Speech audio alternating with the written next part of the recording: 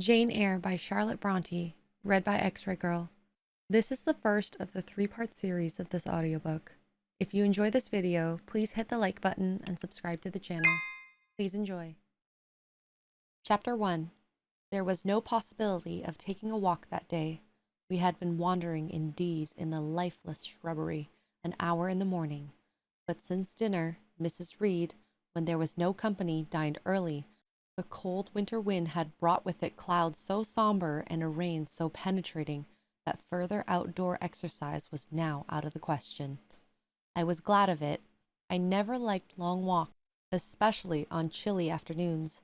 Dreadful to me was the coming home in the raw twilight, with nipped fingers and toes, and a heart saddened by the chidings of Bessie, the nurse, and humbled by the consciousness of my physical inferiority to Eliza, John, and Georgiana Reed. The said Eliza, John, and Georgiana were now clustered round their mamma in the drawing-room. She lay reclined on a sofa by the fireside, and with her darlings about her, for the time neither quarrelling nor crying, looked perfectly happy. Me she had dispensed from joining the group, saying she regretted to be under the necessity of keeping me at a distance, but that until she heard from Bessie, and could discover by her own observation that I was endeavoring in good earnest to acquire a more sociable and childlike disposition, a more attractive and sprightly manner, something lighter, franker, more natural, as it were, she really must exclude me from privileges intended only for contented, happy little children. "What does Bessie say I have done?" I asked. "Jane, I don't like cavillers or questioners. Besides, there is something truly forbidding in a child taking up her elders in that manner. Be seated somewhere, and until you can speak pleasantly, remain silent." A breakfast room adjoined the drawing room. I slipped in there. It contained a bookcase. I soon possessed myself of a volume, taking care that it should be one stored with pictures. I mounted into the window seat. Gathering up my feet, I sat cross-legged like a Turk, and having drawn the red moreen curtain nearly close, I was shrined in double retirement. Folds of scarlet drapery shut in my view to the right hand. To the left were the clear panes of glass protecting, but not separating me from the drear November day. At intervals, while turning over the leaves of my book, I studied the aspect of that winter afternoon. Afar, it offered a pale blank of mist and cloud, near a scene of wet lawn and storm-beat shrub, with ceaseless rain sweeping away wildly before a long and lamentable blast. I returned to my book, Bewick's History of British Birds. The letterpress thereof I cared little for, generally speaking, and yet there were certain introductory pages that, child as I was, I could not pass quite as a blank.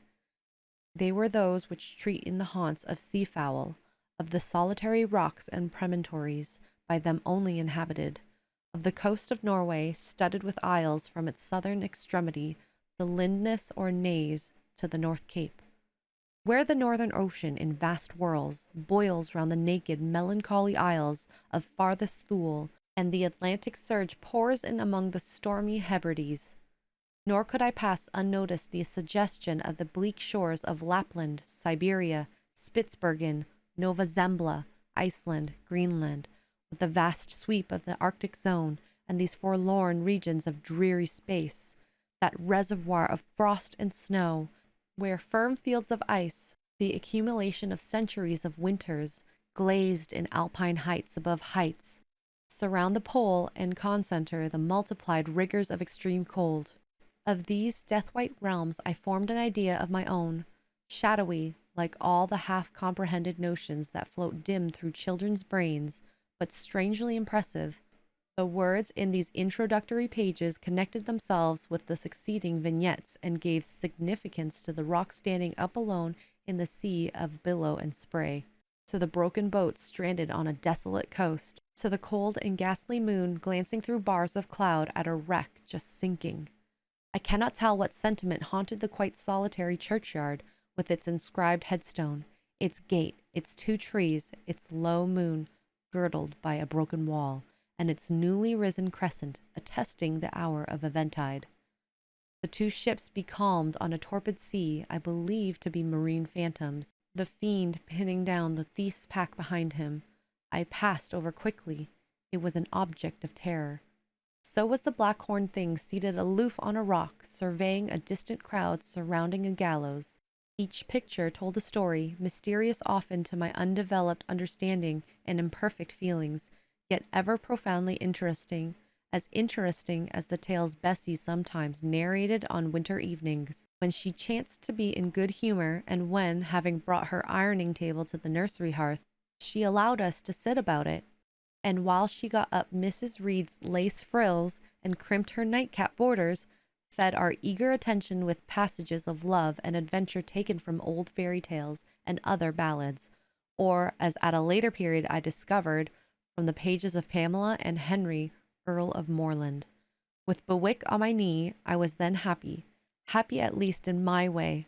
I feared nothing but interruption, and that came too soon. The breakfast-room door opened. "Bo, Madam Mope!" cried the voice of John Reed. Then he paused. He found the room apparently empty. "Where the dickens is she?" he continued.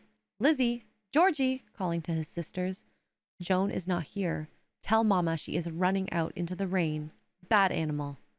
It is well I drew the curtain, thought I, and I wished fervently he might not discover my hiding place, nor would John Reed have found it out himself. He was not quick either of vision or conception. But Eliza just put her head in at the window, and said at once, "She is in the window seat, to be sure, Jack." And I came out immediately, for I trembled at the idea of being dragged forth by the said Jack. "What do you want?" I asked with awkward diffidence. "Say, what do you want, Master Reed?" was the answer. "I want you to come here," and seating himself in the armchair, he intimated by a gesture that I was to approach and stand before him.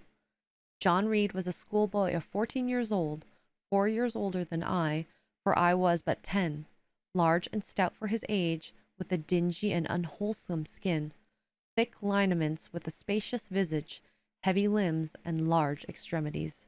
He gorged himself habitually at table, which made him bilious, and gave him a dim and bleared eye and flabby cheeks. He ought now to have been at school, but his mamma had taken him home for a month or two on account of his delicate health. Mr. Miles, the master, affirmed that he would do very well if he had fewer cakes and sweetmeats sent to him from home, but the mother's heart turned from an opinion so harsh and inclined rather to the more refined idea that John's sallowness was owing to over-application and perhaps to pining after home. John had not much affection for his mother and sisters, and an antipathy to me. He bullied and punished me, not 2 or 3 times in the week, nor once or twice in a day, but continually. Every nerve I had feared him, and every morsel of flesh in my bones shrank when he came near. There were moments when I was bewildered by the terror he inspired, because I had no appeal whatever against either his menaces or his inflictions. The servants did not like to offend their young master by taking my part against him, and Mrs. Reed was blind and deaf on the subject. She never saw him strike or heard him abuse me, though he did both now and then in her very presence, more frequently, however, behind her back. Habitually obedient to John, I came up to his chair. He spent some 3 minutes in thrusting out his tongue at me as far as he could without damaging the roots. I knew he would strike soon, and while dreading the blow, I mused on the disgusting and ugly appearance of him who would presently deal it. I wonder if he read that notion in my face, for all at once, without speaking, he struck suddenly and strongly. I tottered, and on regaining my equilibrium retired back a step or 2 from his chair. "That is for your impudence in answering mamma a while since," said he, "and for your sneaking way of getting behind the curtains, and for the look you had in your eyes 2 minutes since, you rat." Accustomed to John Reed's abuse, I never had an idea of replying to it. My care was how to endure the blow which would certainly follow the insult.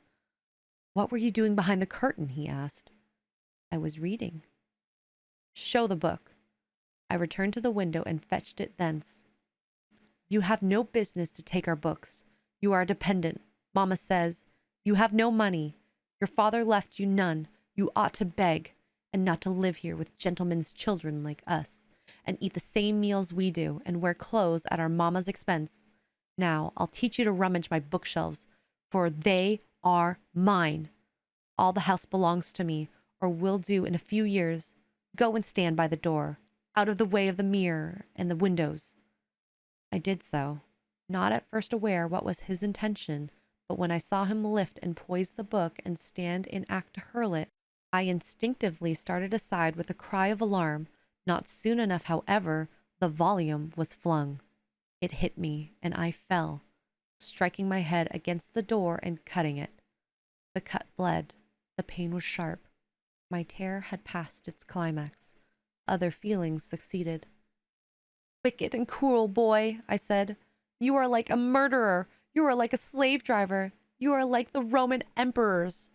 I had read Goldsmith's History of Rome and had formed my opinion of Nero, Caligula, and company.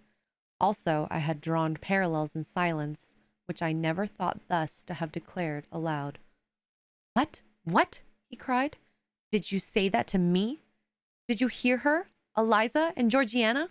Won't I tell Mamma? But first—" He ran headlong at me. I felt him grasp my hair and my shoulder. He had closed with a desperate thing. I really saw in him a tyrant, a murderer. I felt a drop or two of blood from my head trickle down my neck, and was sensible of somewhat pungent suffering. These sensations for the time predominated over fear, and I received him in frantic sort. I don't very well know that I did with my hands, but he called me rat, rat, and bellowed out aloud. Aid was near him. Eliza and Georgiana had run for Mrs. Reed, who was gone upstairs. She now came upon the scene, followed by Bessie and her maid Abbott. We were parted. I heard the words, "Dear, dear, what a furry to fly at, Master John! Did anybody see such a picture of passion?" Then Mrs. Reed subjoined, "Take her away to the Red Room and lock her in there." 4 hands were immediately laid upon me, and I was borne upstairs. Chapter 2. I resisted all the way, a new thing for me, and a circumstance which greatly strengthened the bad opinion Bessie and Miss Abbott were disposed to entertain of me. The fact is, I was trifle beside myself, or rather out of myself. As the French would say, I was conscious that a moment's mutiny had already rendered me liable to strange penalties, and like any other rebel slave, I felt resolved in my desperation to go all lengths. "Hold her arms, Miss Abbott. She's like a mad cat." For shame, cried the lady's maid. "What shocking conduct, Miss Eyre, to strike a young gentleman, your benefactress's son, your young master." "Master? How is he my master? Am I a servant?" "No, you are less than a servant, for you do nothing for your keep. There, sit down, and think over your wickedness." They had got me by this time into the apartment indicated by Mrs. Reed, and had thrust me upon a stool. My impulse was to rise from it like a spring. Their 2 pairs of hands arrested me instantly. "If you don't sit still, you must be tied down," said Bessie. "Miss Abbott, lend me your garters." She would break mine directly. Miss Abbott turned to divest a stout leg of the necessary ligature. This preparation for bonds and the additional ignominy it inferred took a little of the excitement out of me. "Don't take them off," I cried. "I will not stir." In guarantee whereof I attached myself to my seat by my hands. "Mind you don't," said Bessie, and when she had ascertained that I was really subsiding, she loosened her hold of me. Then she and Miss Abbott stood with folded arms, looking darkly and doubtfully on my face, as incredulous of my sanity. "She never did so before," at last said Bessie, turning to the Abigail. "But it was always in her," was the reply. "I've told Mrs. often my opinion about the child, and Mrs. agreed with me. She is an underhand little thing. I never saw a girl of her age with so much cover."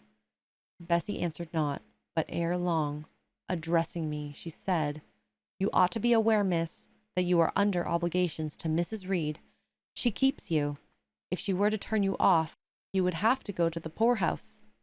I had nothing to say to these words. They were not new to me. My very first recollections of existence included hints of the same kind. This reproach of my dependence had become a vague sing-song in my ear, very painful and crushing, but only half intelligible. Miss Abbott joined in.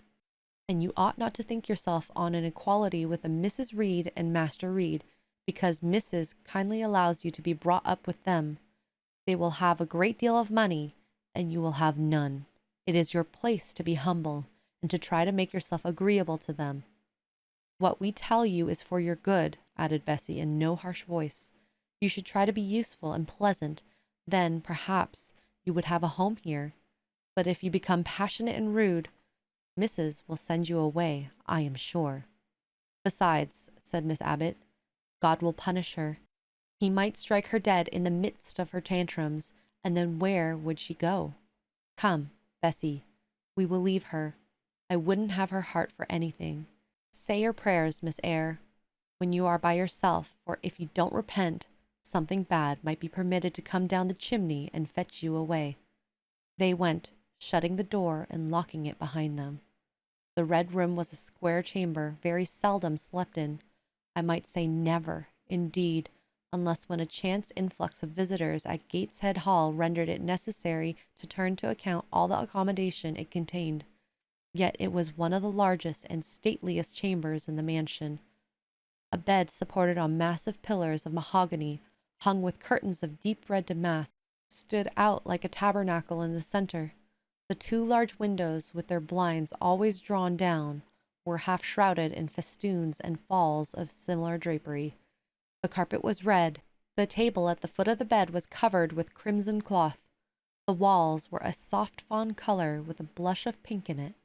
The wardrobe, the toilet table, the chairs were of darkly polished old mahogany.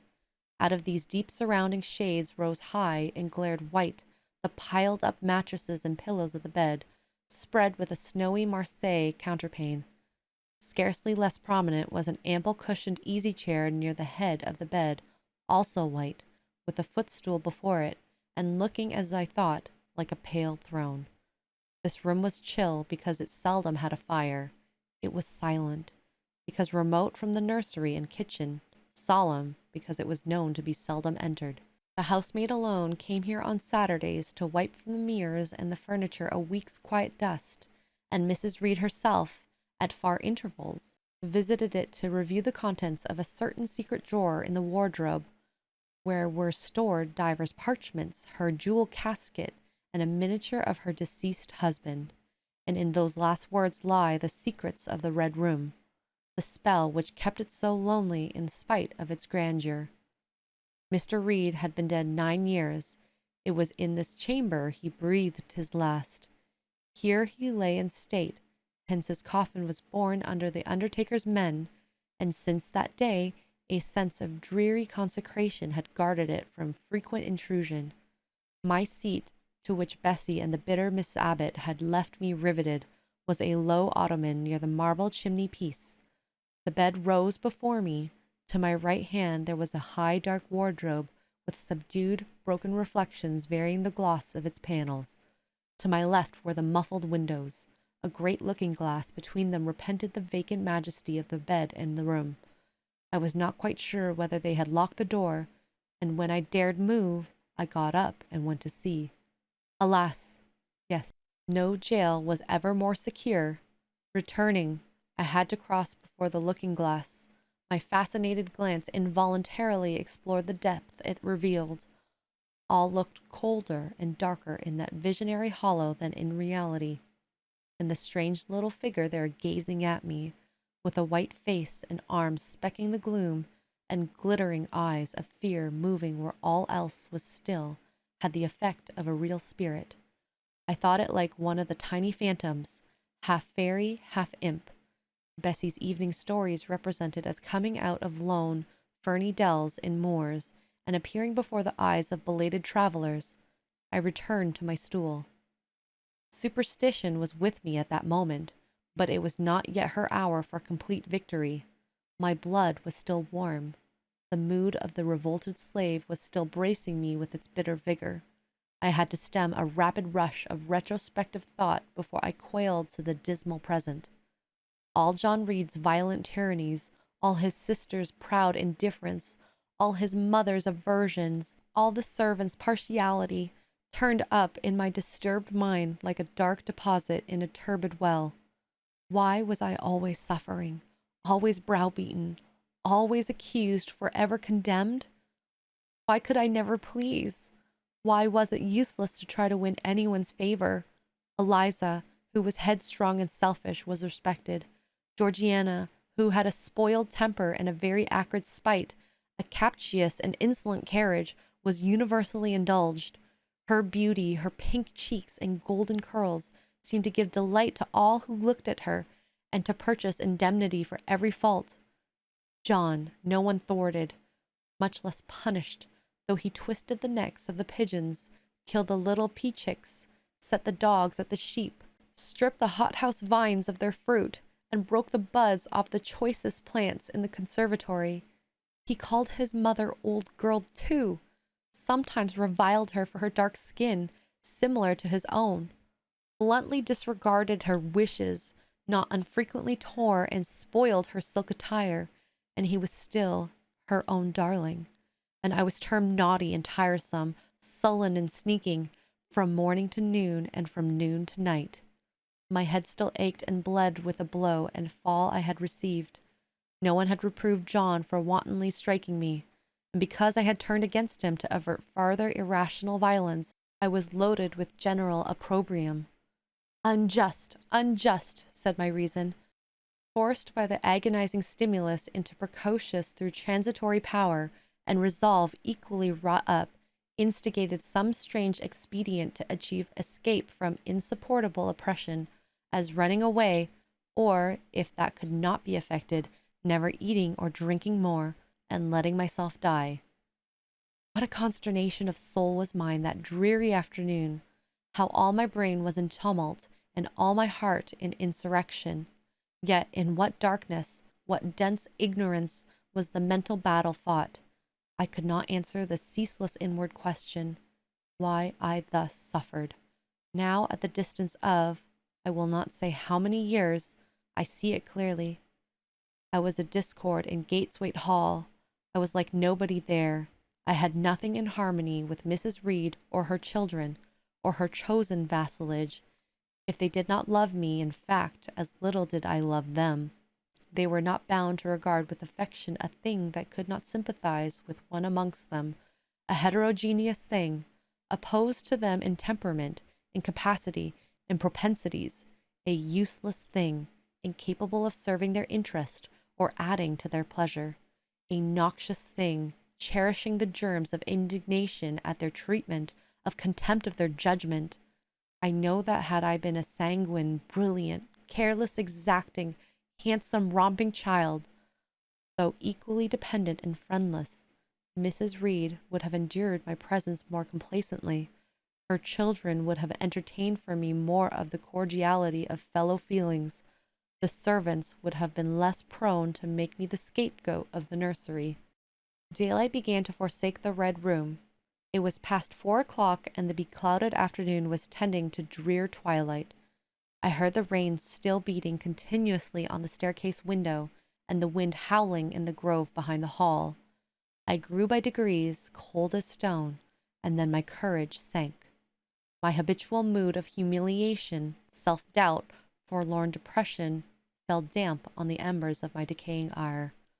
All said I was wicked, and perhaps I might be so. What thought had I been but just conceiving of starving myself to death? That certainly was a crime. And was I fit to die? Or was the vault under the chancel of Gateshead Church an inviting bourne?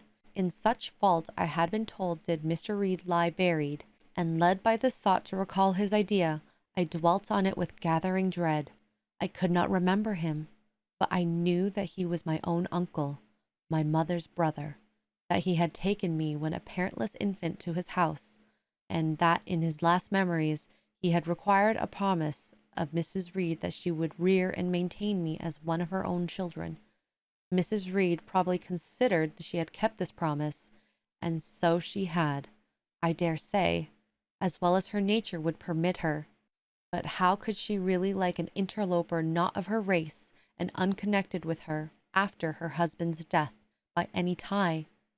It must have been most irksome to find herself bound by a hard-wrung pledge to stand in the stead of a parent to a strange child she could not love, and to see an incongenial alien permanently intruded on her own family group.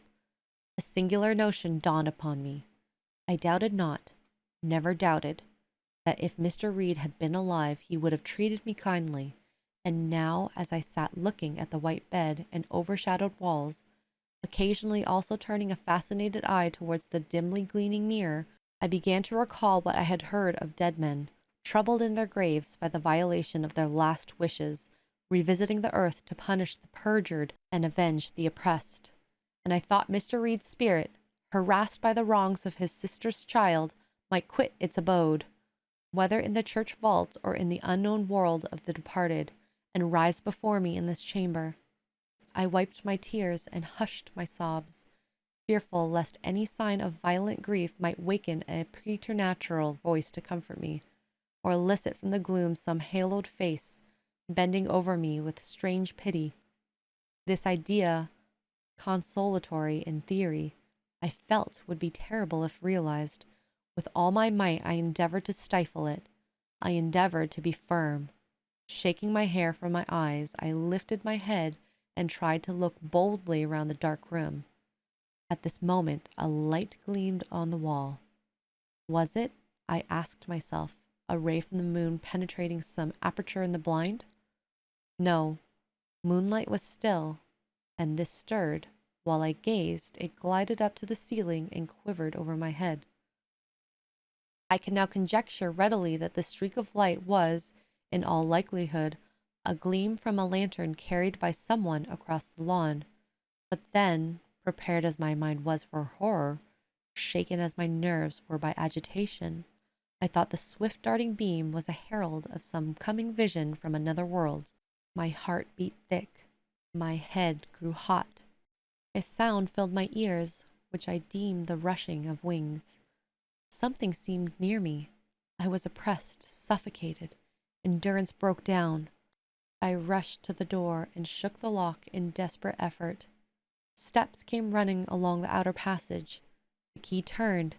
Bessie and Abbott entered. "Miss Eyre, are you ill?" said Bessie. "What a dreadful noise! It went quite through me," exclaimed Abbott. "Take me out! Let me go into the nursery," was my cry. "What for? Are you hurt? Have you seen something?" again demanded Bessie. "Oh, I saw a light, and I thought a ghost would come." I had now got hold of Bessie's hand, and she did not snatch it from me. "She has screamed out on purpose," declared Abbott in some disgust. "And what a scream! If she had been in great pain, one would have excused it, but she only wanted to bring us all here. I know her naughty tricks." "What is this?" demanded another voice peremptorily, and Mrs. Reed came along the corridor, her cap flying wide, her gown rustling stormily. "Abbott and Bessie, I believe I gave orders that Jane Eyre should be left in the red room till I came to her myself." "Miss Jane screams so loud, ma'am," pleaded Bessie. "Let her go," was the only answer. "Loose Bessie's hand, child. You cannot succeed in getting out by these means, be assured. I abhor artifice, particularly in children. It is my duty to show you that tricks will not answer. You will now stay here an hour longer, and it is only on condition of perfect submission and stillness that I shall liberate you then." "Oh, aunt, have pity! Forgive me! I cannot endure it. Let me be punished some other way. I shall be killed if—" "Silence! This violence is almost repulsive," and so no doubt she felt it. I was a precocious actress in her eyes. She sincerely looked on me as a compound of virulent passions, mean spirit, and dangerous duplicity. Bessie and Abbott having retreated, Mrs. Reed, impatient of my now frantic anguish and wild sobs, abruptly thrust me back and locked me in, without farther parley. I heard her sweeping away, and soon after she was gone, I suppose I had a species of fit. Unconsciousness closed the scene. Chapter 3. The next thing I remember is waking up with a feeling as if I had had a frightful nightmare, and seeing before me a terrible red glare, crossed with thick black bars. I heard voices, too, speaking with a hollow sound, and as if muffled by a rush of wind or water. Agitation, uncertainty, and an all-predominating sense of terror confused my faculties.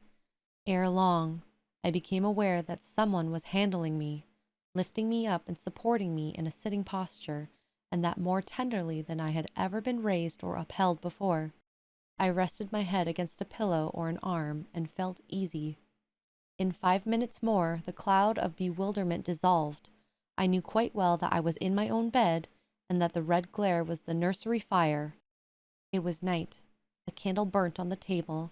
Bessie stood at the foot of the bed with a basin in her hand, and a gentleman sat in a chair near my pillow, leaning over me. I felt an inexpressible relief, a soothing conviction of protection and security, when I knew that there was a stranger in the room, an individual not belonging to the Gates head, and not related to Mrs. Reed. Turning from Bessie, though her presence was far less obnoxious to me than that of Abbot, for instance, would have been, I scrutinized the face of the gentleman. I knew him. It was Mr. Lloyd, an apothecary, sometimes called in by Mrs. Reed when the servants were ailing. For herself and the children she employed a physician. "Well, who am I?" he asked.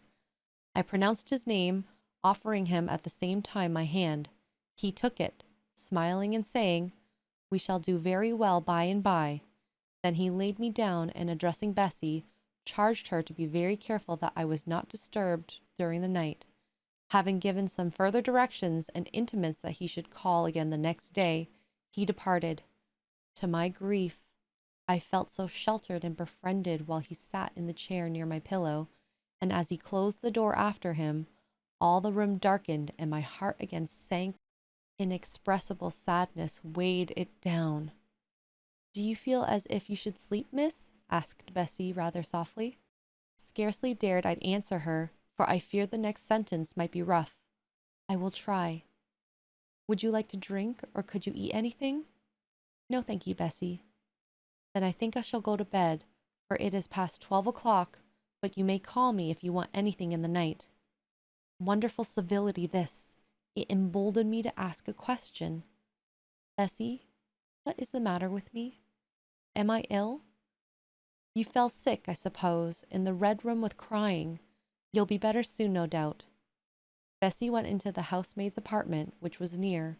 I heard her say, "Sarah, come and sleep with me in the nursery. I daren't for my life be alone with that poor child tonight. She might die. It's such a strange thing she should have that fit. I wonder if she saw anything." Mrs. was rather too hard. Sarah came back with her. They both went to bed. They were whispering together for half an hour before they fell asleep. I caught scraps of their conversation, from which I was able only too distinctly to infer the main subject discussed. Something passed her, all dressed in white, and vanished. A great black dog behind him. 3 loud raps on the chamber door.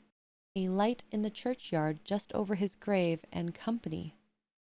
At last both slept. The fire and the candle went out. For me, the watches of that long night passed into ghastly wakefulness, strained by dread, such dread as children only can feel. No severe or prolonged bodily illness followed this incident of the red room. It only gave my nerves a shock of which I feel the reverberation to this day. Yes, Mrs. Reed, to you I owe some fearful pangs of mental suffering, but I ought to forgive you, for you knew not what you did. While rending my heartstrings, you thought you were only uprooting my bad propensities. Next day, by noon, I was up and dressed, and sat wrapped in a shawl by the nursery hearth. I felt physically weak and broken down, but my worst ailment was an unutterable wretchedness of mind, a wretchedness which kept drawing from me silent tears. No sooner had I wiped one salt drop from my cheek than another followed. Yet, I thought, I ought to have been happy, for none of the Reeds were there. They were all gone out in the carriage with their mamma. Abbot, too, was sewing in another room, and Bessie, as she moved hither and thither, putting away toys and arranging drawers, addressed to me every now and then a word of unwonted kindness. This state of things should have been to me a paradise of peace. Accustomed as I was to a life of ceaseless reprimand and thankless fagging, but in fact my racked nerves were now in such a state that no calm could soothe, and no pleasure excite them agreeably. Bessie had been down into the kitchen, and she brought up with her a tart on a certain brightly painted china plate, whose bird of paradise, nestling in a wreath of convolvuli and rosebuds, had been wont to stir in me a most enthusiastic sense of admiration, and which plate I had often petitioned to be allowed to take in my hand in order to examine it more closely, but had always hitherto been deemed unworthy of such a privilege. This precious vessel was now placed on my knee, and I was cordially invited to eat the circlet of delicate pastry upon it. Vain favor! Coming, like most other favors, long deferred and often wished for, too late. I could not eat the tart, and the plumage of the bird, the tints of the flowers, seemed strangely faded. I put both plate and tart away. Bessie asked if I would have a book. The word book acted as a transient stimulus, and I begged her to fetch Gulliver's Travels from the library. This book I had again and again perused with delight. I considered it a narrative of facts, and discovered in it a vein of interest deeper than what I found in fairy tales. For as to the elves, having sought them in vain among foxglove leaves and bells, under mushrooms and beneath the ground ivy mantling old wall nooks, I had at length made up my mind to the sad truth that they were all gone out of England to some savage country where the woods were wilder and thicker, and the population more scant, whereas Lilliput and Brobdingnag being, in my creed, solid parts of the earth's surface, I doubted not that I might one day, by taking a long voyage, see with my own eyes the little fields, houses, and trees, and diminutive people, the tiny cows, sheep, and birds of the one realm, and the cornfields forest high, the mighty mastiffs, the monster cats, the tower-like men and women of the other. Yet, when this cherished volume was now placed in my hand, when I turned over its leaves, and sought in it its marvelous pictures, the charm I had, till now, never failed to find, all was eerie and dreary. The giants were gaunt goblins, the pygmies malevolent and fearful imps, Gulliver a most desolate wanderer in most dread and dangerous regions. I closed the book, which I dared no longer peruse, and put it on the table beside the untasted tart.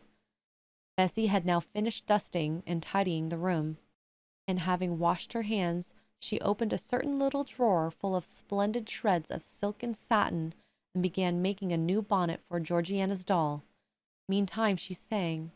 Her song was, "In the days when we went gypsying a long time ago." I had often heard the song before, and always with lively delight, for Bessie had a sweet voice, at least I thought so. But now, though her voice was still sweet, I found in its melody an indescribable sadness.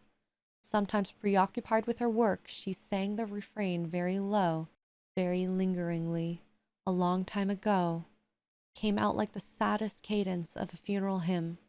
She passed into another ballad, this time a really doleful one. My feet they are sore, and my limbs they are weary. Long is the way, and the mountains are sweet. Soon will the twilight close moonless and dreary over the path of the poor orphan child. Why did they send me so far and so lonely, up where the moor is spread and the gray rocks are piled?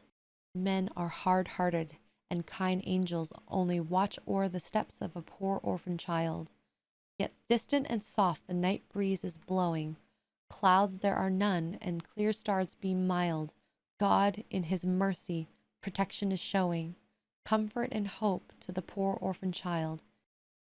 Even should I fall o'er the broken bridge passing, or stray in the marshes, by false lights beguiled, still will my Father, with promise and blessing, take to his bosom the poor orphan child. There is a thought that for strength should avail me, though both of shelter and kindred despoiled. Heaven is a home, and a rest will not fail me. God is a friend to the poor orphan child. Come, Miss Jane, don't cry, said Bessie as she finished. She might as well have said to the fire, "Don't burn." But how could she divine the morbid suffering to which I was prey? In the course of the morning, Mr. Lloyd came again. "What, already up?" said he, as he entered the nursery.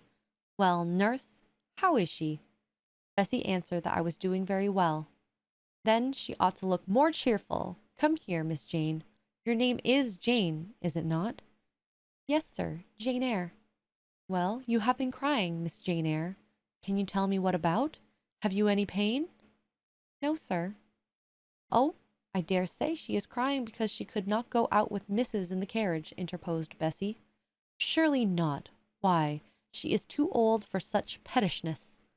I thought so too, and my self-esteem being wounded by the false charge, I answered promptly, I never cried for such a thing in my life.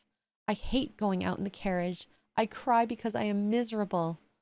Oh, fie, miss, said Bessie. The good apothecary appeared a little puzzled. I was standing before him. He fixed his eyes on me very steadily. His eyes were small and grey, not very bright, but I dare say I should think them shrewd now. He had a hard-featured yet good-natured looking face. Having considered me at leisure, he said, What made you ill yesterday? She had a fall, said Bessie, again putting in her word. Fall? Why, that is like a baby again. Can't she manage to walk at her age? She must be 8 or 9 years old. I was knocked down, was the blunt explanation, jerked out of me by another pang of mortified pride. But that did not make me ill, I added, while Mr. Lloyd helped himself to a pinch of snuff. As he was returning the box to his waistcoat pocket, a loud bell rang for the servants' dinner. He knew what it was. That's for you, nurse, said he.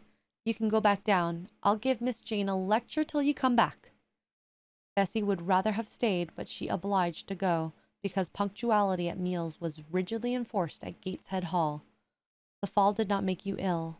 What did then? Pursued Mr. Lloyd when Bessie was gone.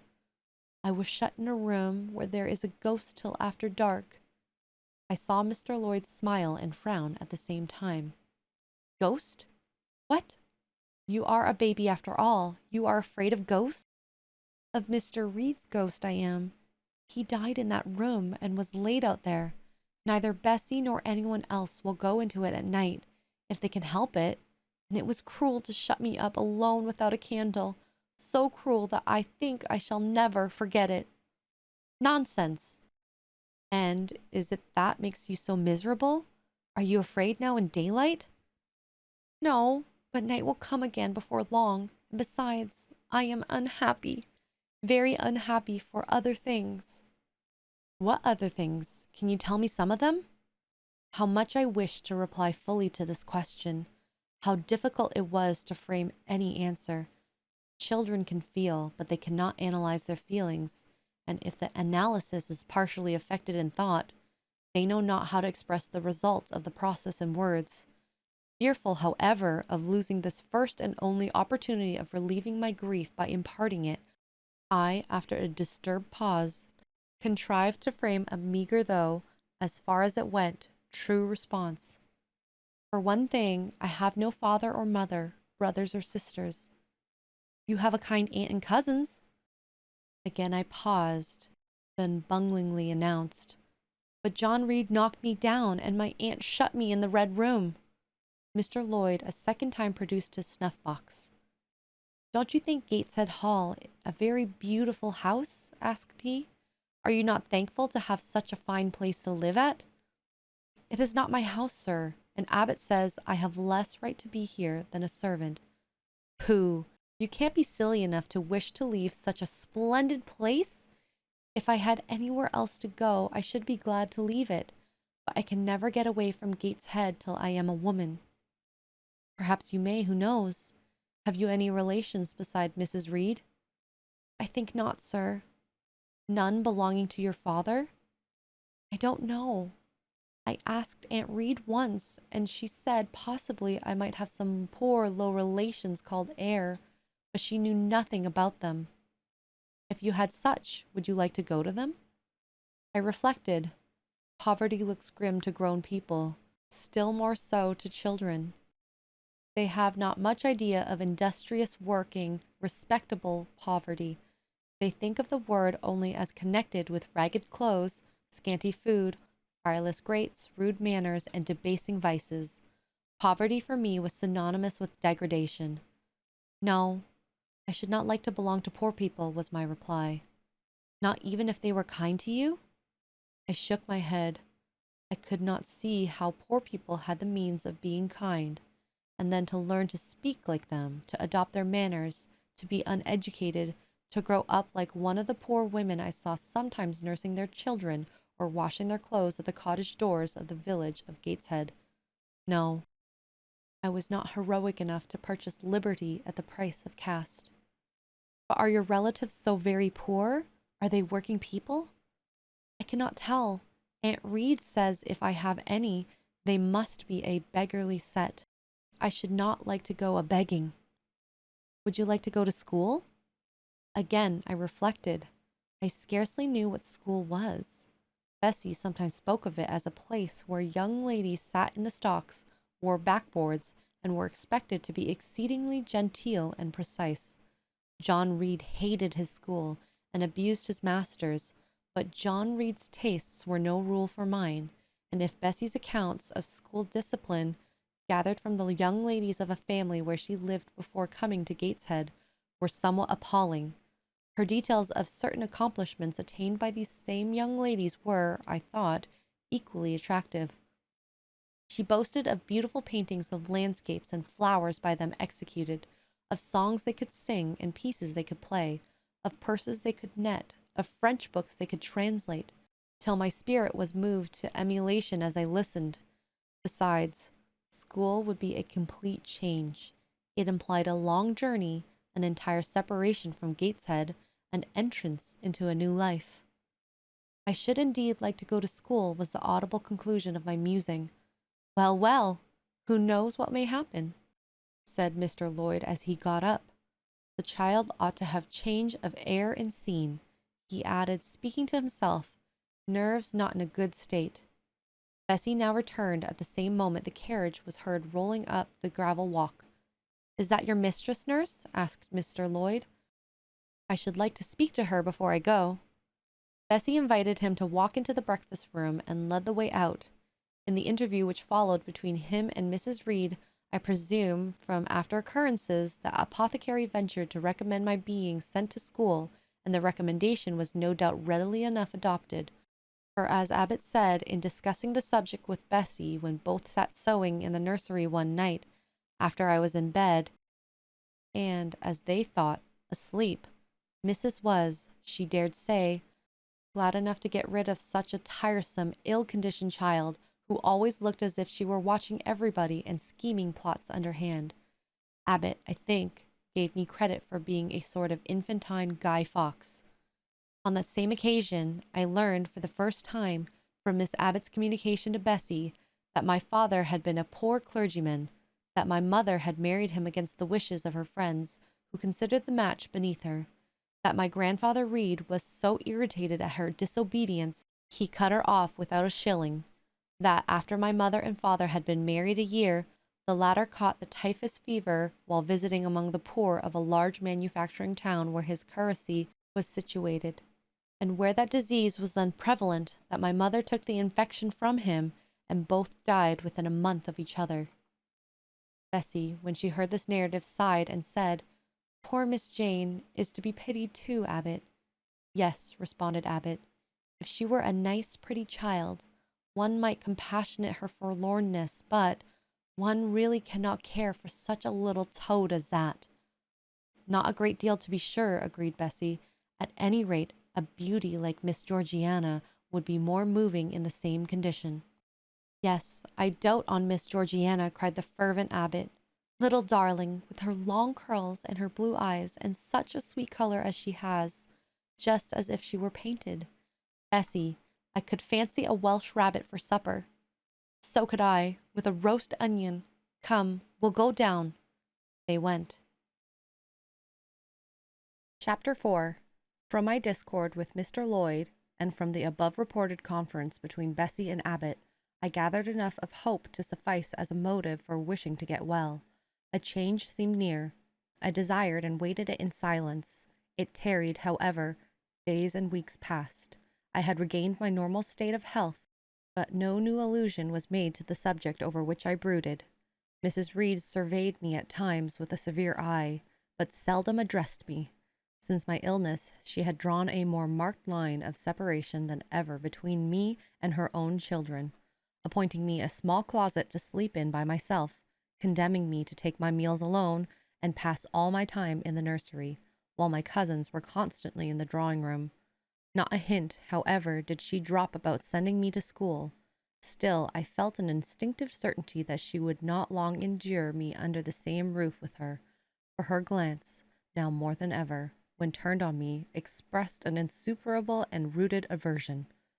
Eliza and Georgiana, evidently acting according to orders, spoke to me as little as possible.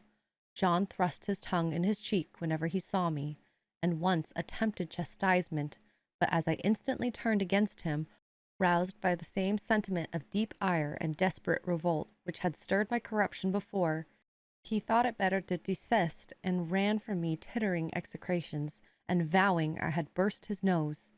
I had indeed levelled at that prominent feature as hard a blow as my knuckles could inflict, and when I saw that either that or my look daunted him, I had the greatest inclination to follow up my advantage to purpose. But he was already with his mamma. I heard him in a blubbering tone commence the tale of how that nasty Jane Eyre had flown at him like a mad cat. He was stopped rather harshly. "Don't talk to me about her, John. I told you not to go near her. She is not worthy of notice. I do not choose that either you or your sisters should associate with her." Here, leaning over the banister, I cried out suddenly, and without at all deliberating my words, "They are not fit to associate with me." Mrs. Reed was rather a stout woman, but on hearing this strange and audacious declaration, she ran nimbly up the stair, swept me like a whirlwind into the nursery, and crushing me down at the edge of my crib, dared me in an emphatic voice to rise from that place, or utter one syllable during the remainder of the day. "What would Uncle Reed say to you if he were alive?" was my scarcely voluntary demand. I say scarcely voluntary, for it seemed as if my tongue pronounced words without my will consenting to their utterance. Something spoke out of me over which I had no control. "What?" said Mrs. Reed, under her breath. Her usually cold, composed grey eye became troubled with a look like fear. She took her hand from my arm, and gazed at me as if she really did not know whether I were child or fiend. I was now in for it. "My Uncle Reed is in heaven, and can see all you do and think, and so can Mamma and Papa. They know how you shut me up all day long, and how you wish me dead." Mrs. Reed soon rallied her spirits. She shook me most soundly. She boxed both my ears, and then left me without a word. Bessie supplied the hiatus by a homily of an hour's length, in which she proved beyond a doubt that I was the most wicked and abandoned child ever reared under a roof. I half believed her, for I felt indeed only bad feelings surging in my breast. November, December, and half of January passed away.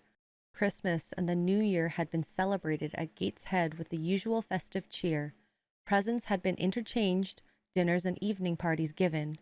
From every enjoyment I was, of course, excluded.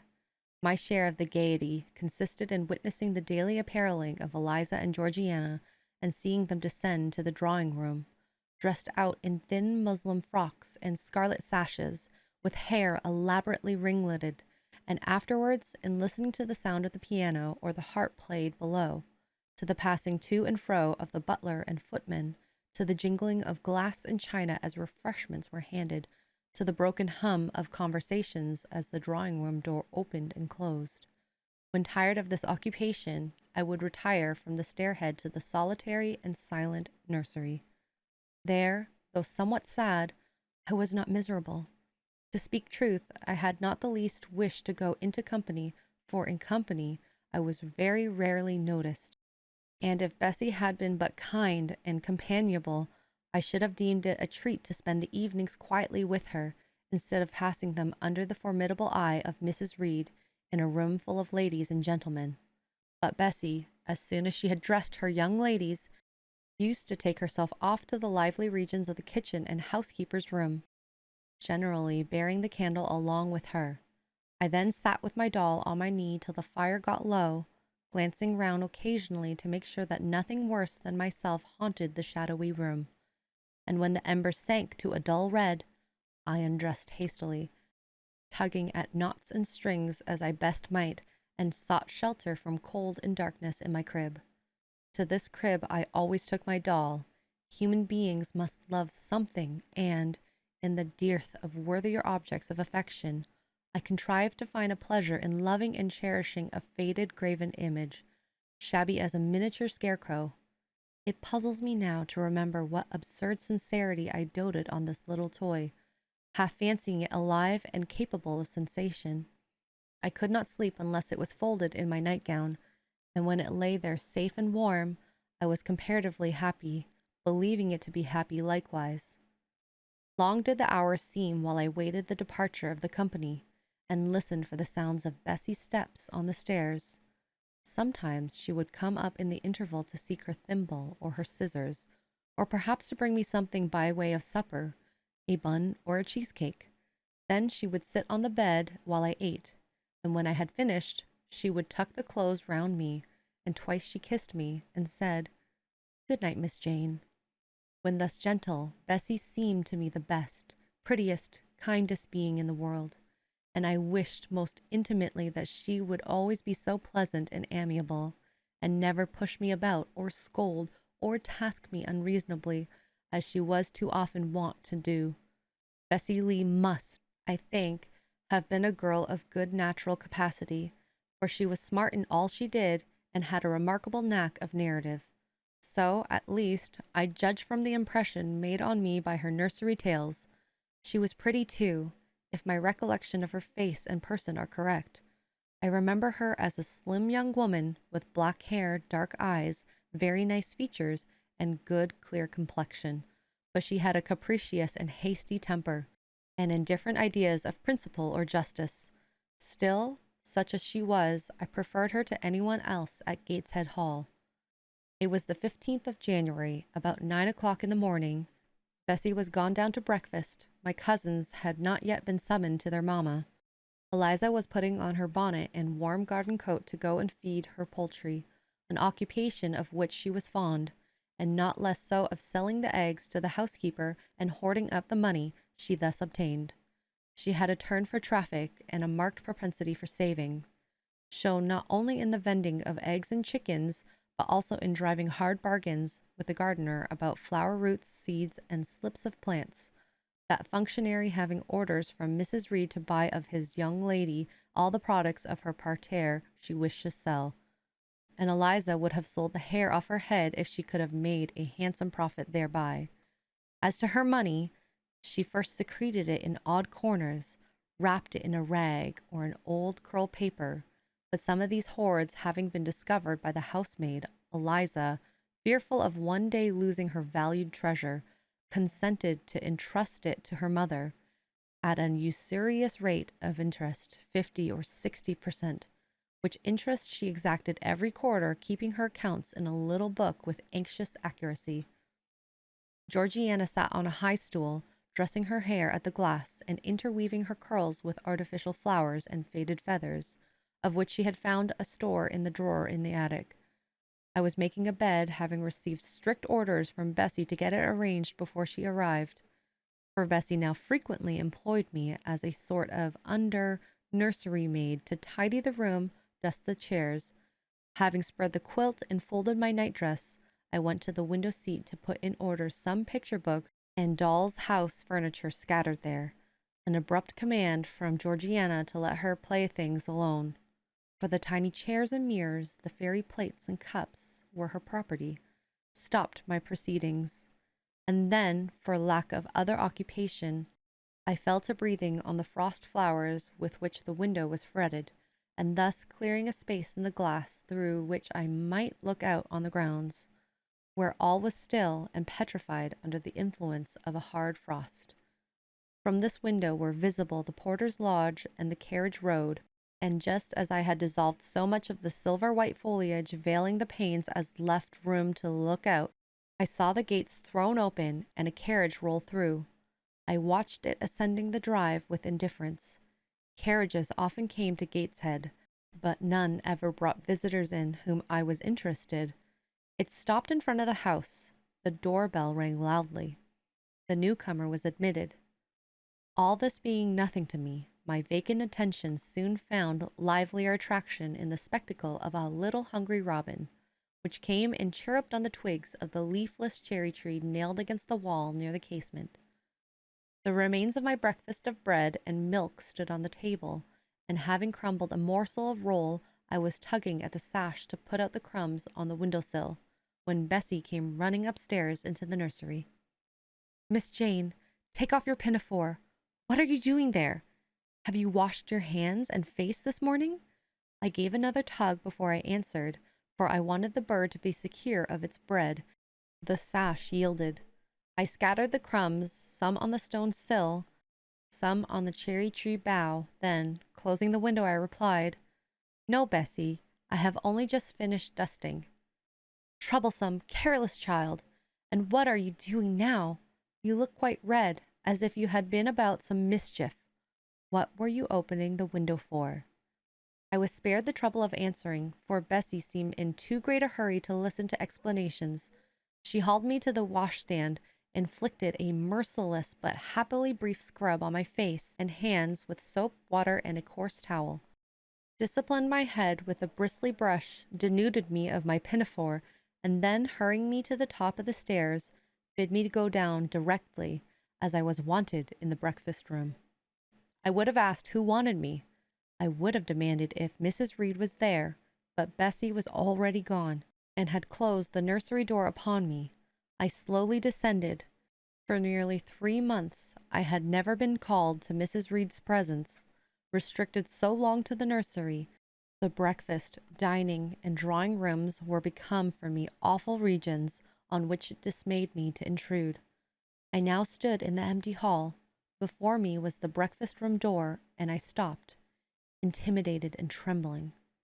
What a miserable little poltroon had fear, engendered of unjust punishment, made of me in these days! I feared to return to the nursery, and feared to go forward to the parlor. 10 minutes I stood in agitated hesitation. The vehement ringing of the breakfast-room bell decided me. I must enter. Who could want me? I asked inwardly, as with both hands I turned the stiff door handle, which, for a second or two, resisted my efforts. What should I see besides Aunt Reed in the apartment? A man or a woman?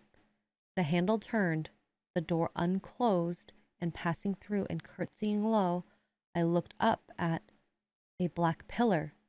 Such, at least, appeared to me. At first sight, the straight, narrow, sable-clad shape standing erect on the rug, the grim face at the top was like a carved mask, placed above the shaft by way of capital. Mrs. Reed occupied her usual seat by the fireside.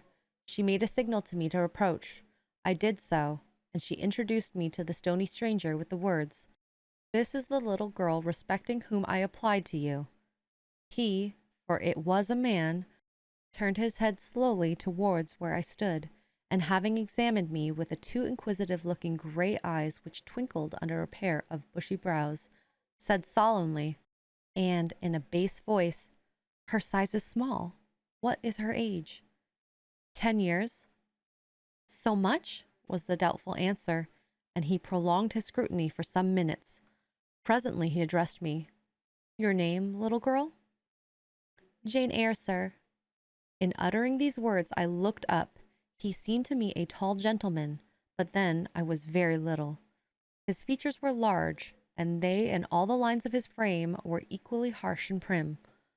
"Well, Jane Eyre, and are you a good child?" Impossible to reply to this in the affirmative. My little world held a contrary opinion. I was silent. Mrs. Reed answered for me by an expressive shake of the head, adding soon, "Perhaps the less said on that subject the better, Mr. Brocklehurst." Sorry indeed to hear. She and I must have some talk. And bending from the perpendicular, he installed his person in the armchair opposite Mrs. Reed's. "Come here," he said. I stepped across the rug. He placed me square and straight before him. What a face he had! Now that it was almost on a level with mine. What a great nose, and what a mouth, and what large prominent teeth! "No sight so sad as that of a naughty child," he began, "especially a naughty girl. Do you know where the wicked go after death?" "They go to hell," was my ready and orthodox answer. "And what is hell? Can you tell me that?" "A pit full of fire." And should you like to fall into that pit and to be burning there forever? No, sir. What must you do to avoid it? I deliberated a moment. My answer, when it did come, was objectionable. I must keep in good health and not die. How can you keep in good health? Children younger than you die daily. I buried a little child of 5 years old only a day or two since, a good little child whose soul is now in heaven. It is to be feared the same could not be said of you were you to be called hence. Not being in a condition to remove his doubt, I only cast my eyes down on the 2 large feet planted on the rug and sighed, wishing myself far enough away. I hope that sigh is from your heart, and that you repent of ever having been the occasion of discomfort in your excellent benefactress. Benefactress, benefactress, said I inwardly. They all call Mrs. Reed my benefactress. If so, a benefactress is a disagreeable thing. Do you say your prayer night or morning? Continued my interrogator. Yes, sir. Do you read your Bible? Sometimes. With pleasure? Are you fond of it? I like Revelations and the book of Daniel, Genesis and Samuel, and a little bit of Exodus, and some parts of Kings and Chronicles, and Job and Jonah. And the Psalms? I hope you like them. No, sir. No? Oh, shocking. I have a little boy, younger than you, who knows 6 Psalms by heart, and when you ask him which he would rather have, a gingerbread nut to eat or a verse of psalm to learn, he says, "Oh, the verse of a psalm. Angels sing psalms," says he. I wish to be a little angel here. He then gets 2 nuts in recompense for his infant piety. Psalms are not interesting, I remarked. That proves you have a wicked heart, and you must pray to God to change it, to give you a new and clean one, to take away your heart of stone and give you a heart of flesh. I was about to propound a question touching the manner in which that operation of changing my heart was to be performed, when Mrs. Reed interposed, telling me to sit down. She then proceeded to carry on the conversation herself. Mr. Brocklehurst, I believe I intimated in the letter which I wrote to you 3 weeks ago that this little girl has not quite the character and disposition I could wish.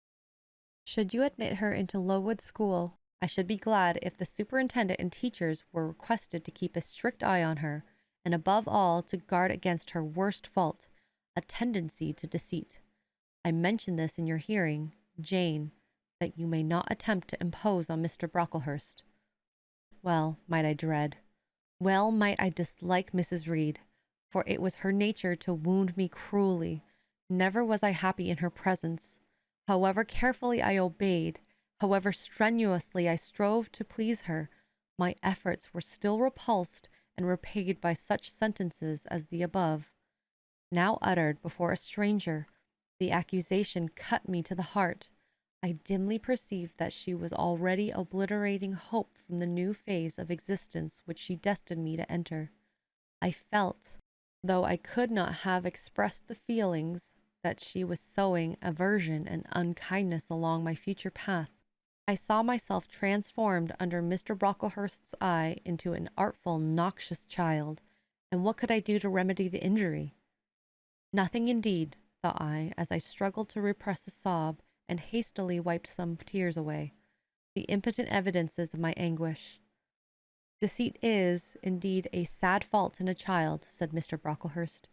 It is akin to falsehood, and all liars will have their portion in the lake burning with fire and brimstone. She shall, however, be watched, Mrs. Reed. I will speak to Miss Temple and the teachers. I should wish her to be brought up in a manner suiting her prospects, continued my benefactress, to be made useful, to be kept humble. As for the vacations, she will, with your permission, spend them always at Lowood. Your decisions are perfectly judicious, ma'am, returned Mr. Brocklehurst. Humility is a Christian grace, and one peculiarly appropriate to the pupils of Lowood. I, therefore, direct that especial care shall be bestowed on its cultivation amongst them. I have studied how best to mortify in them the worldly sentiment of pride, and, only the other day, I had a pleasing proof of my success. My second daughter, Augusta, went with her mamma to visit the school, and on her return she exclaimed, "Oh, dear papa, how quiet and plain all the girls at Lowood look, with their hair combed behind their ears and their long pinafores, and those little holland pockets outside their frocks. They are almost like poor people's children.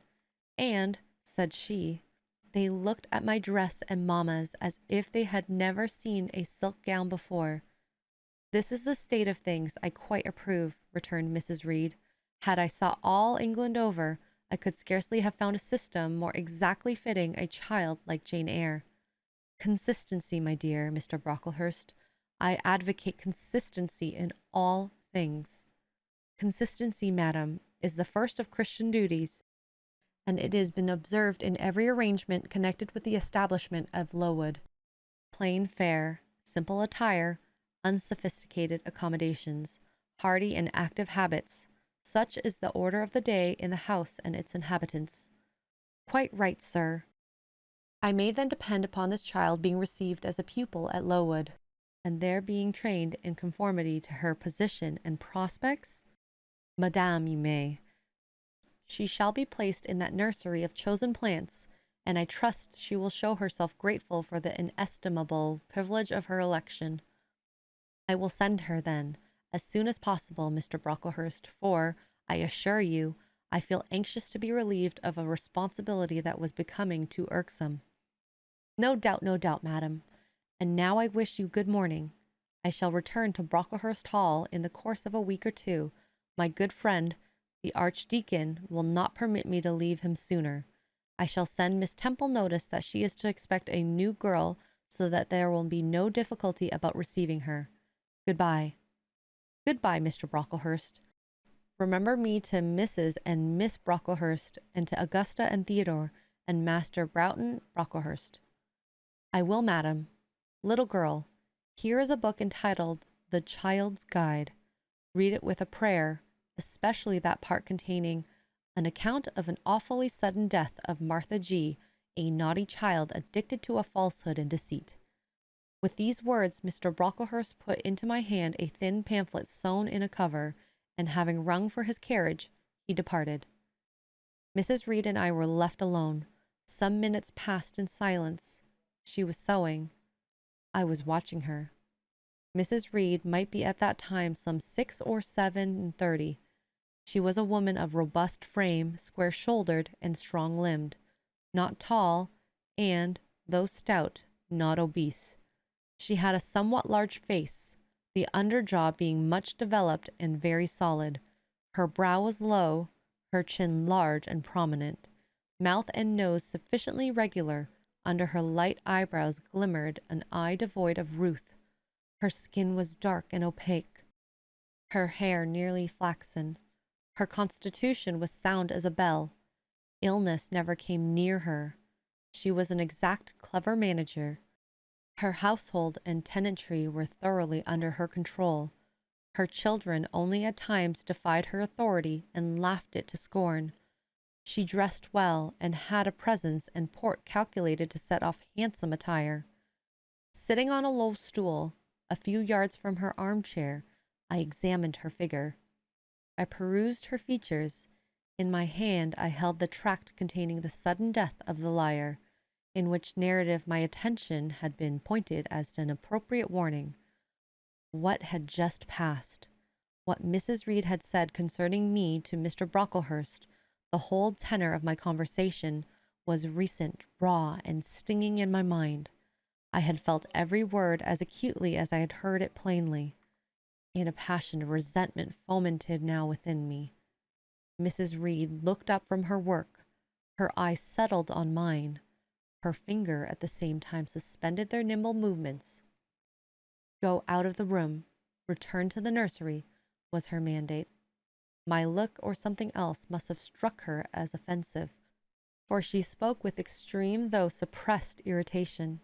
I got up. I went to the door. I came back again. I walked to the window, across the room, then close up to her. Speak I must. I had been trodden on severely and must turn. But how? What strength had I to dart retaliation at my antagonist? I gathered my energies and launched them in this blunt sentence. I am not deceitful. If I were, I should say I loved you. But I declare I do not love you. I dislike you the worst of anybody in the world except John Reed. And this book about the liar you may give to your girl Georgiana, for it is she who tells lies and not I. Mrs. Reed's hand still lay on her work inactive. Her eyes of ice continued to dwell freezingly on mine. What more have you to say? She asked, rather in the tone in which a person might address an opponent of adult age than such as is ordinarily used to a child. That eye of hers, that voice stirred every antipathy I had. Shaking from head to foot, thrilled with ungovernable excitement, I continued, I am glad you are no relation of mine. I will never call you aunt again as long as I live. I will never come to see you when I am grown up. And if anyone asks me how I liked you and how you treated me, I will say the very thought of you makes me sick, and that you treated me with miserable cruelty. How dare you affirm that, Jane Eyre? How dare I, Mrs. Reed? How dare I? Because it is the truth. You think I have no feelings and that I can do without one bit of love or kindness, but I cannot live so, and you have no pity.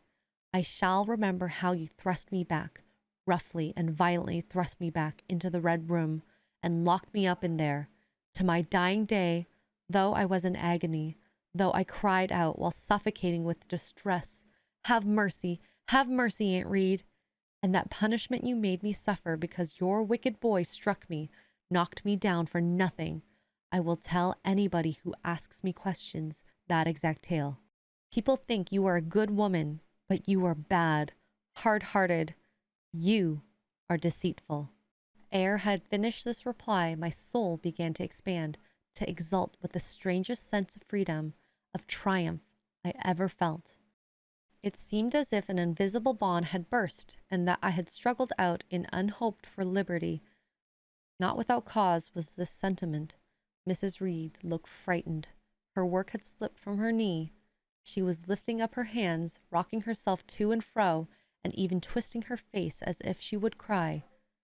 Jane, you are under a mistake. What is the matter with you?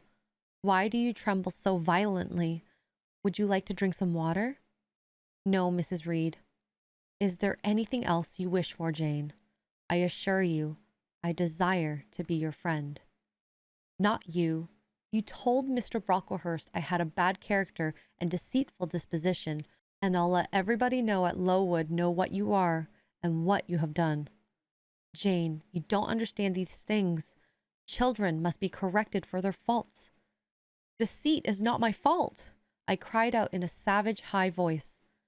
But you are passionate, Jane, that you must allow, and now return to the nursery. There's a dear, and lie down a little. I am not your dear. I cannot lie down. Send me to school soon, Mrs. Reed, for I hate to live here. I will indeed send you to school soon, murmured Mrs. Reed, and gathering up her work, she abruptly quitted the apartment. I was left there alone, winner of the field. It was the hardest battle I had fought, and the first victory I had gained. I stood a while on the rug where Mr. Brocklehurst had stood. I enjoyed my conqueror's solitude. First, I smiled to myself and felt elate, but this fierce pleasure subsided in me as fast as did the accelerated throb of my pulses. A child cannot quarrel with its elders, as I had done, cannot give its furious feelings uncontrolled play, as I had given mine, without experiencing afterwards the pang of remorse and the chill of reaction. A ridge of lighted heath, alive, glancing, devouring, would have been a meet emblem of my mind when I accused and menaced Mrs. Reed. The same ridge, black and blasted after the flames are dead, would have represented as meetly my subsequent condition, when half an hour's silence and reflection had shown me the madness of my conduct and the dreariness of my hate and hating position. Something of vengeance I had tasted for the first time, As aromatic wine it seemed, on swallowing, warm and racy. Its after flavor, metallic and corroding, gave me a sensation as if I had been poisoned. Willingly would I now have gone and asked Mrs. Reed's pardon, but I knew, partly from experience and partly from instinct, that was the way to make her repulse me with double scorn, thereby re-exciting every turbulent impulse of my nature. I would fain exercise some better faculty than that of fiercely speaking, fain find nourishment for some less fiendish feeling than that of sombre indignation. I took a book, some Arabian Tales. I sat down and endeavored to read. I could make no sense of the subject. My own thoughts swam always between me and the page I had usually found fascinating. I opened the glass door in the breakfast room. The shrubbery was quite still. The black frost reigned. Unbroken by sun or breeze through the grounds, I covered my head and arms with the skirt of my frock, and went out to walk in a part of the plantation which was quite sequestrated. But I found no pleasure in the silent trees, the falling fir cones, the congealed relics of autumn, russet leaves, swept by past winds and heaps, and now stiffened together. I leaned against a gate and looked into an empty field where no sheep were feeding, where the short grass was nipped and blanched. It was a very grey day, a most opaque sky, onding on snaw, canopied all. Fence flakes felt at intervals, which settled on the hard path and on the hoary lea without melting. I stood, a wretched child enough, whispering to myself over and over again, "What shall I do? What shall I do?" All at once I heard a clear call, "Miss Jane! Where are you? Come to lunch." It was Bessie. I knew well enough, but I did not stir. Her light step came tripping down the path. "You naughty little thing," she said. "Why don't you come when you are called?" Bessie's presence, compared with the thoughts over which I was brooding, seemed cheerful, even though, as usual, she was somewhat cross. The fact is, after my conflict with and victory over Mrs. Reed, I was not disposed to care much for the nursemaid's transitory anger, and I was disposed to bask in her youthful lightness of heart. I just put my 2 arms round her and said, "Come, Bessie, don't scold." The action was more frank and fearless than any I was habituated to indulge in. Somehow it pleased her. "You are a strange child, Miss Jane," she said as she looked down on me. "A little roving, solitary thing, and you are going to school, I suppose." I nodded. "And won't you be sorry to leave poor Bessie?" "What does Bessie care for me? She is always scolding me." "Because you're such a queer, frightened, shy little thing. You should be bolder." "What? To get more knocks?" "Nonsense! But you are rather put upon, that's certain. My mother said, when she came to see me last week, that she would not like a little one of her own to be in your place. Now, come in, and I've got some good news for you." "I don't think you have, Bessie." "Child, what do you mean? What sorrowful eyes you fix on me. Well, but Mrs. and the young ladies and Master John are going out to tea this afternoon, and you shall have tea with me. I'll ask cook to bake you a little cake, and then you shall help me to look over your drawers, for I am soon to pack your trunk. Mrs. intends you to leave Gateshead in a day or 2, and you shall choose what toys you like to take with you. Bessie, you must promise not to scold me any more till I go." "Well, I will. But mind, you are a very good girl, and don't be afraid of me. Don't start when I chance to speak rather sharply. It's so provoking." "I don't think I shall ever be afraid of you again, Bessie, because I have got used to you, and I shall soon have another set of people to dread." "If you dread them, they'll dislike you." "As you do, Bessie?" "I don't dislike you, miss. I believe I am fonder of you than all the others." "You don't show it." "You little sharp thing. You've got quite a new way of talking. What makes you so venturesome and hearty?" "Why, I shall soon be away from you, and besides," I was going to say something about what had passed between me and Mrs. Reed, but on second thoughts I considered it better to remain silent on that head. "And so you're glad to leave me?" Not at all, Bessie. Indeed, just now I'm rather sorry. Just now, and rather. How coolly my little lady says it. I dare say now, if I were to ask you for a kiss, you wouldn't give it to me. You'd say you'd rather not. I'll kiss you and welcome. Bend your head down. Bessie stooped. We mutually embraced, and I followed her into the house quite comforted. That afternoon lapsed in peace and harmony, and in the evening Bessie told me some of her most enchanting stories and sang me some of her sweetest songs. Even for me, life had its gleams of sunshine. Chapter 5. 5 o'clock had hardly struck on the morning of the 19th of January, when Bessie brought a candle into my closet and found me already up and nearly dressed. I had risen half an hour before her entrance, and had washed my face and put on my clothes by the light of the half-moon just setting, whose rays streamed through the narrow window near my crib. I was to leave Gateshead that day by a coach which passed the lodge gates at 6 a.m. Bessie was the only person yet risen. She had lit a fire in the nursery, where she now proceeded to make my breakfast. Few children can eat when excited with the thoughts of a journey, nor could I. Bessie, having pressed me in vain to take a few spoonfuls of the boiled milk and bread she had prepared for me, wrapped up some biscuits in a paper and put them into my bag. Then she helped me on with my pelisse and bonnet, and wrapping herself in a shawl, she and I left the nursery. As we passed Mrs. Reed's bedroom, she said, "Will you go in and bid Mrs. goodbye?" "No, Bessie. She came into my crib last night when you were gone down to supper, and said I need not disturb her in the morning, or my cousins either. And she told me to remember that she had always been my best friend, and to speak to her and be grateful to her accordingly." "What did you say, miss?"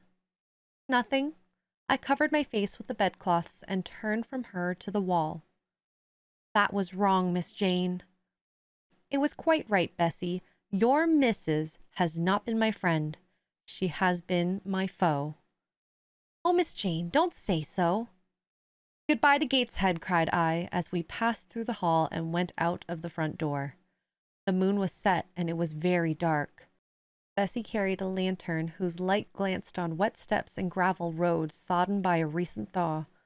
Raw and chill was the winter morning. My teeth chattered as I hastened down the drive.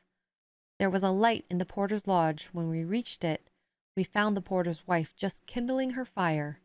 My trunk, which had been carried down the evening before, stood corded at the door. It wanted but a few minutes of 6, and shortly after that hour had struck, the distant roll of wheels announced the coming coach. I went to the door and watched its lamp approach rapidly through the gloom. "Is she going by herself?" asked the porter's wife. "Yes." "And how far is it?" 50 miles. What a long way! I wonder Mrs. Reed is not afraid to trust her so far alone. The coach drew up. There it was at the gates, with its 4 horses and its top laden with passengers. The guard and the coachman loudly urged haste.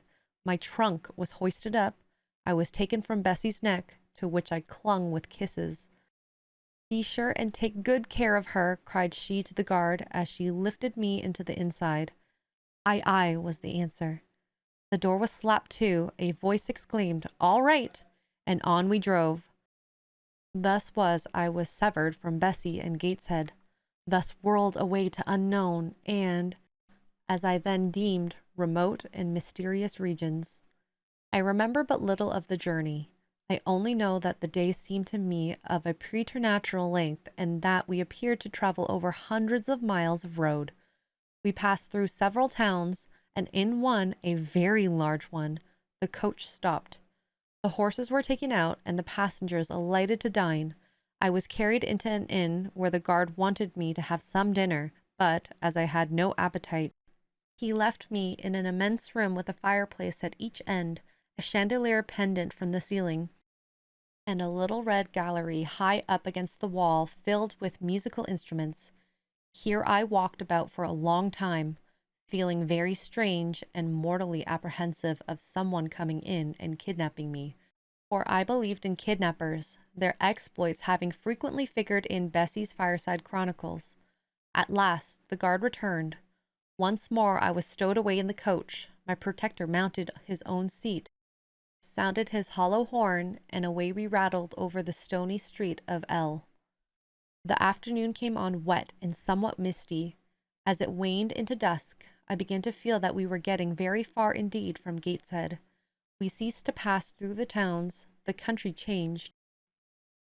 Great grey hills heaved up round the horizon. As twilight deepened, we descended a valley, dark with wood, and long after night had overclouded the prospect, I heard a wild wind rushing amongst trees.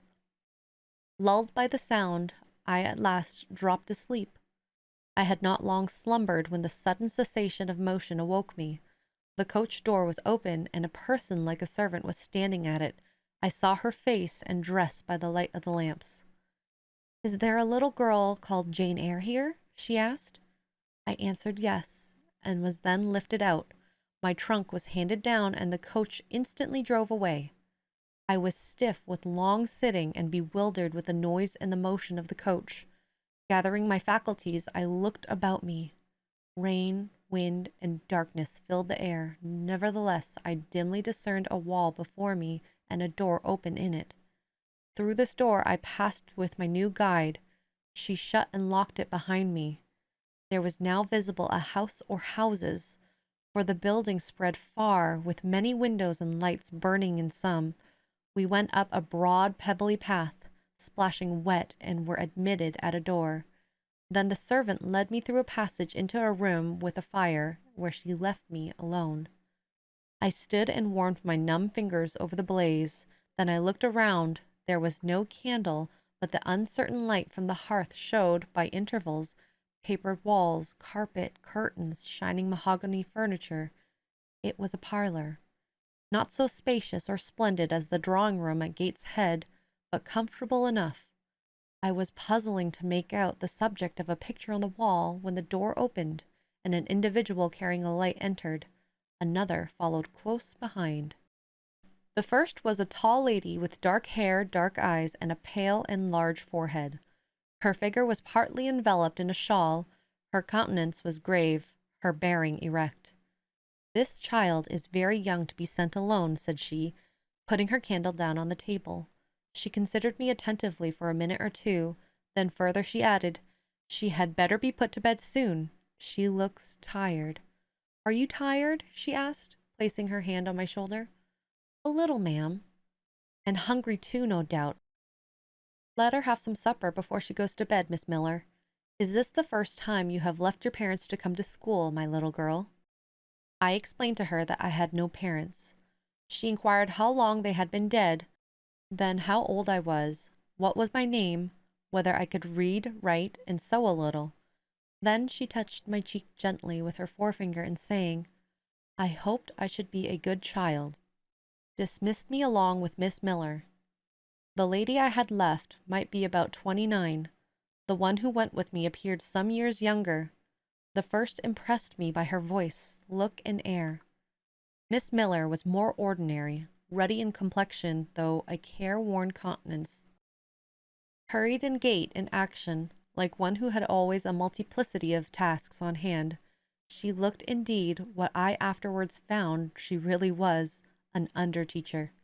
Led by her, I passed from compartment to compartment, from passage to passage of a large and irregular building, till, emerging from the total and somewhat dreary silence pervading that portion of the house we had traversed, we came upon the hum of many voices, and presently entered a wide long room with great deal tables, 2 at each end, on each of which burnt a pair of candles, and seated all around on benches a congregation of girls of every age, from 9 or 10 to 20. Seen by the dim light of the dips, their number to me appeared countless, though not in reality exceedingly 80. They were uniformly dressed in brown stuff frocks of quaint fashion, and long holland pinafores. It was the hour of study. They were engaged in conning over their tomorrow's tasks, and the hum I had heard was the combined result of their whispered repetitions. Miss Miller signed to me to sit on a bench near the door. Then, walking up to the top of the long room, she cried out, "Monitors, collect the lesson books and put them away." 4 tall girls arose from different tables, and going round, gathered the books and removed them. Miss Miller again gave the words of command. Monitors, fetch the supper trays. The tall girls went out and returned presently, each bearing a tray with portions of something, I knew not what, arranged thereon, and a pitcher of water and mug in the middle of each tray. The portions were handed round. Those who liked took a draught of the water, the mug being common to all. When it came to my turn, I drank, for I was thirsty, but did not touch the food, excitement and fatigue rendering me incapable of eating. I now saw, however, that it was a thin oaten cake shared into fragments. The meal was over, prayers were read by Miss Miller, and the classes filed off two and two upstairs. Overpowered by this time with weariness, I scarcely noticed what sort of place the bedroom was, except that, like the schoolroom, I saw it was very long. Tonight I was to be Miss Miller's bedfellow. She helped me to undress. When laid down, I glanced at the long rows of beds, each of which was quickly filled with two occupants. In 10 minutes the single light was extinguished, and amidst the silence and complete darkness, I fell asleep. The night passed rapidly. I was too tired even to dream. I only once awoke to hear the wind rave in furious gusts, and the rain fall in torrents, and to be sensible that Miss Miller had taken her place by my side. When I again unclosed my eyes, a loud bell was ringing. The girls were up and dressing. Day had not yet begun to dawn, and a rushlight or two burned in the room. I too rose reluctantly. It was bitter cold, and I dressed as well as I could for shivering, and washed when there was a basin at liberty, which did not occur soon, as there was but one basin to 6 girls, on the stands down the middle of the room. Again the bell rang. All formed in file 2 and 2, and in that order descended the stairs and entered the cold and dimly lit schoolroom. Here prayers were read by Miss Miller. Afterwards she called out, "Form classes!" A great tumult succeeded in some minutes, during which Miss Miller repeatedly exclaimed, "Silence!" and "Order!" When it subsided, I saw them all drawn up in 4 semicircles before 4 chairs, placed at the 4 tables. All held books in their hands, and a great book, like a Bible, lay on each table before the vacant seat. A pause of some seconds succeeded, filled up by the low, vague hum of numbers. Miss Miller walked from class to class, hushing this indefinite sound. A distant bell tinkled. Immediately 3 ladies entered the room, each walked to a table and took her seat. Miss Miller assumed the 4th vacant chair, which was that nearest to the door, and around which the smallest of the children were assembled. To this inferior class I was called, and placed at the bottom of it. Business now began. The day's collect was repeated, then certain texts of Scripture were said, and to these succeeded a protracted reading of chapters in the Bible, which lasted an hour. By the time the exercise was terminated, day had fully dawned. The defatigable bell now sounded for the 4th time. The classes were marshaled and marched into another room to breakfast. How glad I was to behold a prospect of getting something to eat. I was now nearly sick from inanition, having taken so little the day before. The refectory was a great low-ceiled, gloomy room. On 2 long tables smoked basins of something hot, which, however, to my dismay, sent forth an odor far from inviting. I saw a universal manifestation of discontent when the fumes of the repast met the nostrils of those destined to swallow it. From the van of the procession, the tall girls of the 1st class rose the whispered words, "Disgusting! The porridge is burnt again!" "Silence!" ejaculated a voice, not that of Miss Miller, but one of the upper teachers, a little and dark personage, smartly dressed, but of somewhat morose aspect, who installed herself at the top of one table, while a more buxom lady presided at the other. I looked in vain for her I had first seen the night before. She was not visible. Miss Miller occupied the foot of the table where I sat, and a strange, foreign-looking elderly lady, the French teacher, as I afterwards found, took the corresponding seat at the other board. A long grace was said, and a hymn sung. Then a servant brought in some tea for the teachers, and the meal began.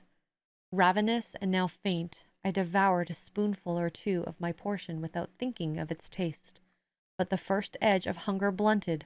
I perceived I had got in hand a nauseous mess. Burnt porridge is almost as bad as rotten potatoes. Famine itself soon sickens over it. The spoons were moved slowly. I saw each girl taste her food and try to swallow it, but in most cases the effort was soon relinquished. Breakfast was over, and none had breakfasted.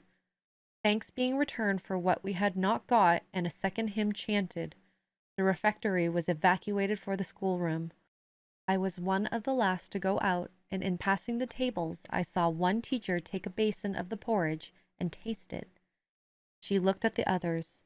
All their countenances expressed displeasure, and one of them, the stout one, whispered, "Abominable stuff! How shameful!"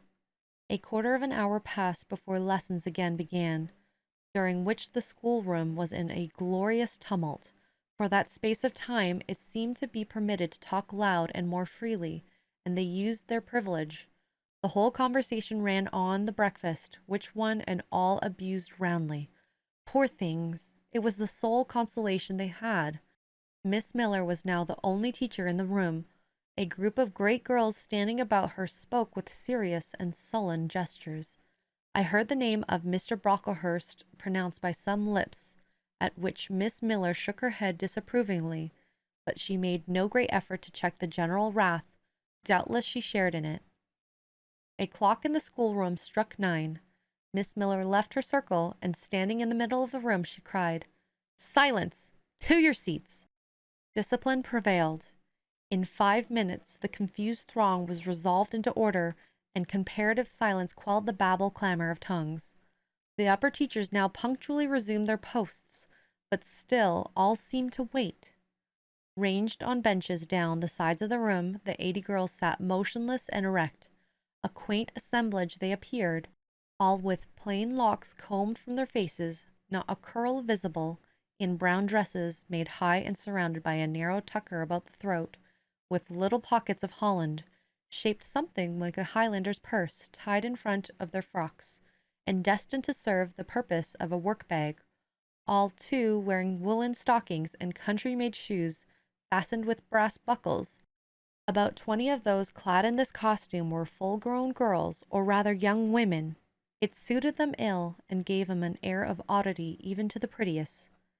I was still looking at them, and also at intervals examining the teachers, none of whom precisely pleased me, for the stout one was a little coarse, the dark one not a little fierce, the foreigner harsh and grotesque, and Miss Miller, poor thing, looked purple, weather-beaten, and overworked, when, as my eye wandered from face to face, the whole school rose simultaneously as if moved by a common spring.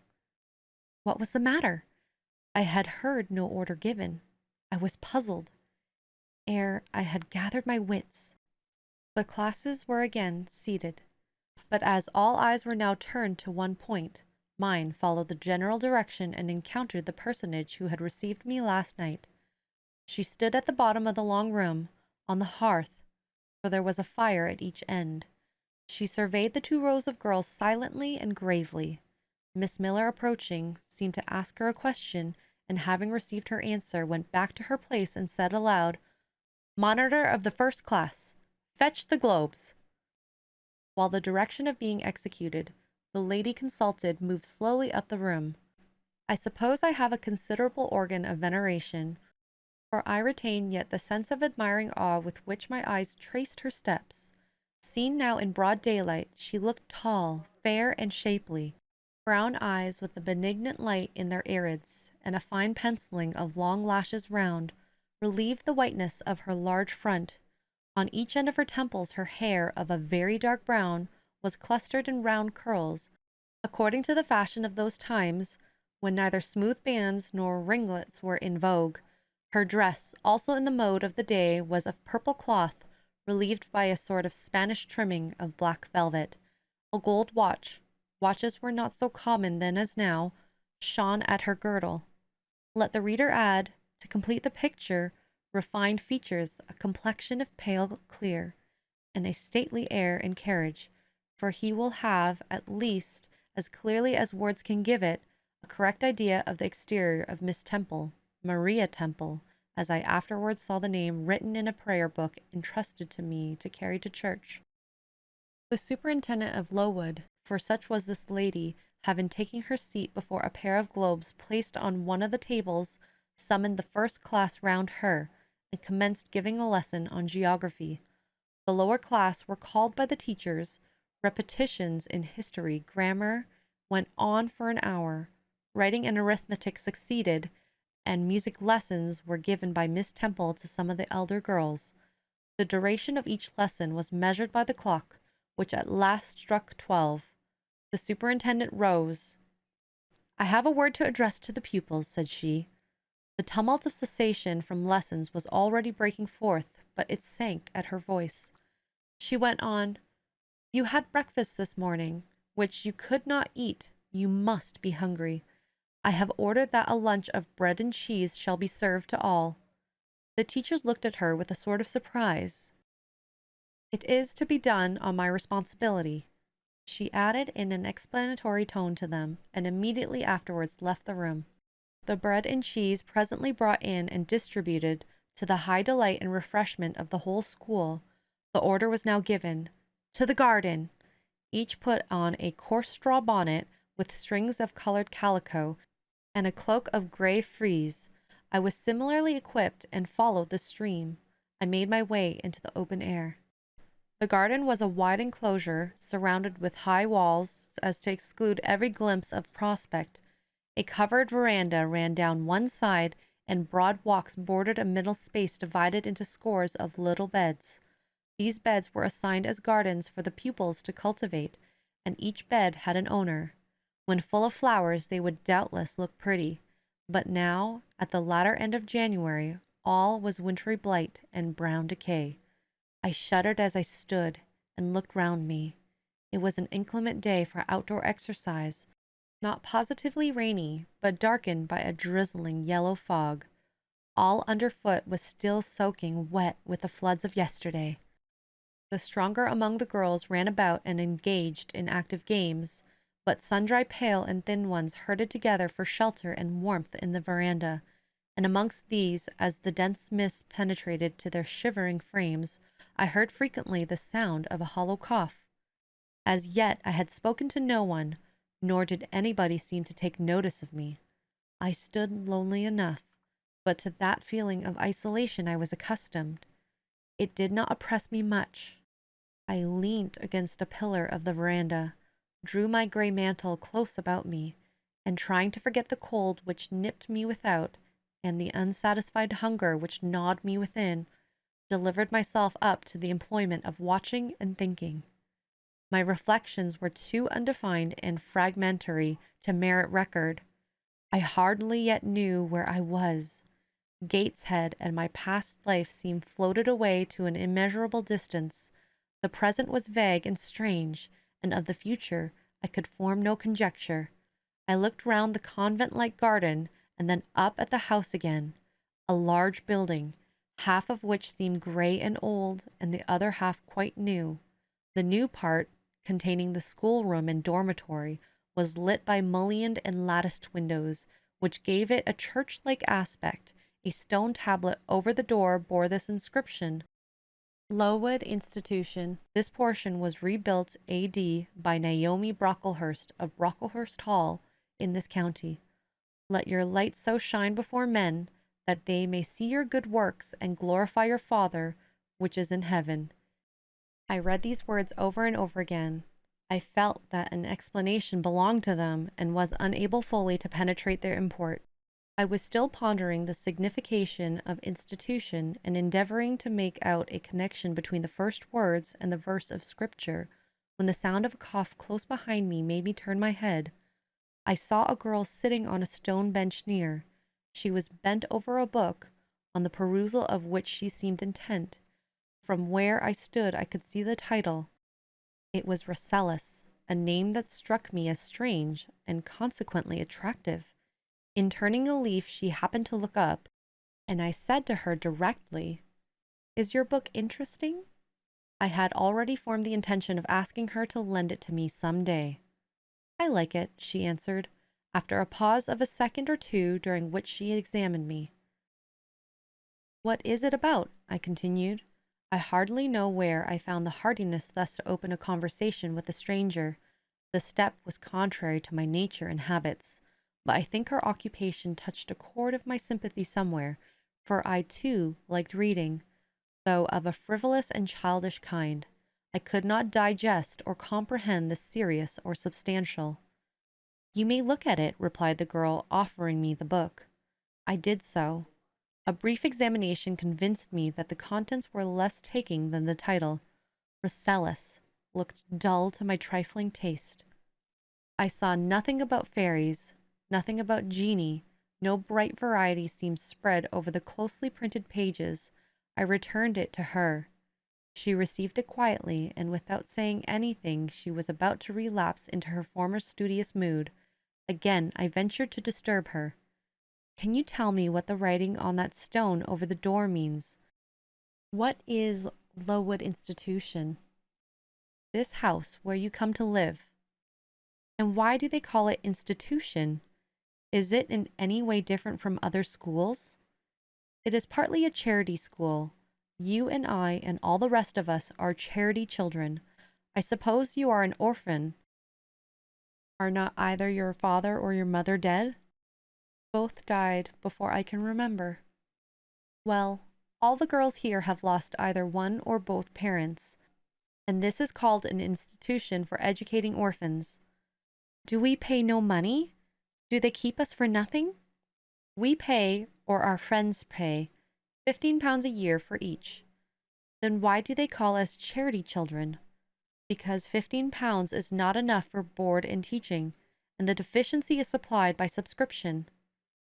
Who subscribes? Different benevolent-minded ladies and gentlemen in this neighborhood and in London. Who is Naomi Brocklehurst?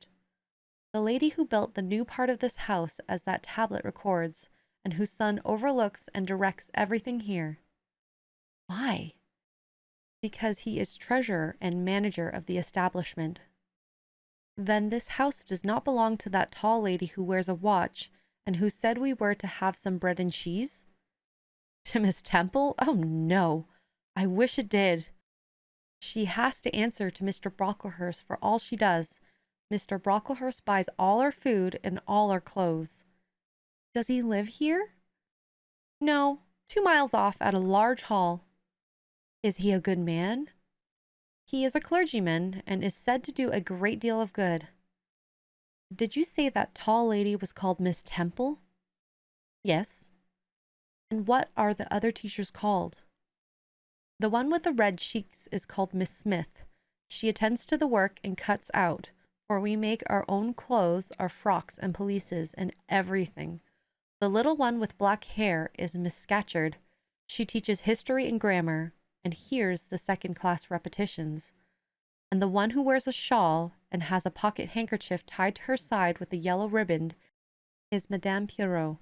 She comes from Lille in France and teaches French. Do you like the teachers? Well enough. Do you like the little black one and the Madame? I cannot pronounce her name as you do. Miss Scatcherd is hasty, and you must take care not to offend her. Madame Pierrot is not a bad sort of person. But Miss Temple is the best, isn't she? Miss Temple is very good and very clever. She is above the rest because she knows far more than they do. Have you been here long? 2 years. Are you an orphan? My mother is dead. Are you happy here? You ask rather too many questions. I have given you answers enough for the present. Now I want to read. But at that moment the summons sounded for dinner. All re-entered the house. The odor which now filled the refectory was scarcely more appetizing than that which had regaled our noses at breakfast. The dinner was served in 2 huge tin-plated vessels, whence rose a strong steam redolent of rancid fat. I found the mess to consist of indifferent potatoes and strange shreds of rusty meat, mixed and cooked together. Of this preparation of tolerably abundant plateful was apportioned to each pupil. I ate what I could, and wondered within myself whether every day's fare would be like this. After dinner we immediately adjourned to the schoolroom. Lessons recommenced and were continued till 5 o'clock. The only marked event of the afternoon was that I saw the girl with whom I had conversed in the veranda dismissed in disgrace by Miss Scatcherd from a history class, and sent to stand in the middle of the large schoolroom. The punishment seemed to me in a high degree ignominious, especially for so great a girl. She looked 13 or upwards. I expected she would show signs of great distress and shame, but to my surprise she neither wept nor blushed. Composed though grave, she stood, the central marks of her eyes. How can she bear it so quietly, so firmly? I asked of myself, were I in her place, it seems to me I should wish the earth to open and swallow me up. She looks as if she were thinking of something beyond her punishment, beyond her situation, of something not round her nor before her. I have heard of daydreams. Is she in a daydream now? Her eyes are fixed on the floor, but I am sure they do not see it. Her sight seems turned in, gone down into her heart. She is looking at what she can remember, I believe, not at what she is really present. I wonder what sort of girl she is, whether good or naughty. Soon after 5 p.m. we had another meal consisting of a small mug of coffee and half a slice of brown bread. I devoured my bread and drank my coffee with relish, but I should have had as much before. I was still hungry. Half an hour's recreation succeeded, then study, then the glass of water and a piece of oat cake, prayers and bed. Such was my first day at Lowood. Chapter 6. The next day commenced as before, getting up and dressing by rushlight, but this morning we were obliged to dispense with the ceremony of washing. The water in the pitchers were frozen. A change had taken place in the weather the preceding evening, and a keen northeast wind, whistling through the crevices of our bedroom windows all night long, had made us shiver in our beds, and turned the contents of the ewers to ice. Before the long hour and a half of prayers and the Bible reading was over, I felt ready to perish with cold. Breakfast time came at last, and this morning the porridge was not burnt. The quality was eatable, and the quantity small. How small my portion seemed! I wished it had been doubled. In the course of the day I was enrolled a member of the 4th class, and regular tasks and occupations were assigned to me. Hitherto I had only been a spectator of the proceedings at Lowood. I was now to become an actor therein. At first, being little accustomed to learn by heart, the lessons appeared to me both long and difficult. The frequent change from task to task, too, bewildered me, and I was glad when, about 3 o'clock in the afternoon, Miss Smith put into my hands a border of muslin 2 yards long, together with needle, thimble, and sent me to sit in a quiet corner of the schoolroom, with directions to hem the same. At that hour most of the others were sewing likewise, but one class stood still round Miss Scatcherd's reading chair, and as all was quiet, the subject of their lessons could be heard, together with the manner in which each girl acquitted herself, and the animadversions or commendations of Miss Scatcherd on the performance. It was English history. Among the readers I observed my acquaintance of the veranda.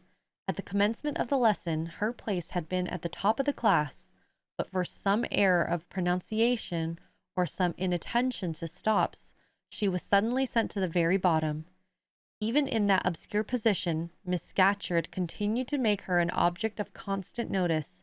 She was continually addressed to her such phrases as the following: Burns, Burns, you are standing on the side of your shoes. Turn your toes out immediately. Burns, you poke your chin most unpleasantly. Draw it in. Burns, I insist on your holding your head up. I will not have you before me in that attitude. A chapter having been read through twice, the books were closed and the girls examined.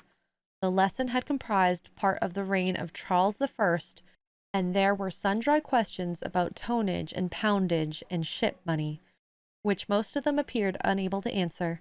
Still, Every little difficulty was solved instantly when it reached Burns. Her memory seemed to have retained the substance of the whole lesson, and she was ready with answers on every point. I kept expecting that Miss Scatcherd would praise her attention, but instead of that, she suddenly cried out, "You dirty, disagreeable girl! You have never cleaned your nails this morning." Burns made no answer. I wondered at her silence. Why, thought I, does she not explain that she could neither clean her nails nor wash her face, as the water was frozen? My attention was now called off by Miss Smith, desiring me to hold a skein of thread. While she was winding it, she talked to me from time to time, asking whether I had ever been at school before, whether I could mark, stitch, and knit. Till she dismissed me, I could not pursue my observations on Miss Scatcherd's movements. When I returned to my seat, that lady was just delivering an order of which I did not catch the import, but Burns immediately left the class, and going into the small inner room where the books were kept, returned in half a minute, carrying in her hand a bundle of twigs tied together at one end. This ominous tool she presented to Miss Scatcherd with a respectful curtsy, then she quietly, and without being told, unloosed her pinafore, and the teacher instantly and sharply inflicted her on her neck a dozen strokes with the bunch of twigs. Not a tear rose to Burns' eyes, and while I paused from my sewing, because my fingers quivered at the spectacle with a sentiment of unavailing and impotent anger, not a feature of her pensive face altered its ordinary expression. "Hardened girl," exclaimed Miss Scatcherd, "nothing can correct you of your slatternly habits. Carry the rod away." Burns obeyed. I looked at her narrowly as she emerged from the book closet.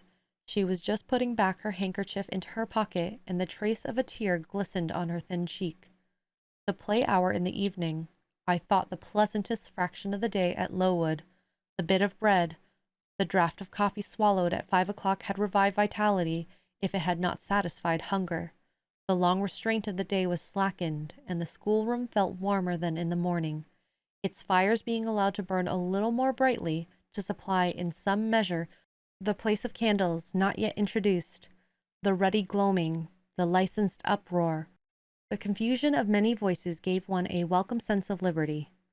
On the evening of the day on which I had seen Miss Scatcherd flog her pupil, Burns, I wandered as usual among the forms and tables and laughing groups without a companion, yet not feeling lonely. When I passed the windows, I now and then lifted a blind and looked out. It snowed fast. A drift was already forming against the lower panes. Putting my ear close to the window, I could distinguish from the gleeful tumult within the disconsolate moan of the wind outside. Probably, if I had lately left a good home and kind parents, this would have been the hour when I should most keenly have regretted the separation. That wind would then have saddened my heart. This obscure chaos would have disturbed my peace. As it was, I derived from both a strange excitement and reckless and feverish.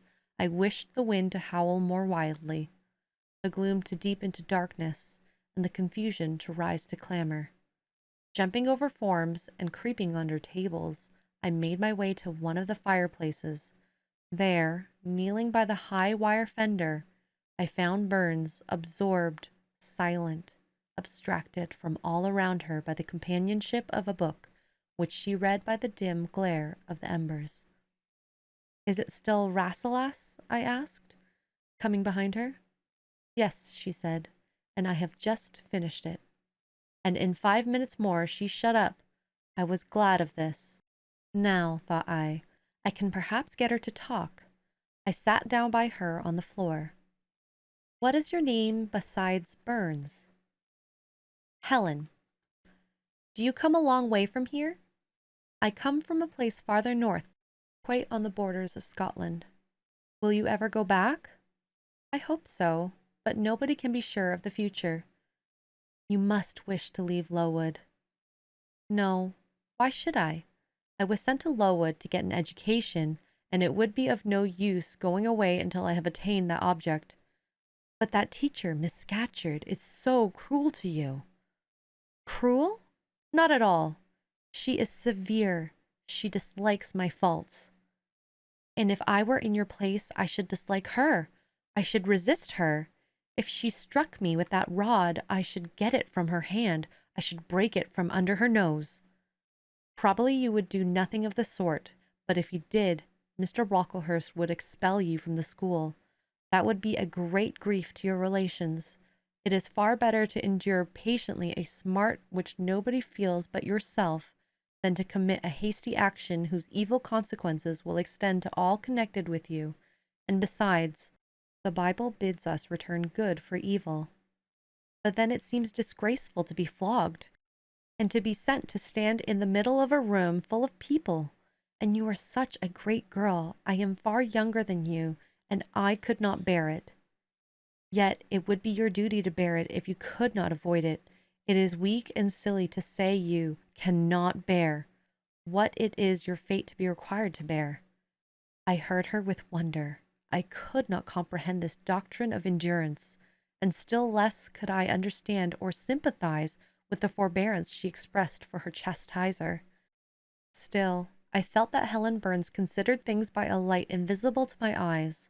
I suspected she might be wrong, and I was wrong, but I would not ponder that matter deeply, like Felix. I put it off to a more convenient season. You say you have your faults, Helen. What are they?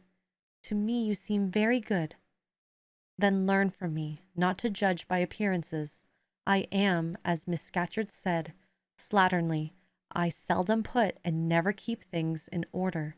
I am careless. I forget rules. I read when I should learn my lessons. I have no method, and sometimes I say, like you, I cannot bear to be subjected to systematic arrangements. This is all very provoking to Miss Scatcherd, who is naturally neat, punctual, and particular. And cross and cruel, I added. But Helen Burns would not admit my addition. She kept silent. Is Miss Temple as severe to you as Miss Scatcherd? At the utterance of Miss Temple's name, a soft smile flitted over her grave face. Miss Temple is full of goodness. It pains her to be severe to anyone, even the worst in the school. She sees my errors and tells me of them gently, and if I do anything worthy of praise, she gives me my meed liberally.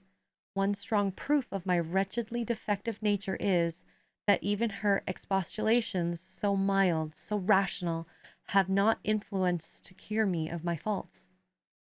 And even her praise, though I value it most highly, cannot stimulate me to continued care and foresight. That is curious, said I.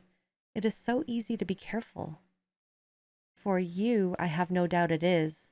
I observed you in your class this morning, and saw you were closely attentive. Your thoughts never seemed to wander while Miss Miller explained the lesson and questioned you. Now, mine continually rove away when I should be listening to Miss Scatcherd, and collecting all she says with assiduity. Often I lose the very sound of her voice. I fall into a sort of dream. Sometimes I think I am in Northumberland, and that the noises I hear round me are the bubbling of a little brook which runs through Deepden near our house. Then, when it comes to my turn to reply, I have to be awakened, and having heard nothing of what was read for listening to the visionary brook, I have no answer ready. Yet how well you replied this afternoon!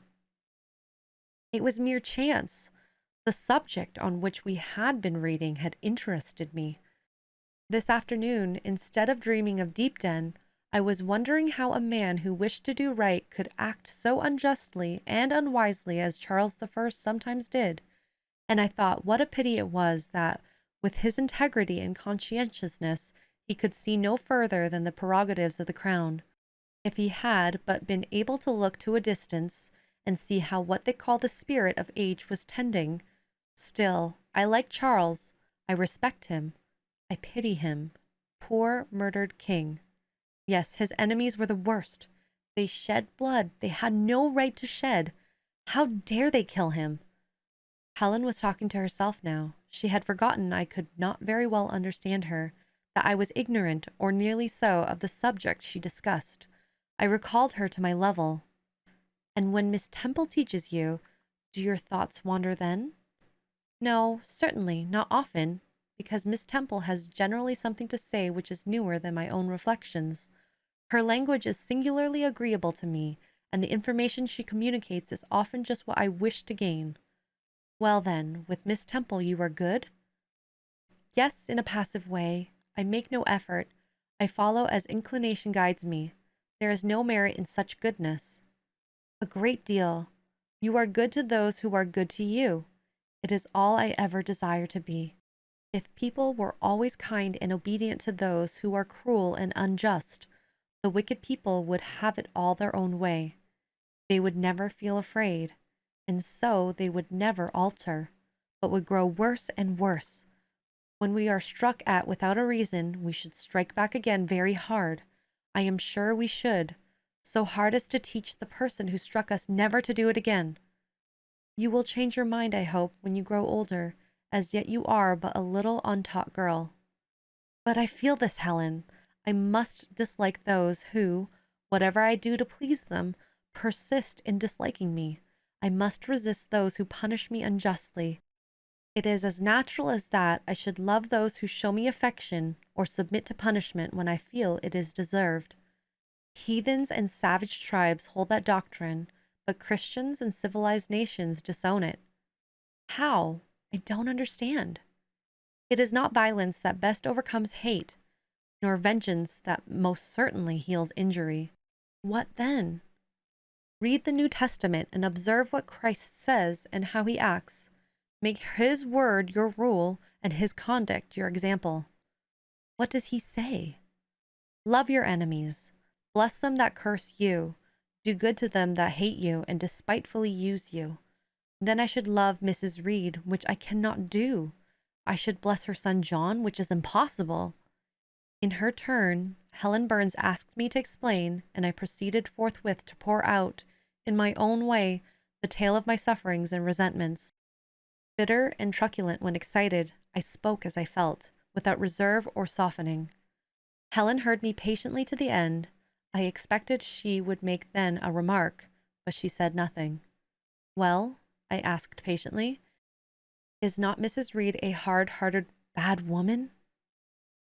She has been unkind to you, no doubt, because she dislikes your cast of character, as Miss Scatcherd does mine. But how minutely you remember all she has done and said to you. What a singularly deep impression her injustice seems to have made on your heart. No ill usage so brands its record on my feelings. Would you not be happier if you tried to forget her severity, together with the passionate emotions it excited? Life appears to me too short to be spent in nursing animosity or registering wrongs. We are and must be, one and all, burdened with faults in this world. But the time will soon come when, I trust, we shall put them off in putting off our corruptible bodies, when debasement and sin will fall from us with this cumbrance frame of flesh, and only the spark of the spirit will remain, the impalpable principle of light and thought, pure as when it left the Creator to inspire the creature. Whence it came, it will return, perhaps again to be communicated to some being higher than man, perhaps to pass through gradations of glory, from the pale human soul to brighten to the seraph. Surely it will never, on the contrary, be suffered to degenerate from man to fiend? No, I cannot believe that. I hold another creed, which no one ever taught me, and which I seldom mention, but in which I delight, and to which I cling, for it extends hope to all. It makes eternity a rest, a mighty home, not a terror and an abyss. Besides, with this creed, I can so clearly distinguish between the criminal and his crime. I can so sincerely forgive the first while I abhor the last. With this creed, revenge never worries my heart. Degradation never too deeply disgusts me. Injustice never crushes me too low. I live in calm, looking to the end. Helen's head, always drooping, sank a little lower as she finished the sentence. I saw by her look she wished no longer to talk to me, but rather to converse with her own thoughts. She was not allowed much time for meditation.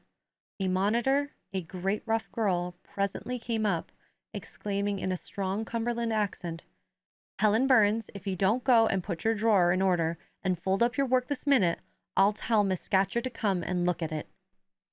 Helen sighed as her reverie fled, and getting up, obeyed the monitor without reply as without delay. Chapter 7.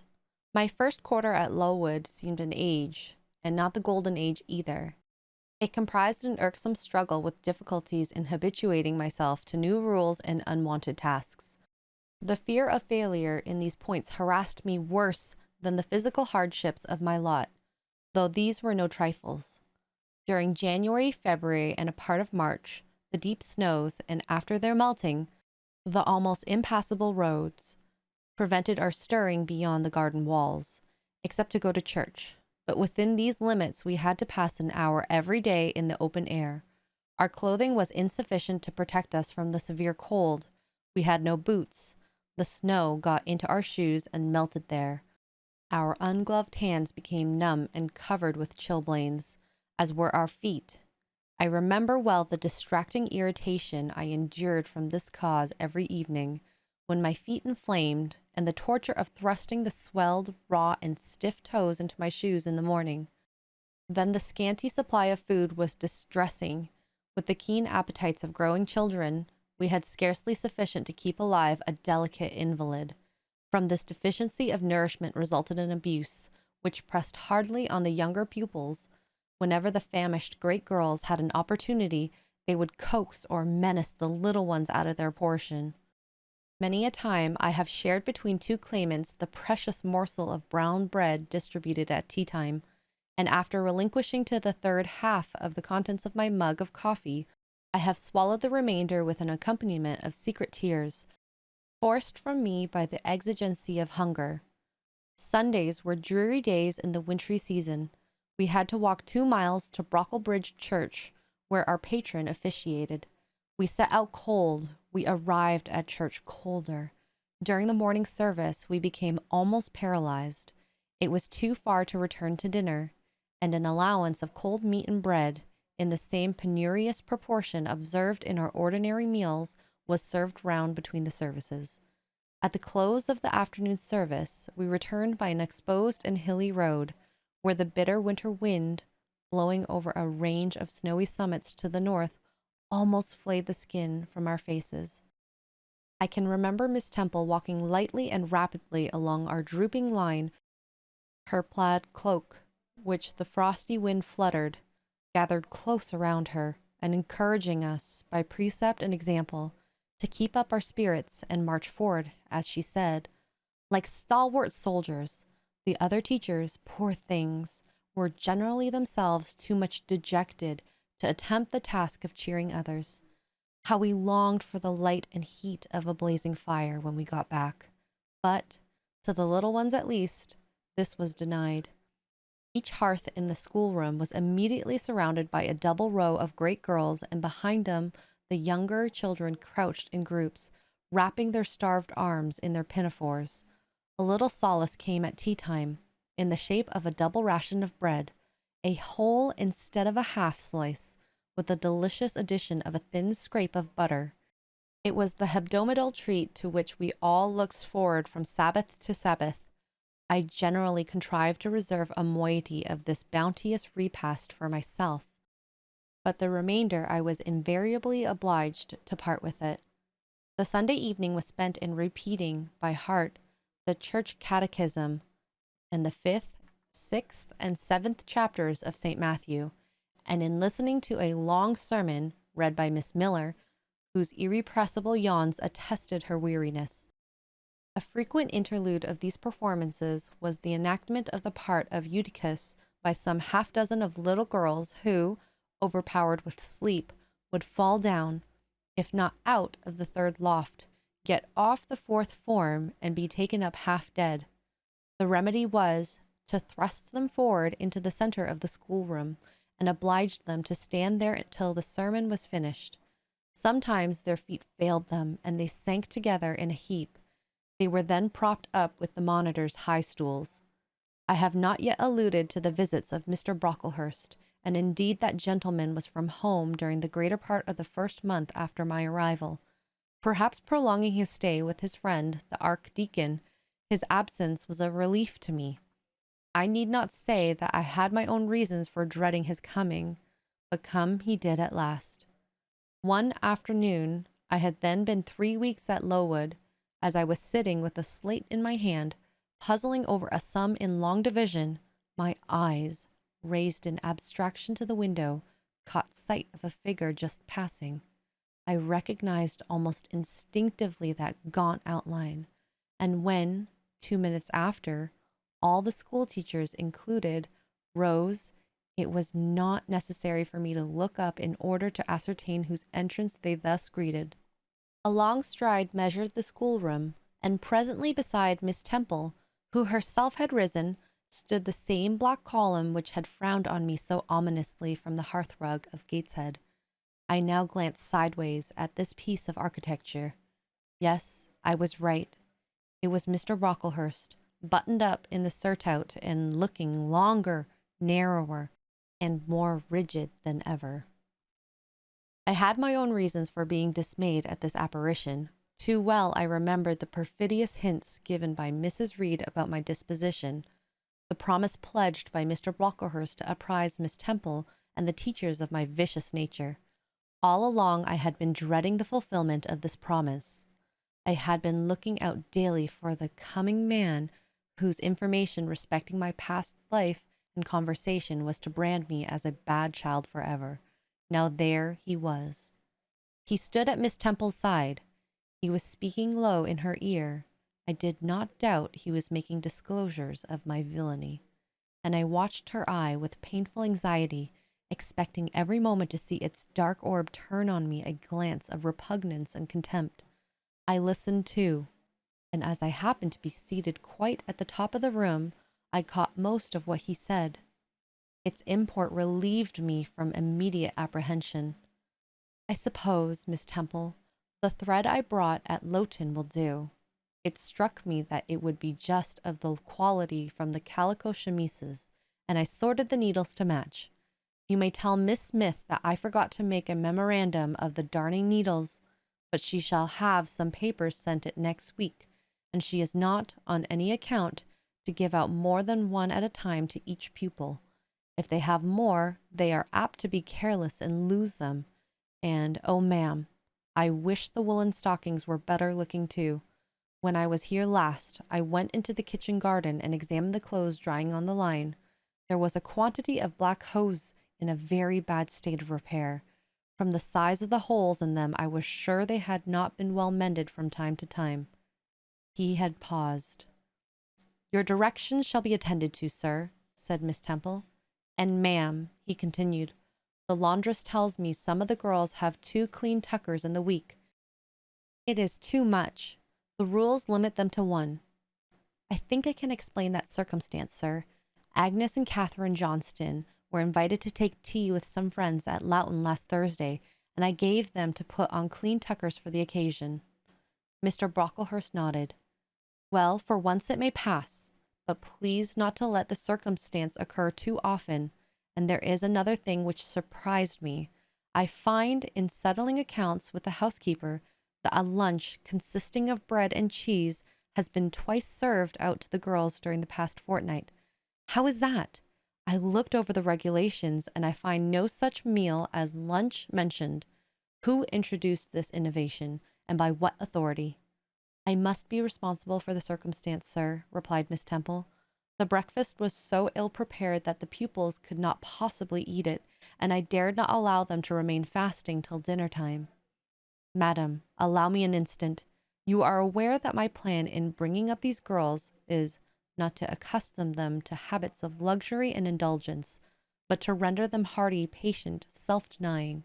Should any little accidental disappointment of the appetite occur, such as the spoiling of a meal, the under or the overdressing of a dish, the incident ought not to be neutralized by replacing with something more delicate the comfort lost, thus pampering the body and obviating the aim of this institution. It ought to be improved to the spiritual edification of the pupils by encouraging them to evince fortitude under temporary privation. A brief address of these occasions would not be mistimed, wherein a judicious instructor would take the opportunity of referring to the sufferings of the primitive Christians, to the torments of martyrs, to the exhortations of our blessed Lord himself, calling upon his disciples to take up their cross and follow him, to his warnings that man shall not live by bread alone, but by every word that proceedeth out of the mouth of God, to his divine consolations.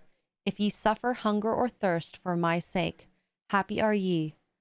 Oh, madam, when you put bread and cheese instead of the burnt porridge into these children's mouth, you may indeed feed their vile bodies, but you little think how you starve their immortal souls. Mr. Brocklehurst again paused, perhaps overcome by his feelings. Miss Temple had looked down when he first began to speak to her, but she now gazed straight before her, and her face, naturally pale as marble, appeared to be assuming also the coldness and fixity of that material, especially her mouth, closed as if it would have required a sculptor's chisel to open it, and her brow settled gradually into petrified severity. Meantime, Mr. Brocklehurst, standing on the hearth with his hands behind his back, majestically surveyed the whole school. Suddenly his eye gave a blink, as if it had met something that either dazzled or shocked its pupil. Turning, he said in more rapid accents than he had hitherto used, Miss Temple, what is that girl with the curled hair? Red hair, ma'am, curled all over? And extending his cane, he pointed to the awful object, his hands shaking as he did so. It is Julia Severn, replied Miss Temple very quietly. Julia Severn, ma'am, and why has she or any other curled hair? Why, in defiance of every precept and principle of this house, does she conform to the world so openly, here in an evangelical, charitable establishment, as to wear her hair one mass of curls? Julia's hair curls naturally, returned Miss Temple still more quietly. Naturally, yes, but we are not to conform to nature. I wish these girls to be the children of grace. And why that abundance? I have again and again intimated that I desire the hair to be arranged closely, modestly, plainly. Miss Temple, that girl's hair must be cut off entirely. I will send a barber tomorrow, and I see others who have far too much of the excrescence. That tall girl, tell her to turn around. Tell all the first form to rise up and direct their faces to the wall. Miss Temple passed her handkerchief over her lips, as if to smooth away the involuntary smile that curled them. She gave the order, however, and when the first class could take in what was required of them, they obeyed. Leaning a little back on the bench, I could see the looks and grimaces with which they commented on this maneuver. It was a pity Mr. Brocklehurst could not see them too. He would perhaps have felt that, whatever he might do with the outside of the cup and platter, the inside was further beyond his interference than he imagined. He scrutinized the reverse of these living metals some 5 minutes, then pronounced sentence. These words fell like the knell of doom. All these top knots must be cut off. Miss Temple seemed to remonstrate. Madam, he perused, I have a master to serve whose kingdom is not of this world. My mission is to mortify in these girls the lust of the flesh, to teach them to clothe themselves with shamefacedness and sobriety, not with braided hair and costly apparel. And each of the young persons before us has a string of hair twisted in plaits which vanity itself might have woven. These, I repeat, must be cut off. Think of the time wasted of... Mr. Brocklehurst was here interrupted. 3 other visitors, ladies, now entered the room. They ought to have come a little sooner to have heard his lecture on dress, for they were splendidly attired in velvet, silk, and furs. The 2 younger of the trio, fine girls of 16 and 17, had gray beaver hats, then in fashion, shaded with ostrich plumes, and from under the brim of this graceful headdress fell a profusion of light tresses. Elaborately curled, the elder lady was enveloped in a costly velvet shawl, trimmed with ermine, and she wore a false front of French curls. These ladies were deferentially received by Miss Temple and Mrs. and the Misses Brocklehurst, and conducted to seats of honor at the top of the room. It seems they had come in the carriage with their reverend relative and had been conducting a rummaging scrutiny of the room upstairs, while he transacted business with the housekeeper, questioned the laundress, and lectured the superintendent. They now proceeded to address divers remarks and reproofs to Miss Smith, who was charged with the care of the linen and the inspection of the dormitories. But I had no time to listen to what they said. Other matters called off and enchanted my attention. Hitherto, while gathering up the discourse of Mr. Brocklehurst and Miss Temple, I had not, at the same time, neglected precautions to secure my personal safety, which I thought would be effected if I could only elude observation. To this end I had sat well back on the form, and while seeming to be busy with my sum, had held my slate in such a manner as to conceal my face. I might have escaped notice, had not my treacherous slate somehow happened to slip from my hand, and falling with an obtrusive crash, directly drawn every eye upon me. I knew it was all over now, and as I stooped to pick up the 2 fragments of slate, I rallied my forces for the worst. It came. "A careless girl," said Mr. Brocklehurst, and immediately after, "It is the new pupil, I perceive." And before I could draw breath, "I must not forget I have a word to say respecting her." Then aloud, how loud it seemed to me, "Let the child who broke her slate come forward." Of my own accord, I could not have stirred. I was paralyzed, but the 2 great girls who sit on each side of me set me on my legs and pushed me towards the dread judge, and then Miss Temple gently assisted me to his very feet, and I caught her whispered counsel. "Don't be afraid, Jane. I saw it was an accident. You shall not be punished." The kind whisper went to my heart like a dagger.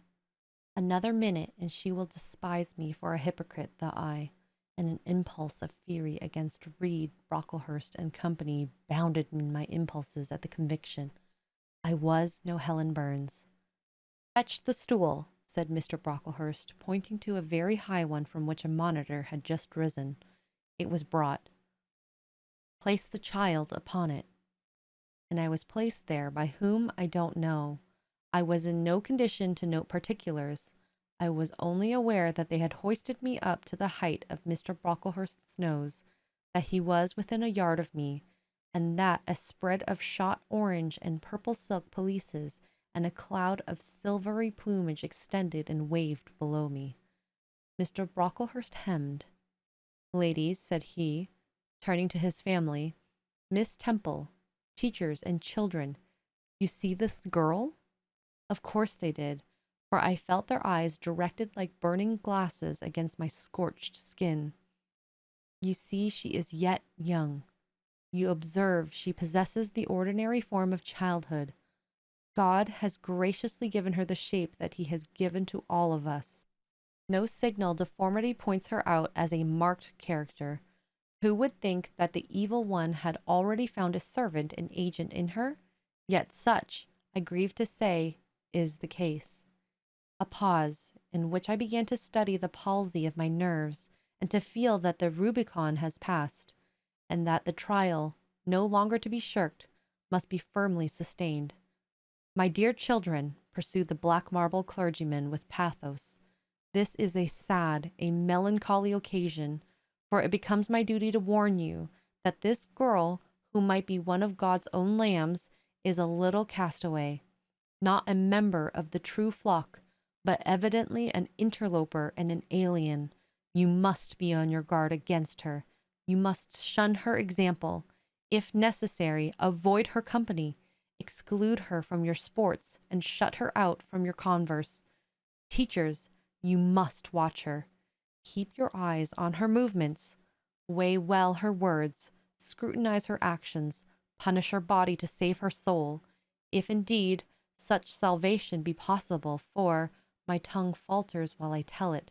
This girl, this child, the native of a Christian land, worse than many a little heathen who says its prayers to Brahma and kneels before Juggernaut, this girl is a liar."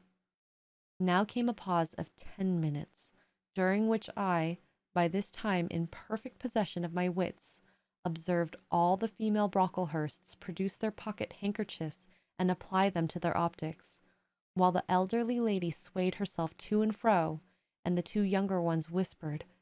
"How shocking!" Mr. Brocklehurst resumed. "This I learned from her benefactress, from the pious and charitable lady who adopted her in her orphan state, reared her as her own daughter, and whose kindness, whose generosity, the unhappy girl repaid by an ingratitude so bad, so dreadful, that at her last excellent patroness was obliged to separate herself from her own young ones, fearful lest her vicious example should contaminate their purity. She has sent her here to be healed, even as the Jews of old sent their diseased to the trouble pool of Bethesda. And teachers, superintendent, I beg of you not to allow the waters to stagnate her around." With this sublime conclusion, Mr. Brocklehurst adjusted the top of his surcoat and muttered something to his family, who rose, bowed to Miss Temple, and then all the great people sailed in state from the room. Turning at the door, my judge said, "Let her stand half an hour longer on that stool, and let no one speak to her during the remainder of the day." There I was then, mounted aloft. I, who had said I could not bear the shame of standing on my natural feet in the middle of the room, was now exposed to general view on a pedestal of infamy. What my sensations were no language can describe, but just as they all rose, stifling my breath and constricting my throat, a girl came up and passed me. In passing, she lifted her eyes. What a strange light inspired them! What an extraordinary sensation that ray sent through me! How the new feeling bore me up! It was as if a martyr, a hero, had passed a slave or victim and imparted strength in the transit. I mastered the rising hysteria, lifted up my head, and took a firm stand on the stool. Helen Burns asked some slight question about her work of Miss Smith, was chidden for the triviality of the inquiry, returned to her place, and smiled at me as she again went by. What a smile! I remember it now, and I know that it was the effluence of fine intellect, of true courage. It lit her up, marked lineaments, her thin face, her sunken gray eye, like a reflection from the aspect of an angel. Yet at that moment Helen Burns wore on her arm the untidy badge. Scarcely an hour ago I had heard her condemned by Miss Scatcherd to a dinner of bread and water on the morrow, because she had blotted an exercise in copying it out. Such is the imperfect nature of man. Such spots are there on the disk of the clearest planet, and eyes like Miss Scatcherd's can only see those minute defects, and are blind to the full brightness of the orb. Chapter 8. Ere the half-hour ended, 5 o'clock struck, school was dismissed, and all were gone into the refectory for tea. I now ventured to descend. It was deep dusk. I retired into a corner and sat down on the floor. The spell by which I had been so far supported began to dissolve. Reaction took place, and soon so overwhelming was the grief that seized me, I sank prostrate with my face to the ground. Now I wept. Helen Burns was not here. Nothing sustained me. Left to myself, I abandoned myself, and my tears watered the boards. I had meant to be so good, and to do so much at Lowood, to make so many friends, to earn respect and win affection. Already I had visible progress. That very morning I had reached the head of my class.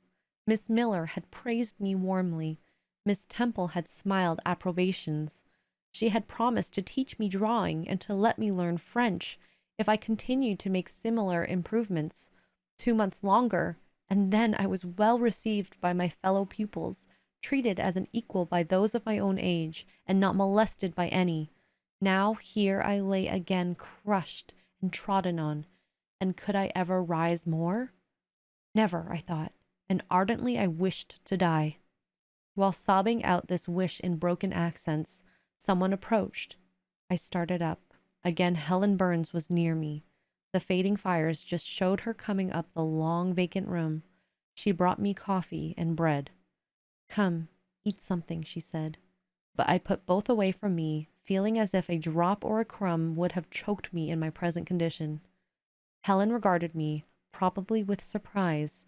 I could not now abate my agitation, though I tried hard. I continued to weep aloud. She sat down on the ground near me, embraced her knees with her arms, and rested her head upon them. In that attitude she remained silent as an Indian. I was the first who spoke. Helen, why do you stay with a girl whom everybody believes to be a liar? Everybody, Jane? Why, there are only 80 people who have heard you called so, and the world contains hundreds of millions. But what do I have to do with millions? The 80 I know despise me. Jane, you are mistaken. Probably not in the school either displeases or dislikes you. Many, I am sure, pity you much. How can they pity me after what Mr. Brocklehurst has said? Mr. Brocklehurst is not a god, nor is he even a great and admired man. He is little liked here. He never took steps to make himself liked. Had he treated you as an especial favorite, you would have found enemies, declared or covert, all around you. As it is, the greater number would offer you sympathy if they dared.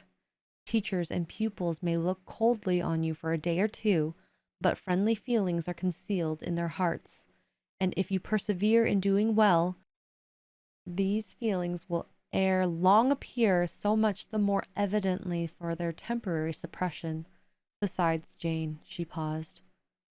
Well, Helen, said I, putting my hand into hers. She chafed my fingers gently to warm them and went on.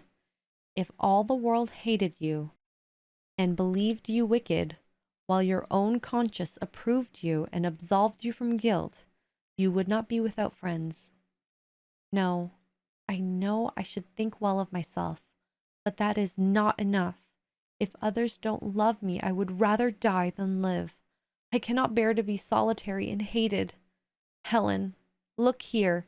To gain some real affection from you or Miss Temple, or any other whom I truly love, I will willingly submit to have the bone of my arm broken, or to let a bull toss me, or to stand behind a kicking horse, and let it dash its hoof into my chest. Hush, Jane. You think too much of the love of human beings. You are too impulsive, too vehement. The sovereign hand that created your frame and put life into it has provided you with other resources than your feeble self, or than other creature feeble as you. Besides this earth, and besides the race of men, there is an invisible world and a kingdom of spirits. That world is round us, for it is everywhere, and those spirits watch us, for they are commissioned to guard us. And if we were dying in pain and shame, if scorn and smote us to all sides and hatred crushed us, angels see our tortures, recognize our innocence, if innocent we be, and as I know you are of this charge which Mr. Brocklehurst has weakly and pompously repeated at second hand from Mrs. Reed, for I read a sincere nature in your ardent eyes and on your clear front, and God waits only the separation of spirit from flesh to crown us with a full reward. Why, then, should we ever sink overwhelmed with distress, when life is so soon over, and death is so certain an entrance to happiness, to glory? I was silent. Helen had calmed me, but in tranquillity she imparted that there was an alloy of inexpressible sadness. I felt the impression of woe as she spoke, but I could not tell whence it came, and when, having done speaking, she breathed a little fast and coughed a short cough, I momentarily forgot my sorrows to yield to a vague concern for her. Resting my head on Helen's shoulders, I put my arms round her waist. She drew me to her, and we reposed in silence. We had not sat long thus, when another person came in. Some heavy clouds, swept from the sky by a rising wind, had left the moon bare, and her light, streaming in through a window near, shone full both on us and on the approaching figure, which we at once recognized as Miss Temple. I came on purpose to find you, Jane Eyre, said she. I want you in my room, and as Helen Burns is with you, she may come too. We went, following the superintendent's guidance. We had to thread some intricate passages and mount a staircase before we reached her apartment. It contained a good fire and looked cheerful. Miss Temple told Helen Burns to be seated in a low armchair on one side of the hearth, and herself taking another, she called me to her side. "Is it all over?" she asked, looking down at my face. "Have you cried your grief away?" "I am afraid I never shall do that." "Why?" "Because I have been wrongly accused, and you, ma'am, and everybody else will now think me wicked." "We shall think you what you prove yourself to be, my child.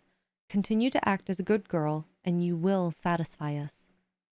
"Shall I, Miss Temple?" "You will," said she, passing her arm round me. "And now tell me, who is the lady whom Mr. Brocklehurst called your benefactress?" "Mrs. Reed, my uncle's wife. My uncle is dead, and he left me to her care." "Did she not then adopt you on her own accord?" "No, ma'am. She was sorry to have to do it, but my uncle, as I have often heard the servants say, got her to promise before he died that she would always keep me. Well now, Jane, you know, or at least I will tell you, that when a criminal is accused, he is always allowed to speak in his own defense. You have been charged with falsehood. Defend yourself to me as well as you can. Say whatever your memory suggests is true, but add nothing and exaggerate nothing." I resolved in the depth of my heart that I would be most moderate, most correct, and having reflected a few minutes in order to arrange coherently what I had to say, I told her all the story of my sad childhood. Exhausted by emotion, my language was more subdued than it generally was when it developed that sad theme, and mindful of Helen's warning against the indulgence of resentment, I infused into the narrative far less of gall and wormwood than ordinary. Thus restrained and simplified, it sounded more credible. I felt as I went on that Miss Temple fully believed me.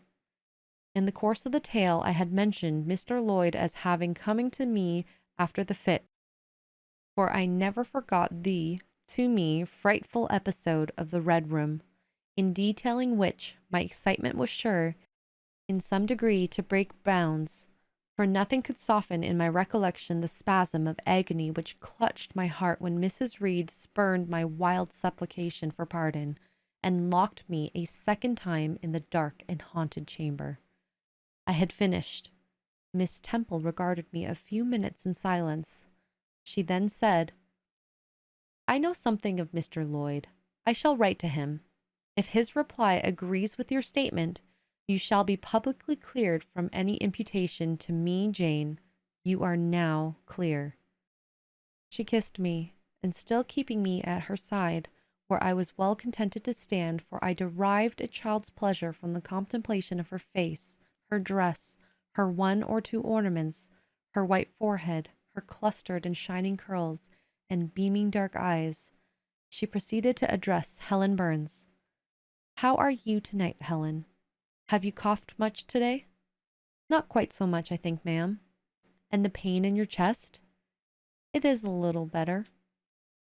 Miss Temple got up, took her hand, examined her pulse. Then she returned to her own seat. As she resumed it, I heard her sigh low. She was pensive a few minutes, then rousing herself, she said cheerfully, "But you two are my visitors tonight. I must treat you as such." She rang her bell. "Barbara," she said to the servant who answered it, "I have not yet had tea. Bring the tray and place cups for these two young ladies." And a tray was soon brought. How pretty to my eyes did the china cups and bright teapot look, placed on the little round table near the fire. How fragrant was the steam of the beverage, and the scent of the toast, of which, however, I, to my dismay, for I was beginning to be hungry, discerned only a very small portion. Miss Temple discerned it too. "Barbara," said she, "can you not bring a little more bread and butter? There is not enough for 3. Barbara went out. She returned soon. "Madam, Mrs. Harden says she had sent up the usual quantity." Mrs. Harden, be it observed, was the housekeeper, A woman after Mr. Brocklehurst's own heart, made up the equal parts of a whalebone and iron. Oh, very well, Miss Temple. We must make it do, Barbara, I suppose. And as the girl withdrew, she added, smiling, Fortunately, I have it in my power to supply deficiencies for this once. Having invited Helen and me to approach the table and placed before each of us a cup of tea with one delicious but thin morsel of toast, she got up, unlocked a drawer, and taking from it a parcel wrapped in paper, disclosed presently to our eyes a good-sized seed cake. I meant to give each of you some of this to take with you, said she, but as there is so little toast, you must have it now. And she proceeded to cut slices with a generous hand. We feasted that evening as on nectar and ambrosia, and not the least delight of the entertainment was the smile of gratification with which our hostess regarded us, as we satisfied our famished appetites on the delicate fare she liberally supplied. Tea over and the tray removed, she again summoned us to the fire. We sat one on each side of her, and now a conversation followed between her and Helen, which it was indeed a privilege to be admitted to hear. Miss Temple had always something of serenity in her air, of state in her mind, of refined propriety in her language, which precluded the deviation into the ardent, the excited, the eager, something which chastened the pleasure of those who looked on her and listened to her by a controlling sense of awe, and such was my feeling now, but as to Helen Burns, I was struck with wonder. The refreshing meal, the brilliant fire, the presence and kindness of her beloved instructress, or perhaps more than all these, something in her own unique mind had roused her powers within her. They woke, they kindled. First, they glowed in the bright tint of her cheek, which till this hour I had never seen but pale and bloodless. Then they shone in the liquid lustre of her eyes, which had suddenly acquired a beauty more singular than that of Miss Temple's, a beauty neither of fine color nor long lash, nor penciled brow, but of meaning, of movement, of radiance. Thus her soul sat on her lips, and language flowed. From what source I cannot tell. Has a girl of 14 a heart large enough, vigorous enough, to hold the swelling spring of pure, full, fervid eloquence? Such was the characteristic of Helen's discourse on that, to me, memorable evening. Her spirits seemed hastening to live within a brief span as much as many live during a protracted existence. They conversed of things I had never heard of nations and times past, of countries far away, of secrets of nature discovered or guessed at. They spoke of books, how many they have read, what stores of knowledge they possessed. Then they seemed as familiar with French names and French authors.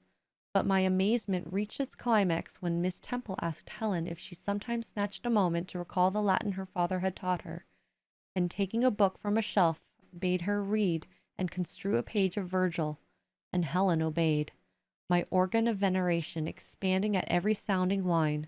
She had scarcely finished ere the bell announced bedtime. No delay could be admitted. Miss Temple embraced us both, saying, as she drew us to her heart, God bless you, my children. Helen held a little longer than me. She let her go more reluctantly. It was Helen her eye followed to the door.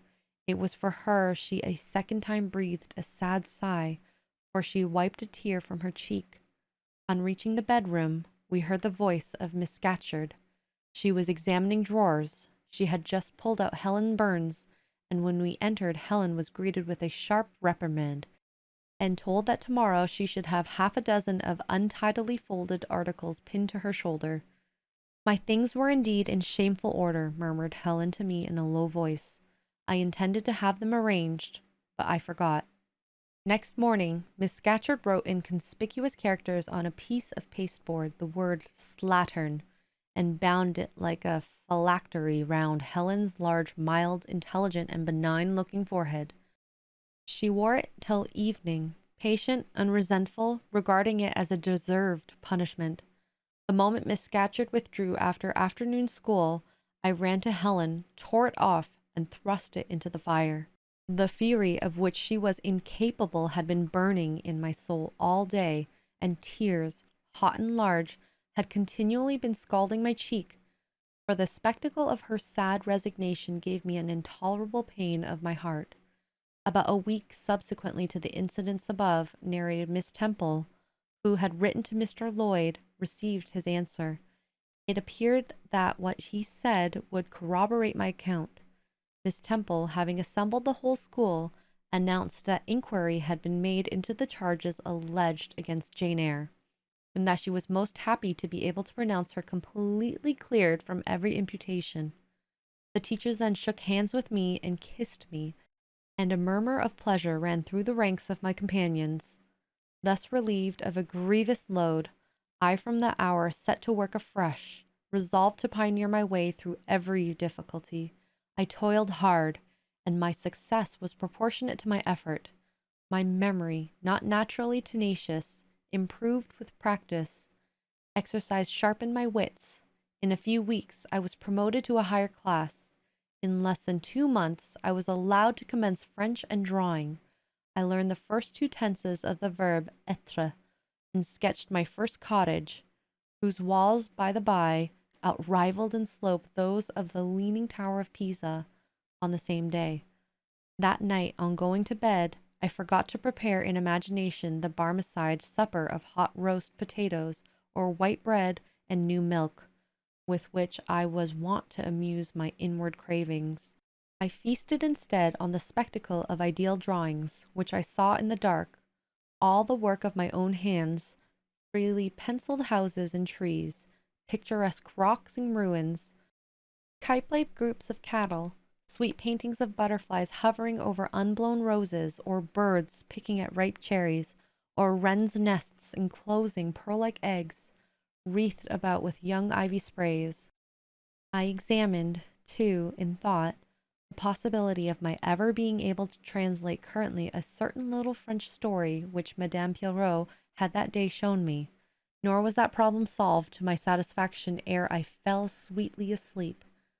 Well has Solomon said, "Better is the dinner of herbs where love is, than a stalled ox and hatred therewith."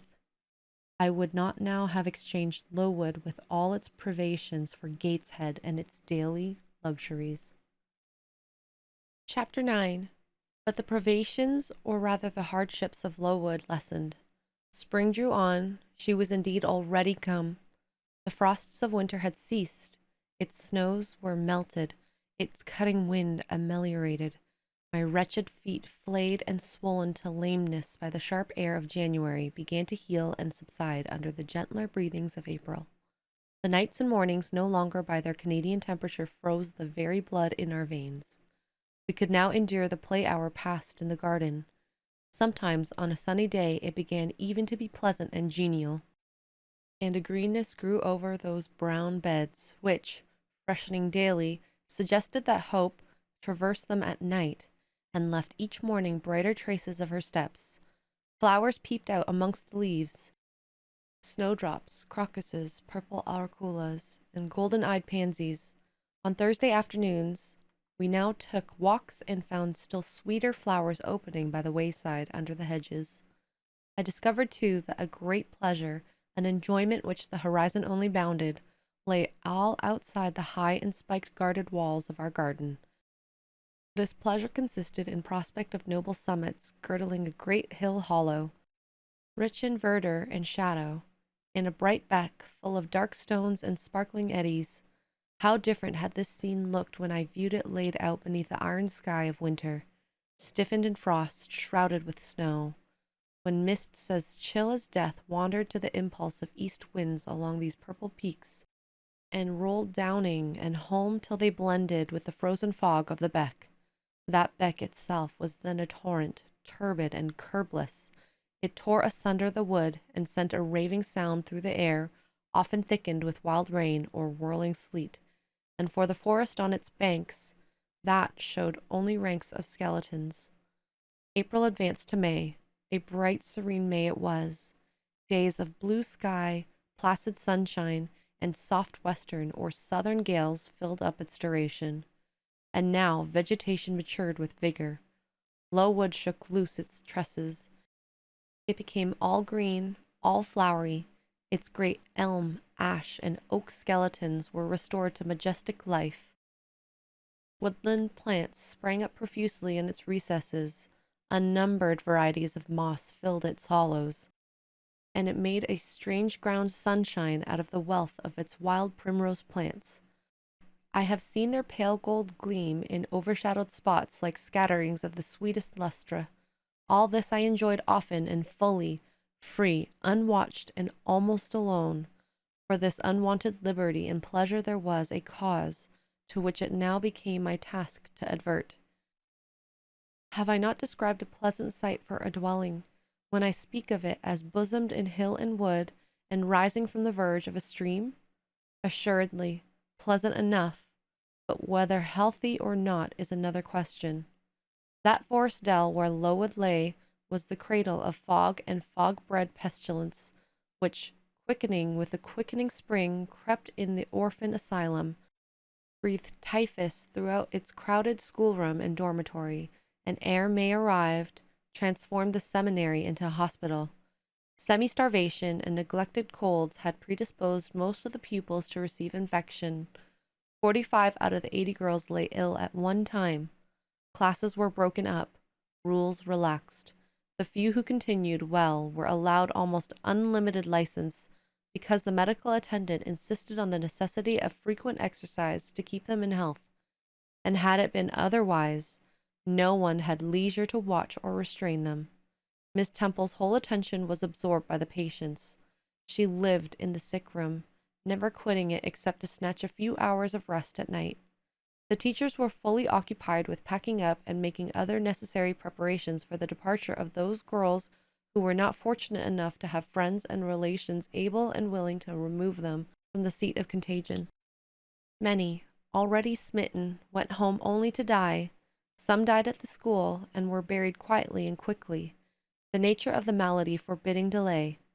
While disease has thus become an inhabitant of Lowood and death its frequent visitor, while there was gloom and fear within its walls, while its room and passages steamed with hospital smells, the drug and the pastille striving vainly to overcome the effluvia of mortality, that bright May shone unclouded over the bold hills and beautiful woodland out the doors.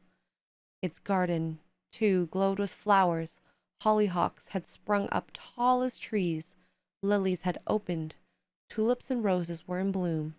The borders of the little beds were gay with pink thrift and crimson double daisies. The sweetbriars gave out, morning and evening, their scent of spices and apples, and these fragrant treasures were all useless for most of the inmates of Lowood, except to furnish now and then a handful of herbs and blossoms to put in a coffin. But I, and the rest who continued well, enjoyed fully the beauties of the scene and season. They let us ramble in the woods, like gypsies, from morning till night. We did what we liked, went where we liked. We lived better, too. Mr. Brocklehurst and his family never came near Lowood. Household matters were not scrutinized into. The cross housekeeper was gone, driven away by the fear of infection. Her successor, who had been matron at the Loughton dispensary, unused to the way of her new abode, provided her comparative liberality. Besides, there were fewer to feed. The sick could eat little. Our breakfast basins were filled better. When there was no time to prepare a regular dinner, which happened often, she would give us a large piece of cold pie or a thick slice of bread and cheese, and this we carried away with us to the wood, where we each chose the spot we liked best, and dined sumptuously. My favorite seat was a smooth and broad stone, rising white and dry from the very middle of the beck, and only to be got at by wading through the water, a feat I accomplished barefoot. The stone was just broad enough to accommodate, comfortably, another girl and me, at that time my chosen comrade, one Mary Ann Wilson, a shrewd, observant personage, whose society I took pleasure in, partly because she was witty and original, and partly because she had a manner which set me at ease. Some years older than I, She knew more of the world and could tell me many things I liked to hear. With her, my curiosity found gratification. To my faults, also, she gave ample indulgence, never imposing curb or rein on anything I said. She had a turn for narrative, I for analysis. She liked to inform, I to question. So we got on swimmingly together, deriving much entertainment, if not much improvement, from our mutual intercourse. And where, meantime, was Helen Burns? Why did I not spend these sweet days of liberty with her? Had I forgotten her? Or was I so worthless as to have grown tired of her pure society? Surely the Mary Ann Wilson I have mentioned was inferior to my first acquaintance. She could only tell me amusing stories and reciprocate any racy and pungent gossip I chose to indulge in. While, if I have spoken truth of Helen, she was qualified to give those who enjoyed the privilege of her converse a taste of far higher things. True, reader, and I knew and felt this, and though I am a defective being, with many faults and few redeeming points, yet I never tired of Helen Burns, nor ever ceased to cherish for her a sentiment of attachment as strong, tender, and respectful as any that ever animated my heart. How could it be otherwise, when Helen, at all times and under all circumstances, evinced for me a quiet and faithful friendship, which ill humor never soured, nor irritation never troubled? But Helen was ill at present. For some weeks she had been removed from my sight to I knew not what room upstairs. She was not, I was told, in the hospital portion of the house with the fever patients, for her complaint was consumption, not typhus, and by consumption I, in my ignorance, understood something mild, which time and care would be sure to alleviate. I was confirmed in this idea by the fact of her at once or twice coming downstairs on a very warm sunny afternoon, and being taken by Miss Temple into the garden. But on these occasions I was not allowed to go and speak to her. I only saw her from the schoolroom window, and then not distinctly, for she was much wrapped up, and sat at a distance under the veranda. One evening in the beginning of June I had stayed out very late with Mary Ann in the wood.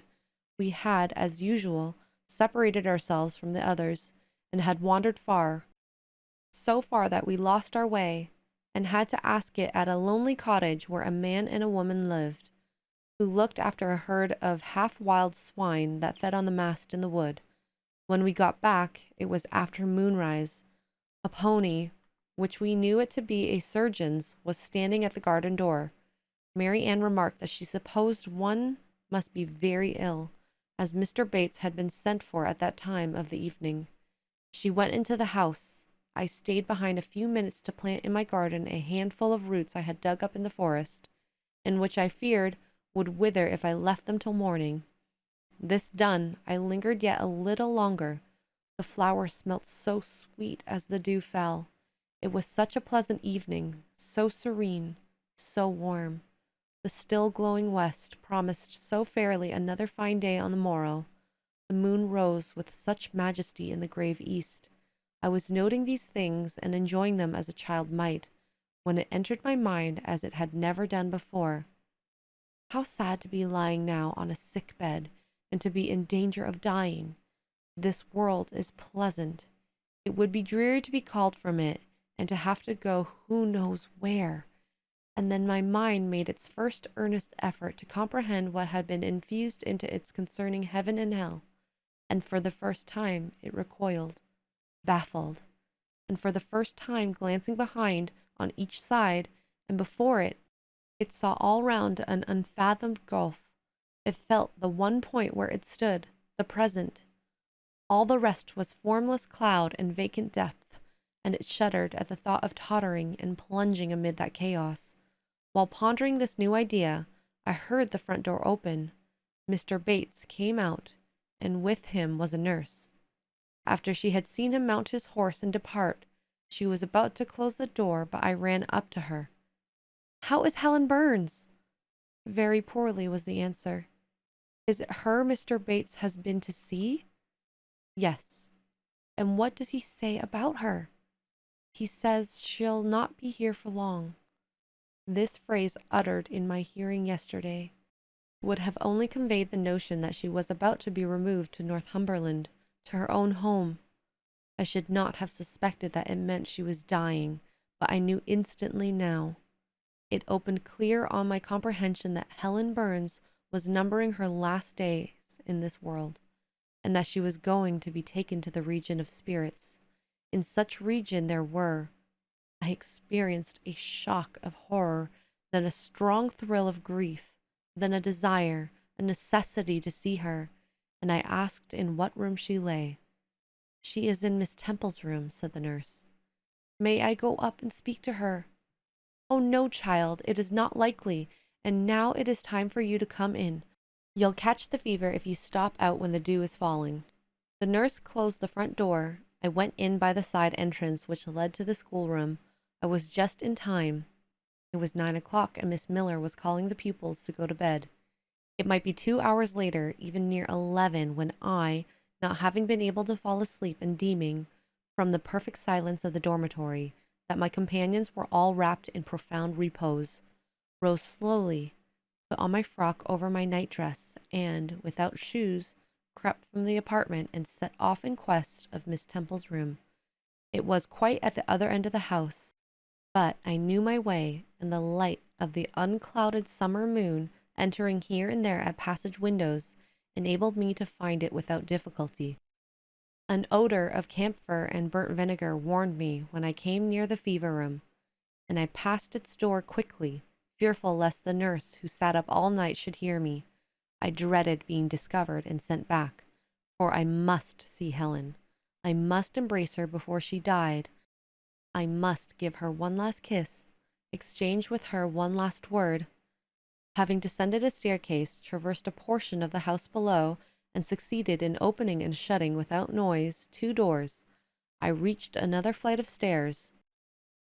These I mounted, and then just opposite to me was Miss Temple's room. A light shone through the keyhole, and from under the door a profound stillness pervaded the vicinity. Coming near, I found the door slightly ajar, probably to admit some fresh air into the close abode of sickness. Indisposed to hesitate, and full of impatient impulses, soul and senses quivering with keen throes, I put it back and looked in. My eye sought Helen, and feared to find death. Close by Miss Temple's bed, and half covered with its white curtain, there stood a little crib. I saw the outline of a form under the clothes, but the face was hid by the hangings. The nurse I had spoken to in the garden sat in an easy chair asleep. An unsnuffed candle burnt dimly at the table. Miss Temple was not to be seen. I knew afterwards that she had been called to a delirious patient in the fever room. I advanced, then paused by the crib side. My hand was on the curtain, but I preferred speaking before I withdrew it. I still recoiled at the dread of seeing a corpse. "Helen," I whispered softly, "are you awake?" She stirred herself, put back the curtain, and I saw her face, pale, wasted, but quite composed. She looked so little changed that my fear was instantly dissipated. "Can it be you, Jane?" she asked in her own gentle voice. "Oh," I thought, "she is not going to die. They are mistaken." She could not speak, and looked so calmly if she were. I got onto her crib and kissed her. Her forehead was cold, and her cheek both cold and thin, and so were her hands and wrist, but she smiled as of old. "Why are you come here, Jane?" "It is past 11 o'clock. I heard it strike some minutes since." "I came to see you, Helen. I heard you were very ill, and I could not sleep till I had spoken to you." "You came to bid me good-bye, then?" "You are just in time, probably." "Are you going somewhere, Helen? Are you going home?" "Yes, to my long home, my last home." "No, no, Helen!" I stopped, distressed. While I tried to devour my tears, my fit of coughing seizing Helen, it did not, however, wake the nurse. When it was over, she lay some minutes exhausted. Then she whispered, "Jane, your little feet are bare. Lie down and cover yourself with my quilt." I did so. She put her arm over me, and I nestled close to her. After a long silence, she resumed, still whispering, "I am very happy, Jane, and when you hear that I am dead, You must be sure and not grieve. There is nothing to grieve about. We all must die one day, and the illness which is removing me is not painful. It is gentle and gradual. My mind is at rest. I leave no one to regret me much. I have only a father, and he is lately married and will not miss me. By dying young, I shall escape great suffering. I had not qualities or talents to make my way very well in the world. I should have been continually at fault. But where are you going to, Helen? Can you see? Do you know? I believe, I have faith. I am going to God. Where is God? What is God? My maker and yours, who will never destroy what he created. I rely implicitly on his power and confide wholly in his goodness. I count the hours till that eventful one arrives, which shall restore me to him and reveal him to me. You are sure then, Helen, that there is such a place as heaven and that our souls can get to it when we die? I am sure there is a future state. I believe God is good. I can resign my immortal part to him without any misgivings. God is my Father. God is my friend. I love him. I believe he loves me. And shall I see you again, Helen, when I die? You will come to the same region of happiness, be received by the same mighty, universal parent, no doubt, dear Jane. Again I questioned, but this time only in thought. Where is that region? Does it exist? And I clasped my arms closer round Helen. She seemed dearer to me than ever. I felt as if I could not let her go. I lay with my face hidden on her neck. Presently she said in the sweetest tone, "How comfortable I am. That last fit of cough has tired me a little. I feel as if I could sleep. But don't leave me, Jane. I like to have you near me. I'll stay with you, dear Helen. No one shall take me away. Are you warm, darling?" "Yes." "Good night, Jane." "Good night, Helen." She kissed me and I her, and we both soon slumbered. When I awoke it was day. An unusual movement roused me. I looked up. I was in someone's arms. The nurse held me. She was carrying me through the passage back to the dormitory. I was not reprimanded for leaving my bed. People had something else to think about. No explanation was afforded then to my many questions. But a day or two afterwards, I learned that Miss Temple, on returning to her own room at dawn, had found me laid in the little crib, my face against Helen Burns's shoulders, my arms round her neck. I was asleep, and Helen was dead. Her grave is in Brocklebridge churchyard. For 15 years after her death, it was only covered by a grassy mound, but now a grey marble tablet marks the spot, inscribed with her name and the word Resurgam. Chapter 10. Hitherto I have recorded in detail the events of my insignificant existence. To the first 10 years of my life I have given almost as many chapters, but this is not to be a regular autobiography. I am only bound to invoke memory where I know her responses will possess some degree of interest. Therefore I now pass a space of 8 years almost in silence. A few lines only are necessary to keep up the links of connection. When the typhus fever had fulfilled its mission of devastation at Lowood, it gradually disappeared from thence, but not till its virulence and the number of its victims had drawn public attention on the school. Inquiry was made into the origin of the scourge, and by degrees various facts came out which excited public indignation in a high degree. The unhealthy nature of the site, the quantity and quality of the children's food, the brackish, fetid water used in its preparation, the pupils' wretched clothing and accommodations, all these things were discovered, and the discovery produced the result mortifying to Mr. Brocklehurst, but beneficial to the institution. Several wealthy and benevolent individuals in the county subscribed largely for the erection of a more convenient building in a better situation. New regulations were made, improvements in diet and clothing introduced. The funds of the school were entrusted to the management of a committee. Mr. Brocklehurst, who, from his wealth and family connections, could not be overlooked, still retained the post of treasurer, but he was aided in the discharge of his duties by gentlemen of rather more enlarged and sympathizing minds. His office of inspector, too, was shared by those who knew how to combine reason with strictness, comfort with economy, compassion with uprightness. The school, thus improved, became in time a truly useful and noble institution. I remained an inmate of its walls. After its regeneration for 8 years, 6 as pupil and 2 as teacher, and in both capacities I bear my testimony to its value and importance. During these 8 years of my life was uniform, but not unhappy, because it was not inactive. I had the means of an excellent education placed within my reach, a fondness for some of my studies, and a desire to excel in all, together with a great delight in pleasing my teachers, especially such as I loved, urged me on. I availed myself fully of the advantages offered me. In time, I rose to be the first girl of the first class. Then I was invested with the office of teacher, which I discharged with zeal for 2 years. But at the end of that time I altered. Miss Temple, through all changes, had thus far continued superintendent of the seminary. To her instruction I owed the best part of my acquirements.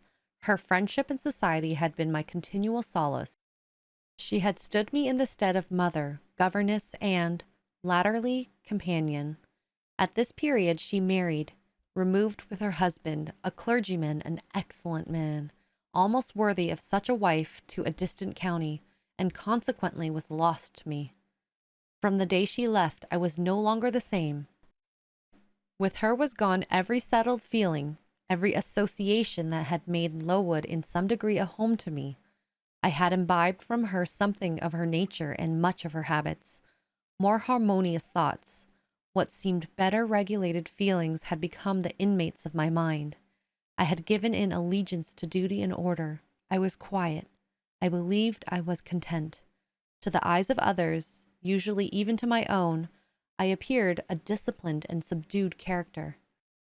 But destiny, in the shape of the Reverend Mr. Nasmyth, came between me and Miss Temple. I saw her in her traveling dress step into a post-chaise shortly after the marriage ceremony. I watched the chaise mount the hill and disappear beyond its brow, and then retired to my own room, and there spent in solitude the greatest part of the half-holiday granted in honor of the occasion. I walked about the chamber most of the time. I imagined myself only to be regretting my loss and thinking how to repair it. But when my reflections were concluded, and I looked up and found that the afternoon was gone and evening far advanced, another discovery dawned on me, namely, that in the interval I had undergone a transforming process, that my mind had put off all it had borrowed of Miss Temple, or rather that she had taken with her the serene atmosphere I had been breathing in her vicinity, and now that I was left in my natural element and beginning to feel the stirring of old emotions, it did not seem as if a prop were withdrawn, but rather as if a motive were gone. It was not the power to be tranquil which had failed me, but the reason for tranquillity was no more. My world had for some years been in Lowood. My experience had been of its rules and systems.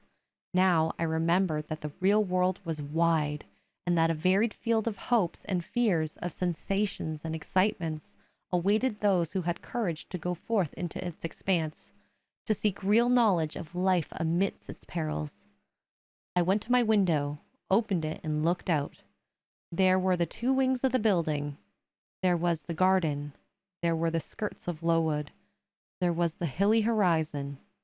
My eye passed all other objects to rest on those most remote, the blue peaks. It was those I longed to surmount. All within their boundary of rock and heath seemed prison ground, exile limits. I traced the white road, winding round the base of one mountain and vanishing in a gorge between 2. How I longed to follow it further. I recalled the time when I had traveled that very road in a coach. I remembered descending that hill at twilight. An age seemed to have elapsed since the day which brought me first to Lowood, and I had never quitted it since. My vacations had all been spent at school. Mrs. Reed had never sent for me to Gateshead. Neither she nor any of her family had ever been to visit me. I had had no communication by letter or message with the outer world. School rules, school duties, school habits and notions, and voices and faces and phrases and costumes and preferences and antipathies. Such was what I knew of existence. And now I felt that it was not enough. I tired of the routine of 8 years in one afternoon. I desired liberty. For liberty I gasped. For liberty I uttered a prayer. It seemed scattered on the wind, then faintly blowing. I abandoned it and framed a humbler supplication for change, stimulus. That petition, too, seemed swept off into vague space. Then, I cried, half desperate, grant me at least a new servitude.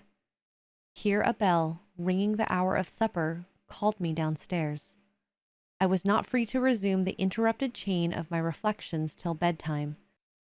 Even then a teacher who occupied the same room with me kept me from the subject of which I longed to recur by a prolonged effusion of small talk.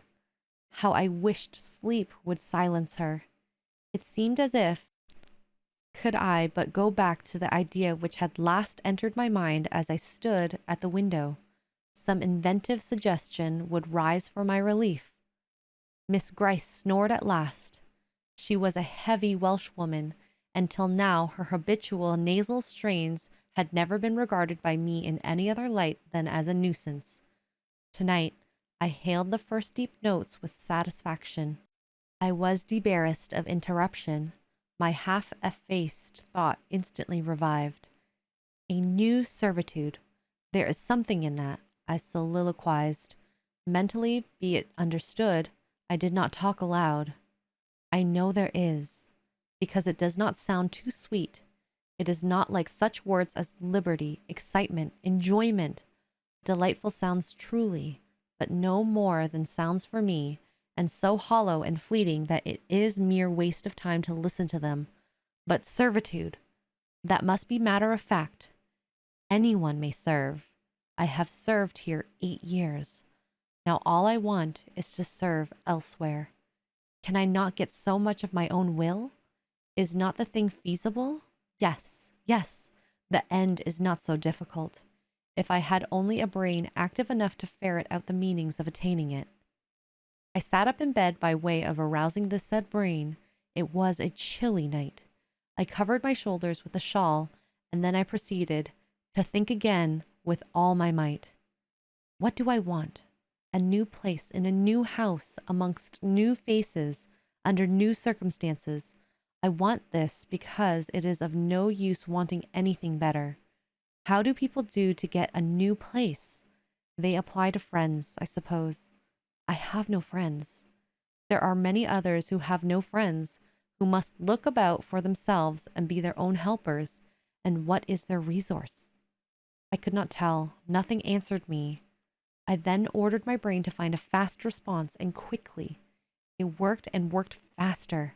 I felt the pulses throb in my head and temples, but for nearly an hour it worked in chaos, and no result came from its efforts. Feverish with vain labor, I got up and took a turn in the room, undrew the curtain, noted a star or two, shivered with cold, and again crept to bed. A kind fairy in my absence had surely dropped the required suggestion on my pillow, for as I lay down, it came quietly and naturally to my mind. Those who want situations advertise. You must advertise in the Shire Herald. How? I know nothing about advertising. Replies rose smooth and prompt now. You must enclose the advertisement and the money to pay for it under a cover directed to the editor of the Herald. You must put it, the first opportunity you have, into the post at Loughton. Answers must be addressed to J.E. At the post office there. You can go and inquire in about a week after you send your letter, if any are come, and act accordingly. This scheme I went over twice, thrice. It was then digested in my mind. I had it in a clear, practical form. I felt satisfied and fell asleep. With earliest day I was up. I had my advertisement written, enclosed, and directed before the bell rang to rouse the school. It ran thus: a young lady accustomed to tuition is desirous of meeting with a situation in a private family where the children are under 14. She is qualified to teach the usual branches of good English education, together with French, drawing, and music. Address J.E. Post Office, Loughton, Shire. This document remained locked in my drawer all day. After tea, I asked leave of the new superintendent to go to Loughton in order to perform some small commissions for myself and one or two of my fellow teachers. Permission was readily granted. I went. It was a walk of 2 miles, and the evening was wet, but the days were still long. I visited a shop or two, slipped the letter into the post office, and came back through heavy rain with streaming garments, but with a relieved heart. The succeeding week seemed long. It came to an end at last. However, like all sublunary things, and once more, towards the close of a pleasant autumn day, I found myself afoot on the road to Loughton. A picturesque track it was, by the way, lying along the side of the beck and through the sweetest curves of the dale, but that day I thought more of the letters that might or might not be awaiting me at the little burg whither I was bound, than of the charms of lea and water. My ostensible errand on this occasion was to get measured for a pair of shoes, so I discharged that business first, and when it was done, I stepped across the clean and quiet little street from the shoemaker's to the post office. It was kept by an old dame, who wore horn spectacles on her nose and black mittens on her hands. "Are there any letters for J.E.?" I asked. She peered at me over her spectacles, and then she opened a drawer and fumbled among its contents for a long time, so long that my hopes began to falter. At last, having held a document before her eyes for nearly 5 minutes, she presented it across the counter, accompanying the act by another inquisitive and mistrustful glance. It was for J.E. "Is there only one?" I demanded. "There are no more," said she, and I put it in my pocket and turned my face homeward. I could not open it then. Rules obliged me to be back by 8, and it was already 7:30. Various duties awaited me on my arrival. I had to sit with the girls during their hour of study. Then it was my turn to read prayers, to see them to bed. Afterwards, I supped with the other teachers. Even when we finally retired for the night, the inevitable Miss Gryce was still my companion. We had only a short end of candle in our candlestick, and I dreaded lest she should talk till it was all burnt out. Fortunately, however, the heavy supper she had eaten produced a soporific effect. She was already snoring before I had finished undressing. There still remained an inch of candle. I now took out my letter. The seal was an initial F. I broke it, and the contents were brief. "If J.E., who advertised in the Herald of last Thursday, possesses the acquirements mentioned, and if she is in a position to give satisfactory references as to character and competency, a situation can be offered to her where there is but one pupil, a little girl, under 10 years of age, and where the salary is £30 per annum. J.E. is requested to send references, name, address, and all particulars to the direction Mrs. Fairfax, Thornfield, near Malcott." I examined the document long. The writing was old-fashioned and rather uncertain, like that of an elderly lady. This circumstance was satisfactory. A private fear had haunted me, that in thus acting for myself and by my own guidance, I ran the risk of getting into some scrape, and above all things, I wished the result of my endeavors to be respectable, proper. I now felt that an elderly lady was no bad ingredient to the business I had on hand. Mrs. Fairfax. I saw her in a black gown and a widow's cap, frigid perhaps, but not uncivil, a model of elderly English respectability. Thornfield. That, doubtless, was the name of her house, a neat, orderly spot, I was sure, though I failed in my efforts to conceive a plan of the premises. Millcote. I brushed up on my recollections of the map of England. Yes, I saw it. Both the shire and the town. The shire was 70 miles nearer London than the remote country where I now resided. There was a recommendation to me. I longed to go where there was life and movement. Millcote was a large manufacturing town, a busy place enough, Doubtless, so much the better. It would be a complete change at least. Not that my fancy was much captivated by the idea of long chimneys and clouds of smoke, but, I argued, Thornfield will probably be a good way from the town. Here the socket of candle dropped and the wick went out. Next day, new steps were taken. My plans could no longer be confined to my own breast. I must impart them in order to achieve their success. Having sought and obtained an audience of the superintendent during the noontide recreation, I told her I had a prospect of getting a new situation where the salary would be double what I now received, for at Lowood I only got £15 per annum, and requested she would break the matter for me to Mr. Brocklehurst, or some of the committee, and ascertain whether they would permit me to mention them as references. She obligingly consented to act as mediatrix in the matter. The next day she laid the affair before Mr. Brocklehurst, who said that Mrs. Reed must be written to, as she was my natural guardian. A note was accordingly addressed to that lady, who returned for answer that I might do as I pleased. She had long relinquished all interference in my affairs. This note went the round of the committee, and at last, after what appeared to me most tedious delay, formal leave was given me to better my condition if I could, and an assurance added that as I had always conducted myself well, both as teacher and pupil, at Lowood, a testimonial of character and capacity, signed by the inspectors of that institution, should forthwith be furnished me. This testimonial I accordingly received in about a month, forwarded a copy of it to Mrs. Fairfax, and got that lady's reply, stating that she was satisfied, and fixing that day fortnight as the period for my assuming the post of governess in her house.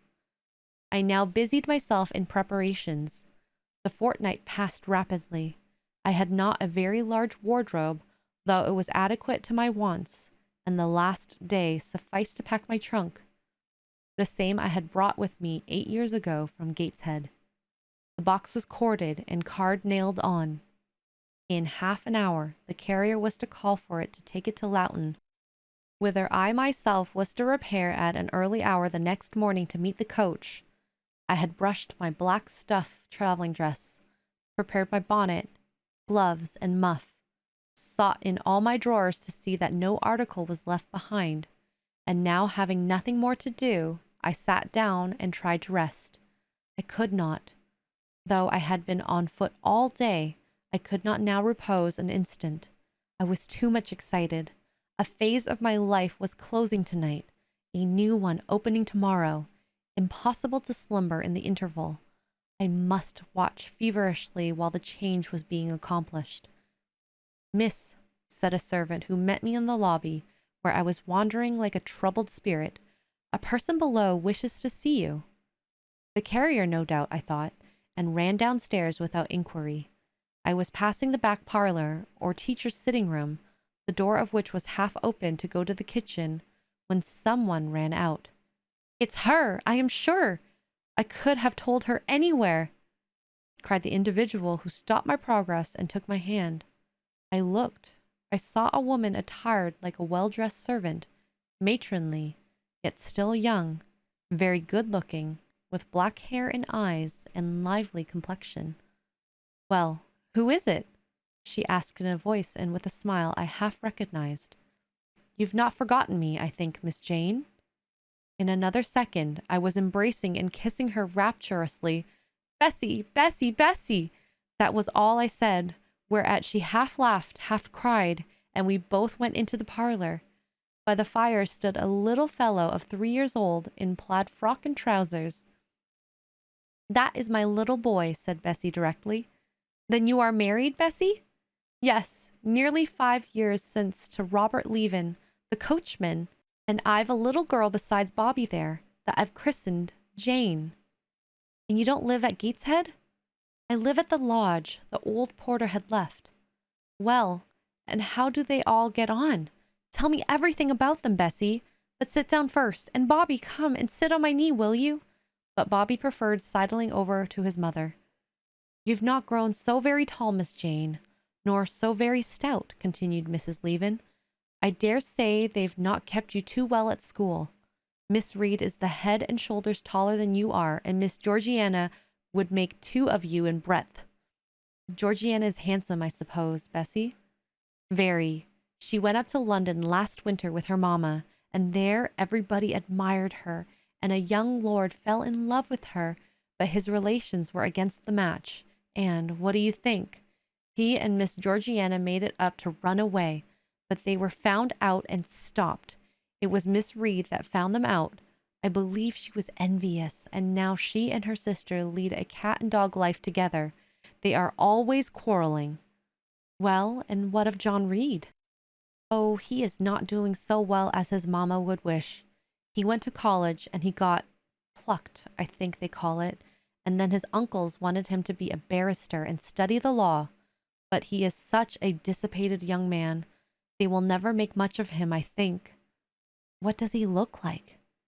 He is very tall. Some people call him a fine-looking young man, but he has such thick lips. And Mrs. Reed? Mrs. looks stout and well enough in the face, but I think she's not quite easy in her mind. Mr. John's conduct does not please her. He spends a deal of money. Did she send you here, Bessie? No, indeed. But I have long wanted to see you, and when I heard that there had been a letter from you, and that you were going to another part of the country, I thought I'd just set off and get a look at you before you were quite out of my reach. I am afraid you are disappointed in me, Bessie.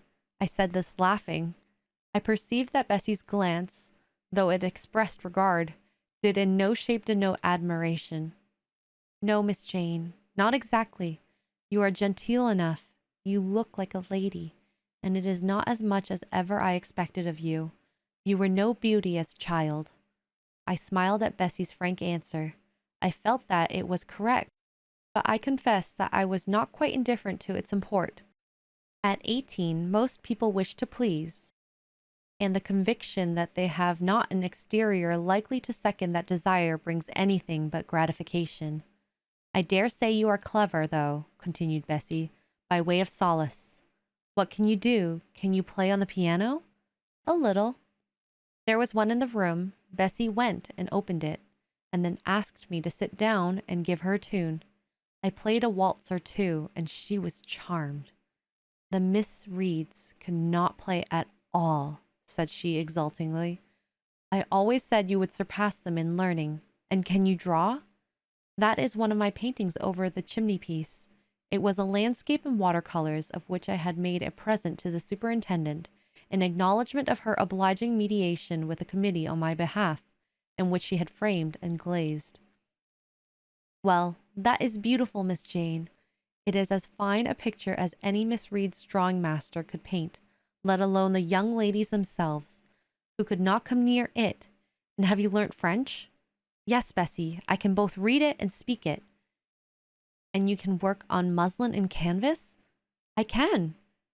Oh, you are quite a lady, Miss Jane. I knew you would be. You will get on whether your relations notice you or not. There was something I wanted to ask you. Have you ever heard anything from your father's kinsfolk, the Eyres? Never in my life. Well, you know, Mrs. always said they were poor and quite despicable. And they may be poor, but I believe they are as much gentry as the Reeds are. For one day, nearly 7 years ago, a Mr. Eyre came to Gateshead and wanted to see you. Mrs. said you were at school 50 miles off. He seemed so much disappointed, for he could not stay. He was going on a voyage to a foreign country, and the ship was to sail from London in a day or two. He looked quite a gentleman, and I believe he was your father's brother. What foreign country was he going to, Bessie? An island thousands of miles off where they make wine. The butler did tell me. Madeira? I suggested. Yes, that was it. That is the very word. So he went? Yes, he did not stay many minutes in the house. Mrs. was very high with him. She called him afterwards a sneaking tradesman. My Robert believes he was a wine merchant. Very likely, I returned, or perhaps a clerk or agent to a wine merchant. Bessie and I conversed about old times an hour longer, and then she was obliged to leave. I saw her again for a few minutes the next morning at Loughton. while I was waiting for the coach. We parted finally at the door of the Brocklehurst Arms there. Each went her separate way. She set off for the brow of Lowood Fell to meet the conveyance which was to take her back to Gateshead. I mounted the vehicle which was to bear me to new duties and a new life in the unknown environs of Millcote. Chapter 11. A new chapter in a novel is something like a new scene in a play. And when I draw up the curtain this time, reader, you must fancy you see a room in the George Inn at Millcote, with such large figured papering on the walls as inn-rooms have, such a carpet, such furniture, such ornaments on the mantelpiece, such prints, including a portrait of George III and another of the Prince of Wales, and a representation of the death of Wolfe. All this is visible to you by the light of an oil lamp hanging from the ceiling, and by that of an excellent fire, near which I sit in my cloak and bonnet. My muff and an umbrella lie at the table, and I am warming away the numbness and chill contracted by 16 hours' exposure to the rawness of an October day. I left Loughton at 4:00 a.m., and the Millcote town clock is now striking 8. Reader, though I look comfortably accommodated, I am not very tranquil in mind. I thought when the coach stopped here that there would be someone to meet me. I looked anxiously round as I descended the wooden steps the boots placed for my convenience, expecting to hear my name pronounced, and to see some description of carriage waiting to convey me to Thornfield. Nothing of the sort was visible, and when I asked a waiter if anyone had been to inquire after a Miss Eyre, I was answered in the negative. So I had no resource but to request to be shown into a private room, and here I am waiting, while all sorts of doubts and fears are troubling my thoughts. It is a very strange sensation to inexperienced youth to feel itself quite alone in the world, cut adrift from every connection, uncertain whether the port to which it is bound can be reached, and prevented by many impediments from returning to that it has quitted. The charm of adventures sweetens that sensation, the glow of pride warms it, and then the throb of fear disturbs it, and fear with me became predominant when half an hour elapsed, and still I was alone. I bethought myself to ring the bell. "Is there a place in this neighborhood called Thornfield?" I asked the waiter who answered the summons. "Thornfield? I don't know, ma'am. I'll inquire at the bar." He vanished, but reappeared instantly. "Is your name Eyre, miss?" "Yes." "Person here waiting for you." I jumped up, took my muff and umbrella, and hastened into the inn passage. A man was standing by the open door, and in the lamplit street I dimly saw a one-horse conveyance. "This will be your luggage, I suppose?" said the man rather abruptly when he saw me, pointing to my trunk in the passage. "Yes." He hoisted it up on the vehicle, which was a sort of car, and then I got in. Before he shut me up, I asked him how far it was to Thornfield. "A matter of 6 miles." "How long shall we be before we get there?" "Happen an hour and a half." He fastened the car door, climbed to his own seat outside, and we set off. Our progress was leisurely, and gave me ample time to reflect. I was content to be at length so near the end of my journey, and as I leaned back in the comfortable though not elegant conveyance, I meditated much at my ease. I suppose, thought I, judging from the plainness of the servant and carriage, Mrs. Fairfax is not a very dashing person. So much the better. I never lived amongst fine people but once, and I was very miserable with them. I wonder if she lives alone, except this little girl. If so, and if she is any degree amiable, I shall surely be able to get on with her. I will do my best. It is a pity that doing one's best does not always answer. At Lowood, indeed, I took that resolution, kept it, and succeeded in pleasing. But with Mrs. Reed, I remember my best was always spurned with scorn. I pray God Mrs. Fairfax may not turn out a second Mrs. Reed, but if she does, I am not bound to stay with her. Let the worst come to the worst. I can advertise again. How far are we on the road now, I wonder? I let down the window and looked out. Millcote was behind us. Judging by the number of its lights, it seemed a place of considerable magnitude, much larger than Loughton. We were now, as far as I could see, on a sort of common, but there were houses scattered all over the district. I felt we were in a different region to Lowood, more populous, less picturesque, more stirring, less romantic. The roads were heavy, the night misty. My conductor let his horse walk all the way, and the hour and a half extended, I verily believe, to 2 hours. At last he turned to his seat and said, "You're not so far from Thornfield now." Again I looked out. We were passing a church. I saw its low, broad tower against the sky, and its bell was tolling a quarter. I saw a narrow galaxy of lights, too, on a hillside, marking a village or hamlet. About 10 minutes after, the driver got down and opened a pair of gates. We passed through, and they clashed behind us. We now slowly ascended a drive and came upon the long front of a house. Candlelight gleamed from one curtained bow window. All the rest were dark. The car stopped at the front door. It was opened by a maidservant. I alighted and went in. "Will you walk this way, ma'am?" said the girl, and I followed her across a square hall with high doors all round. She ushered me into a room whose double illumination of fire and candle at first dazzled me, contrasting as it did with the darkness to which my eyes had been for 2 hours inured. When I could see, however, a cozy and agreeable picture presented itself to my view. A snug small room, a round table by a cheerful fire, an armchair high, backed and old-fashioned, wherein sat the neatest imaginable little elderly lady, in widow's cap, black silk gown, and snowy muslin apron, exactly like what I had fancied Mrs. Fairfax, only less stately and milder looking. She was occupied in knitting. A large cat sat demurely at her feet. Nothing, in short, was wanting to complete the beau ideal of domestic comfort. A more reassuring introduction from a new governess would scarcely be conceived. There was no grandeur to overwhelm, no stateliness to embarrass, and then, as I entered, the old lady got up and promptly and kindly came forward to meet me. "How do you do, my dear? I am afraid you have had a tedious ride. John drives so slowly. You must be cold. Come to the fire." "Mrs. Fairfax, I suppose," said I. "Yes, you are right. Do sit down." She conducted me to her own chair, and then began to remove my shawl and untie my bonnet strings. I begged she would not give herself so much trouble. "Oh, it is no trouble. I dare say your own hands are almost numb from cold. Leah, make a hot negus and cut a sandwich or two. Here are the keys to the storeroom." And she produced from her pocket a most housewifely bunch of keys and delivered them to the servant. "Now then, draw nearer to the fire," she continued.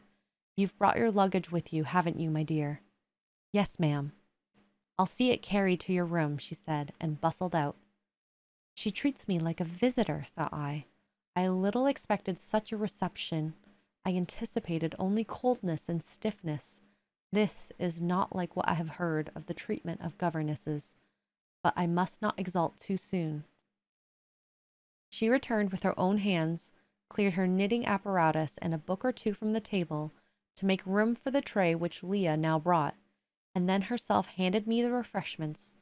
I felt rather confused at being the object of more attention than I had ever received, and that too shown by my employer and superior. But as she did not herself seem to consider she was doing anything out of her place, I thought it better to take her civilities quietly. "Shall I have the pleasure of seeing Miss Fairfax tonight?" I asked, when I had partaken of what she offered me. "What did you say, my dear? I am a little deaf," returned the good lady, approaching her ear to my mouth. I repeated the question more distinctly. "Miss Fairfax." "Oh, you mean Miss Varens. Varens is the name of your future pupil." "Indeed? Then she is not your daughter?" "No, I have no family." I should have followed up my first inquiry by asking in what way Miss Varens was connected with her, but I recollected that was not polite to ask too many questions. Besides, I was sure to hear in time. "I am so glad," she continued as she sat down opposite to me and took the cat on her knee. "I am so glad you are come. It will be quite pleasant living here now with a companion. To be sure it is pleasant at any time, for Thornfield is a fine old hall, rather neglected of late years perhaps, but still it is a respectable place. Yet you know in winter time one feels dreary quite alone in the best quarters. I say alone. Leah is a nice girl to be sure, and John and his wife are very decent people, but then you see they are only servants, and one can't converse with them on terms of equality. One must keep them at due distance, for fear of losing one's authorities. I'm sure last winter it was not a very severe one if you recollect, and when it did not snow, it rained and blew. Not a creature but the butcher and postman came to the house from November till February, and I really got quite melancholy with sitting night after night alone. I had Leah in to read to me sometimes, but I don't think the poor girl liked the task much. She felt it confining. In spring and summer, one got on better. Sunshine and long days make such a difference. And then, just at the commencement of this autumn, little Adela Varens came and her nurse. A child makes a house alive all at once, and now you are here, I shall quite be gay. My heart really warmed to the worthy lady as I heard her talk, and I drew my chair a little nearer to her and expressed my sincere wish that she might find my company as agreeable as she anticipated. But I will not keep you sitting up late tonight, said she. It is on the stroke of 12 now, and you have been traveling all day. You must feel tired. If you have got your feet well warmed, I'll show you your bedroom. I've had the room next to mine prepared for you. It is only a small apartment, but I thought you would like it better than one of the large front chambers, to be sure. They have finer furniture, but they are so dreary and solitary. I never sleep in them myself. I thanked her for her considerate choice, and as I felt really tired after my long journey, expressed my readiness to retire. She took her candle, and I followed her from the room. First, she went to see if the hall door was fastened.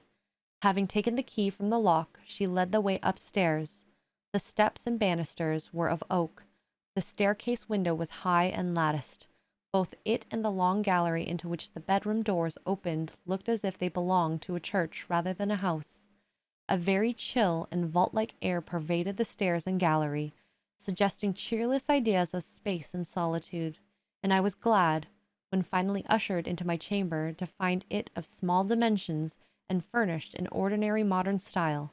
When Mrs. Fairfax had bidden me good night, and I had fastened my door, gazed leisurely round, and in some measure effaced the eerie impression made by that wide hall, that dark and spacious staircase, and that long cold gallery by the livelier aspect of my little room. I remembered that, after a day of bodily fatigue and mental anxiety, I was now at last in safe haven. The impulse of gratitude swelled my heart, and I knelt down at the bedside and offered up thanks where thanks were due, not forgetting, ere I rose, to implore aid on my further path, and the power of meriting the kindness which seemed so frankly offered me before it was earned. My couch had no thorns in it that night, my solitary room no fears. At once, weary and content, I slept soon and soundly. When I awoke, it was broad daylight. The chamber looked such a bright little place to me as the sun shone in between the gay blue chintz window curtains, showing papered walls and a carpeted floor, so unlike the bare planks and stained plaster of Lowood, that my spirits rose at the view. Externals have a greater effect on the young. I thought that a fair era of life was beginning for me, one that was to have its flowers and pleasures, as well as its thorns and toils. My faculties, roused by the change of scene, the new field offered to hope, seemed all astir. I cannot precisely define what they expected, but it was something pleasant, not perhaps that day or that month, but at an indefinite future period. I rose, I dressed myself with care, obliged to be plain, for I had no article of attire that was not made with extreme simplicity. I was still by nature solicitous to be neat. It was not my habit to be disregardful of appearance or careless of the impression I made. On the contrary, I ever wished to look as well as I could and to please as much as my want of beauty would permit. I sometimes regretted that I was not handsomer. I sometimes wished to have rosy cheeks, a straight nose, and a small cherry mouth. I desired to be tall, stately, and finely developed in figure. I felt it a misfortune that I was so little, so pale, and had features so irregular and so marked. But why had I these aspirations and these regrets? It would be so difficult to say. I could not then distinctly say it to myself. Yet I had a reason, and a logical, natural reason too. However, when I had brushed my hair very smooth and put on my black frock, which, Quaker-like as it was, at least had the merit of fitting to a nicety, and adjusted my clean white tucker, I thought I should do respectably enough to appear before Mrs. Fairfax, and that my new pupil would not at least recoil from me with antipathy. Having opened my chamber window, and seen that I left all things straight and neat on the toilet table, I ventured forth. Traversing the long and matted gallery, I descended the slippery steps of oak. Then I gained the hall. I halted there a minute. I looked at some of the pictures on the walls. One, I remember, represented a grim man in a cuirass, and one a lady with powdered hair and a pearl necklace. At a bronze lamp pendant from the ceiling, at a great clock whose case was of oak curiously carved, and ebon black with time and rubbing. Everything appeared very stately and imposing to me. But then I was so little accustomed to grandeur. The hall door, which was half of glass, stood open. I stepped over the threshold. It was a fine autumn morning. The early sun shone serenely on embrowned groves and still green fields. Advancing on to the lawn, I looked up and surveyed the front of the mansion. It was 3 stories high, of proportions not vast, though considerable. A gentleman's manor house, not a nobleman's seat. Battlements round the top gave it a picturesque look. Its grey front stood out well from the background of a rookery, whose cawing tenants were now on the wing. They flew over the lawn and grounds to alight in the great meadow, from which these were separated by a sunk fence, and where an array of mighty old thorn trees, strong, knotty, and broad as oaks, at once explained the etymology of the mansion's designation.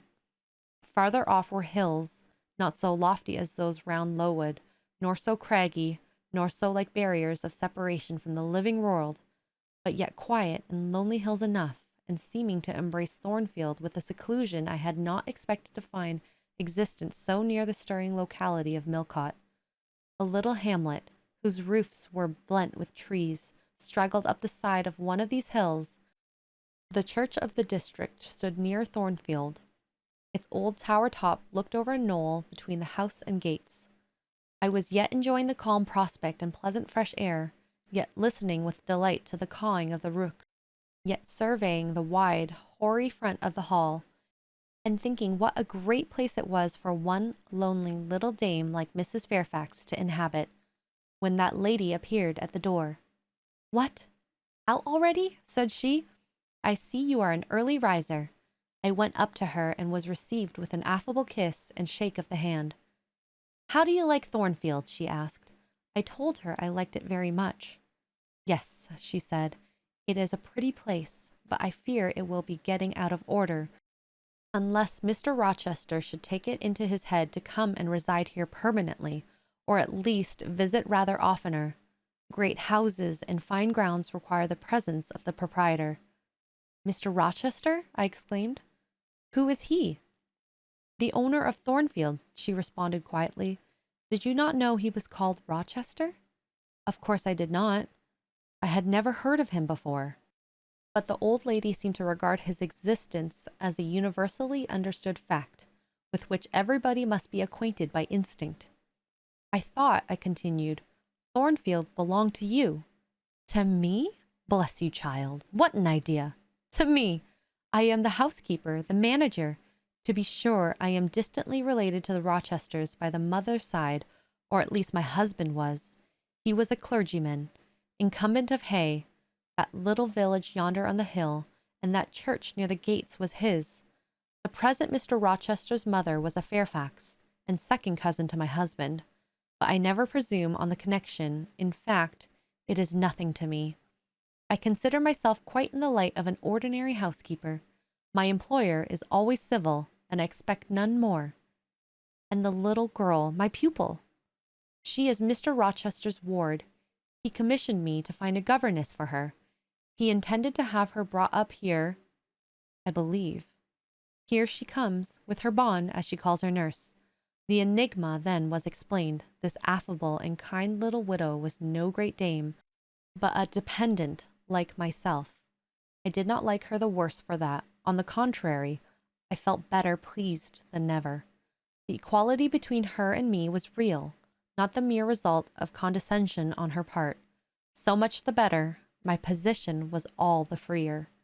As I was meditating on this discovery, a little girl, followed by her attendant, came running up the lawn. I looked at my pupil, who did not at first appear to notice me. She was quite a child, perhaps 7 or 8 years old, slightly built, with a pale, small-featured face, and a redundancy of hair falling in curls to her waist. "Good morning, Miss Adela," said Mrs. Fairfax. "Come and speak to the lady who is to teach you and to make you a clever woman some day." She approached. "C'est la ma gouvernante?" said she, pointing to me and addressing her nurse, who answered, "Mais oui, certainement." "Are they foreigners?" I inquired, amazed at hearing the French language. "The nurse is a foreigner, and Adela was born on the continent, and I believe never left it till within 6 months ago. When she first came here, she could speak no English. Now she can make shift to talk to it a little. I don't understand her. She mixes it so with French, but you will make out her meaning very well, I dare say." Fortunately, I had the advantage of being taught French by a French lady, and I had always made a point of conversing with Madame Pierrot as often as I could, and had besides, during the last 7 years, learnt a portion of French by heart daily, applying myself to take pains with my accent, and imitating as closely as possible the pronunciation of my teacher. I had acquired a certain degree of readiness and correctness in the language, and was not likely to be much at a loss with Mademoiselle Adela. She came and shook hand with me when she heard that I was her governess, and as I led her to breakfast, I addressed some phrases to her in her own tongue. She replied briefly at first, but after we were seated at the table and she had examined me some 10 minutes with her large hazel eyes, she suddenly commenced chattering fluently. "Ah," she cried in French, "you speak my language as well as Mr. Rochester does. I can talk to you as I can to him, and so can Sophie. She will be glad. Nobody here understands her. Madame Fairfax is all English. Sophie is my nurse.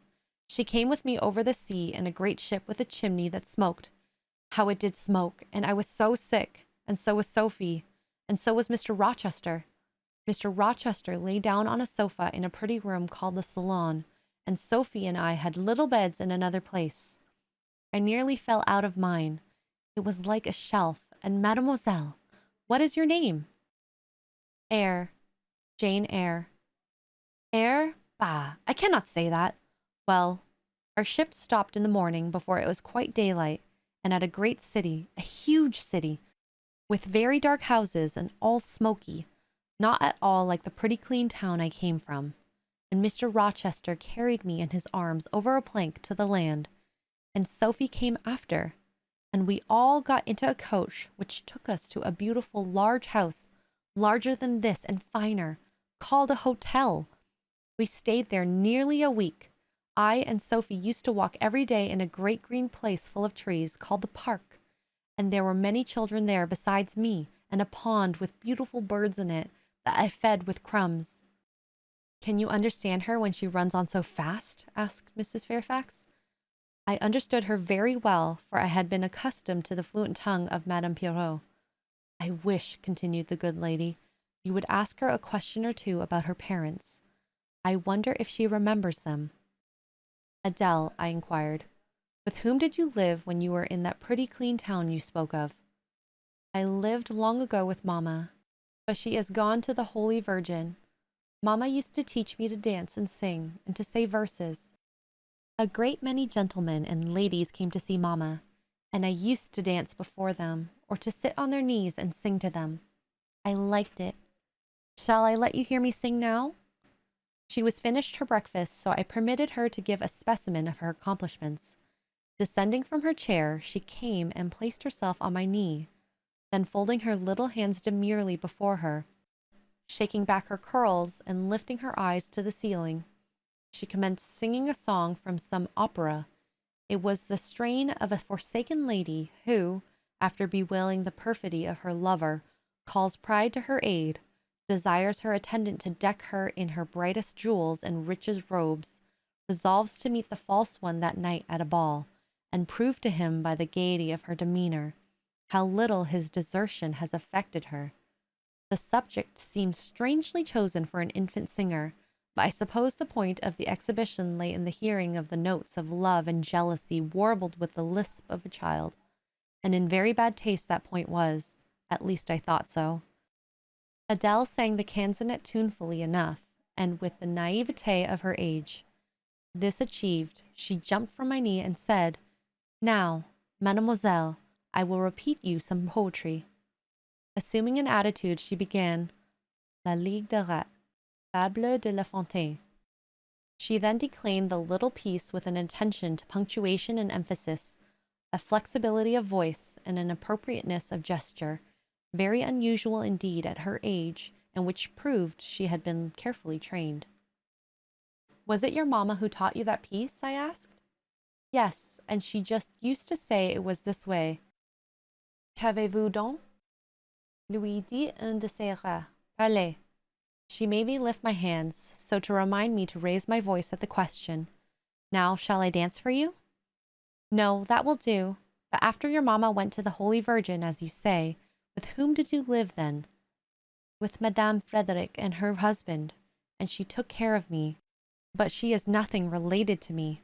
I think she is poor, for she had not so fine a house as mamma. I was not there long. Mr. Rochester asked me if I would like to go live with him in England, and I said yes, for I knew Mr. Rochester before I knew Madame Frederick, and he was always kind to me and gave me pretty dresses and toys. But you see, he has not kept his word, for he has brought me to England, and now he has gone back himself, and I never see him. After breakfast, Adele and I withdrew to the library, which room, it appears, Mr. Rochester had directed should be used as the schoolroom.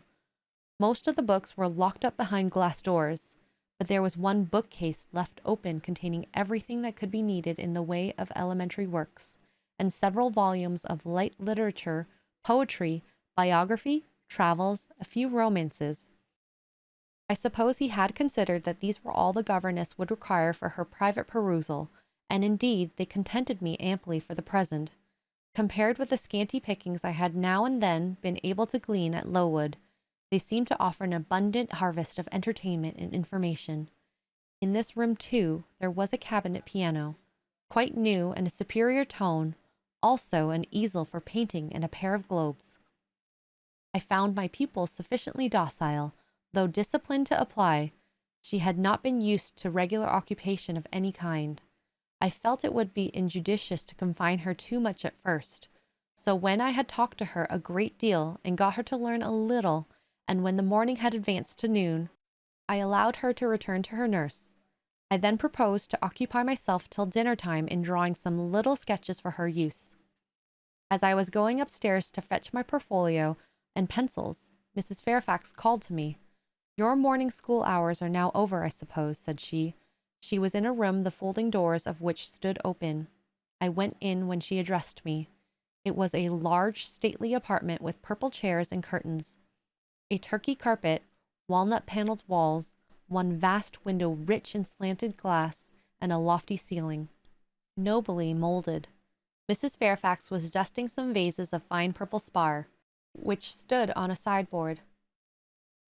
What a beautiful room, I exclaimed as I looked round, for I had never seen any half so imposing. Yes, this is the dining room.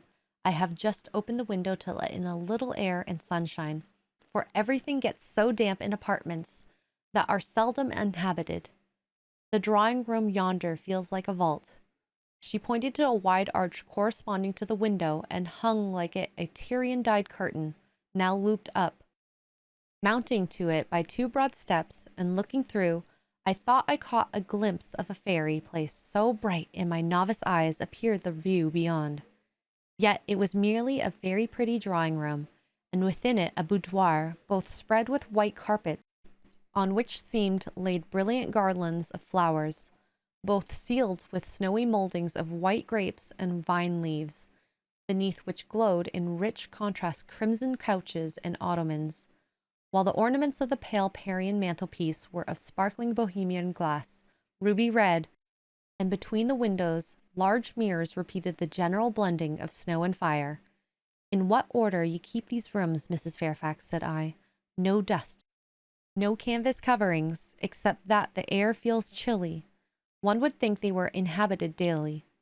"Why, Miss Eyre, though Mr. Rochester's visits here are rare, they are always sudden and unexpected."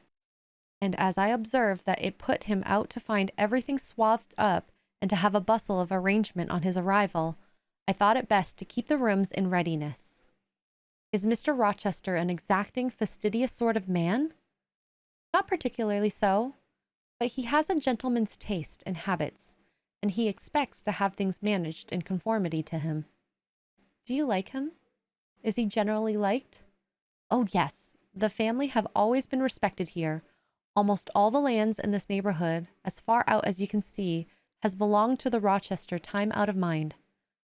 "Well, but, leaving his land out of the question, do you like him? Is he liked for himself?"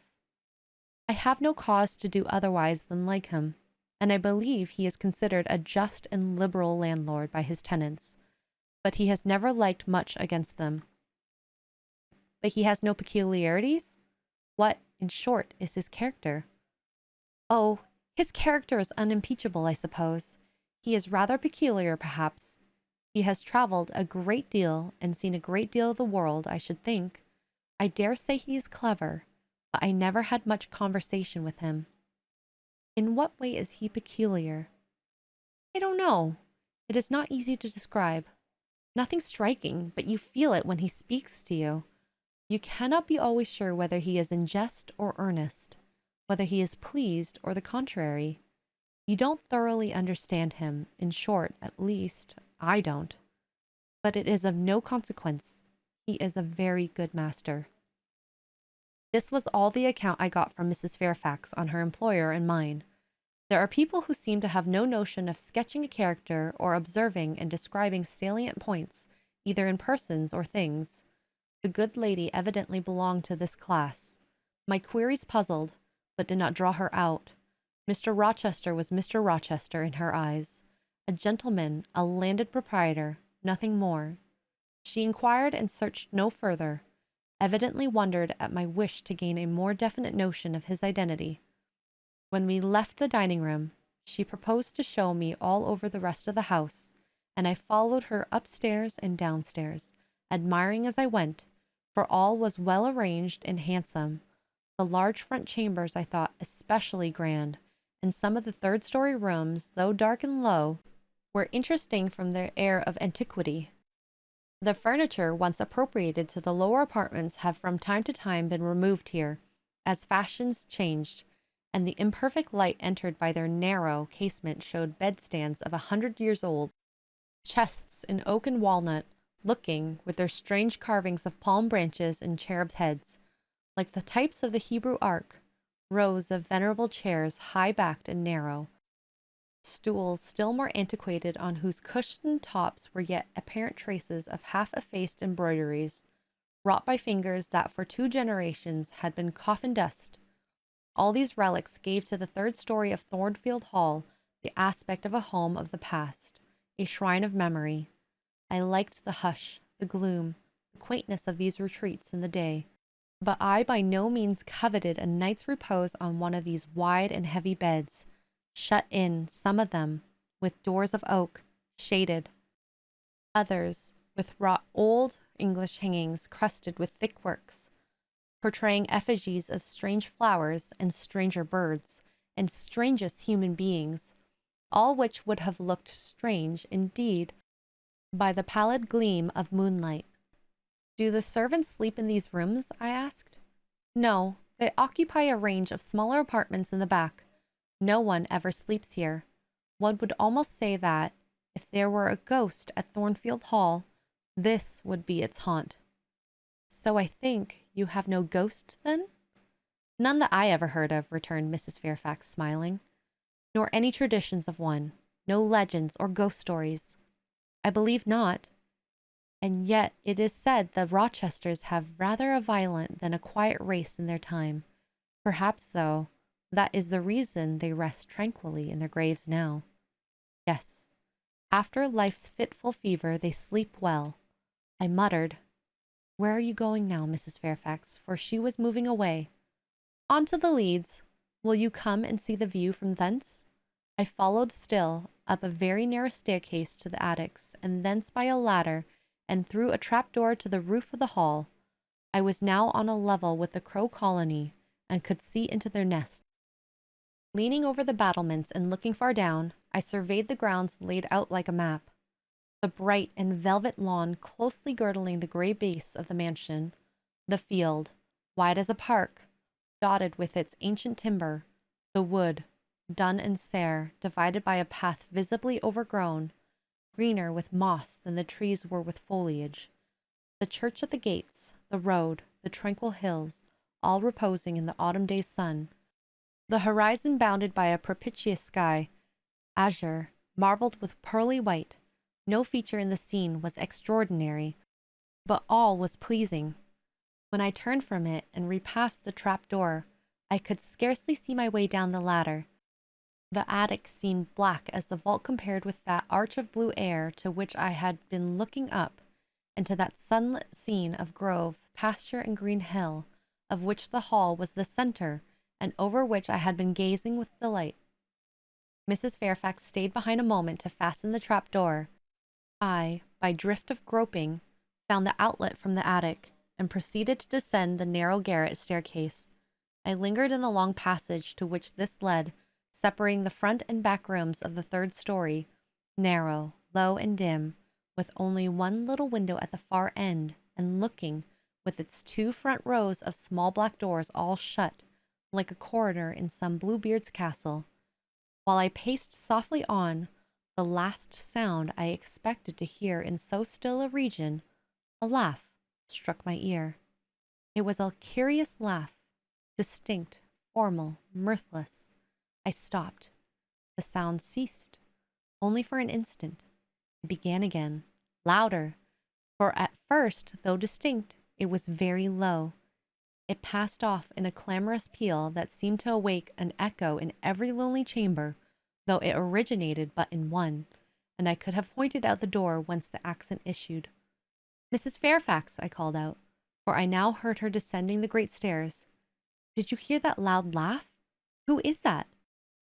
Some of the servants, very likely, she answered. Perhaps Grace Poole. Did you hear it? I again inquired. Yes, plainly. I often hear her. She sews in one of these rooms. Sometimes Leah is with her. They are frequently noisy together. The laugh was repeated in this low, syllabic tone, and terminated in an odd murmur. Grace! Exclaimed Mrs. Fairfax. I really did not expect any Grace to answer, for the laugh was as tragic, as preternatural a laugh as any I ever heard, and that it was high noon, and that no circumstance of ghostliness accompanied the curious cachinnation, but that neither scene nor season favored fear, I should have been superstitiously afraid. However, the event showed me I was a fool for entertaining a sense even of surprise. A door nearest me, and a servant came out, a woman of between 30 and 40, a set, square-made figure, red-haired, and with a hard, plain face. Any apparition less romantic or less ghostly could be scarcely conceived. Too much noise, Grace, said Mrs. Fairfax. Remember directions. Grace curtsied silently and went in.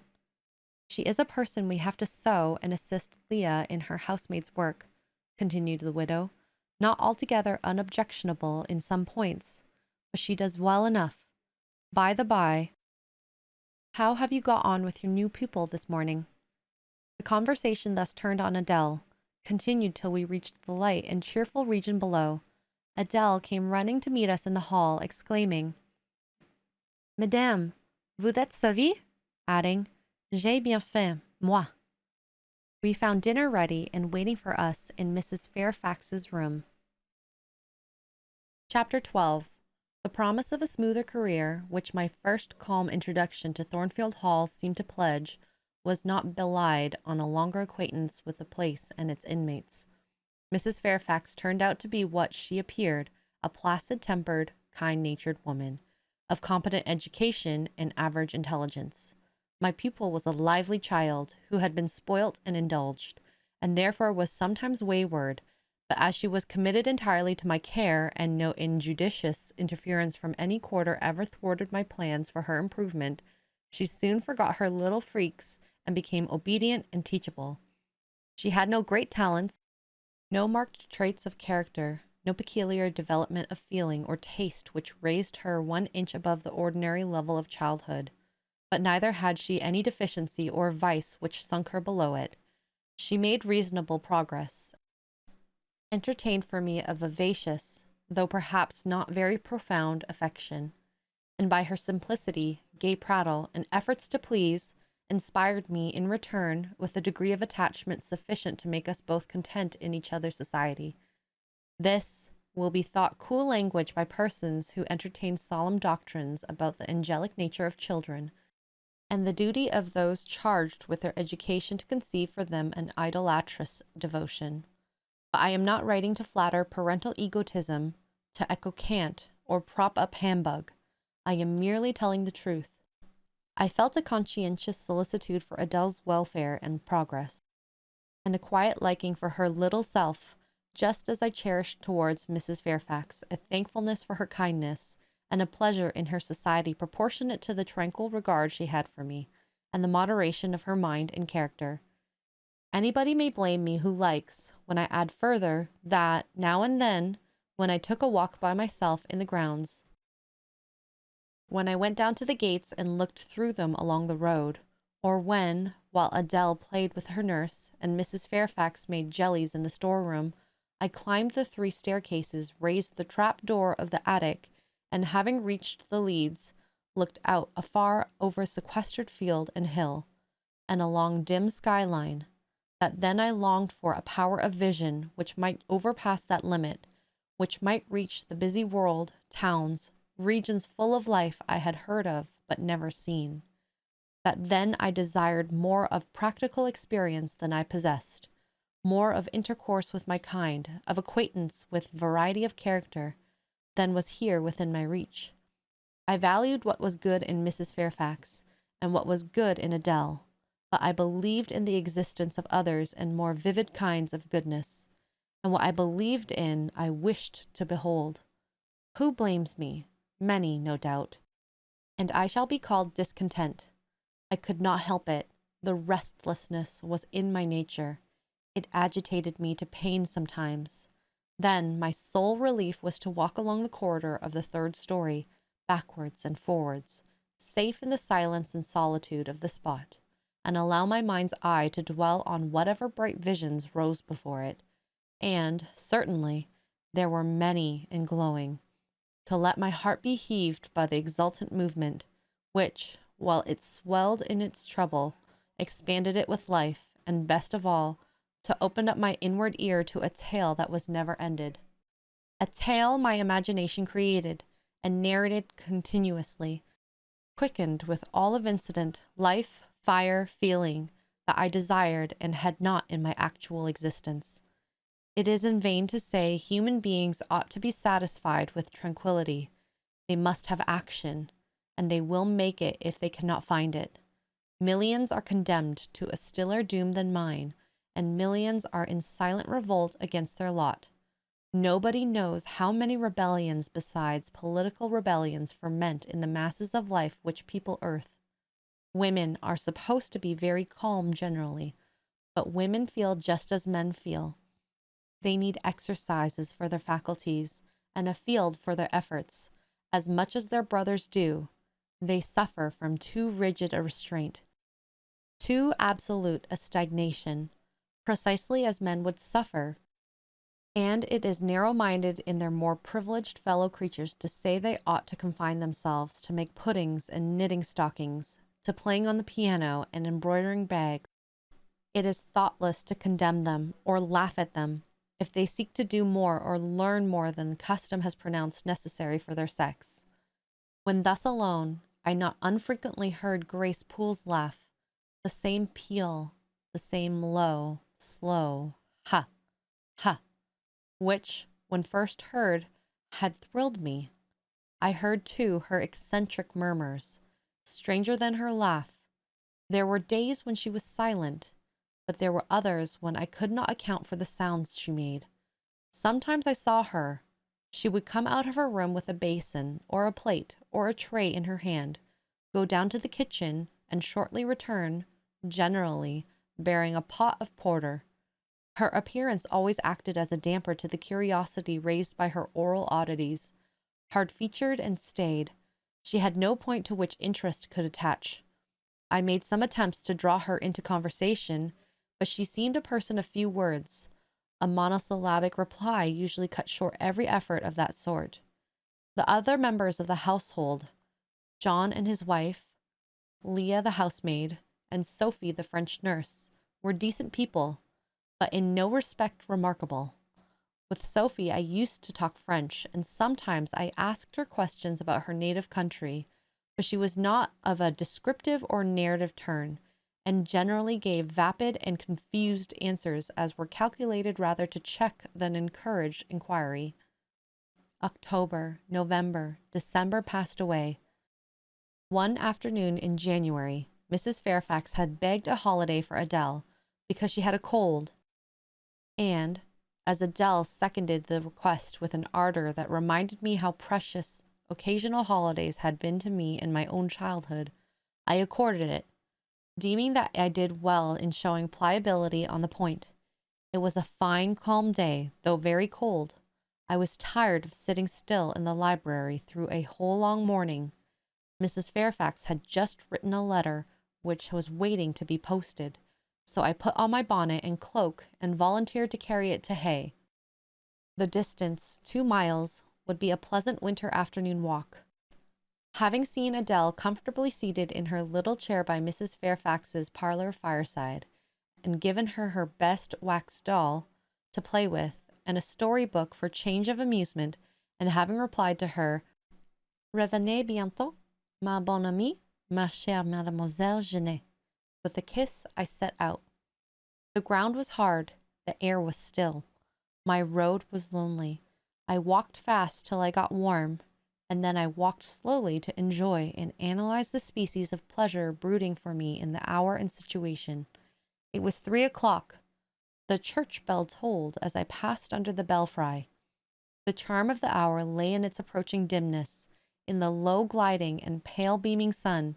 I was a mile from Thornfield, in a lane noted for wild roses in summer, for nuts and blackberries in autumn, and even now possessing a few coral treasures in hips and haws, but whose best winter delight lay in its utter solitude and leafless repose. If a breath of air stirred, it made no sound here, for there was not a holly, not an evergreen to rustle, and the stripped hawthorn and hazel bushes were as still as the white-worn stones which causewayed the middle of the path. Far and wide on each side there were only fields, where no cattle now browsed, and the little brown birds, which stirred occasionally in the hedge, looked like single russet leaves that had forgotten to drop. This lane inclined uphill all the way to Hay. Having reached the middle, I sat down on a stile which led thence into a field. Gathering my mantle about me, and sheltering my hands in my muff, I did not feel the cold, though it froze keenly, and was attested by a sheet of ice covering the causeway, where a little brooklet, now congealed, had overflowed with a rapid thaw some days since. From my seat I could look down on Thornfield. The grey and battlemented halls was the principal object in the vale below me. Its woods and dark rookery rose against the west. I lingered till the sun went down amongst the trees and sank crimson and clear behind them. I then turned eastward. On the hilltop above me sat the rising moon. pale yet as a cloud, but brightening momentarily. She looked over hay, which, half lost in trees, sent up a blue smoke from its few chimneys. It was yet a mile distant, but in absolute hush I could hear plainly its thin murmurs of life.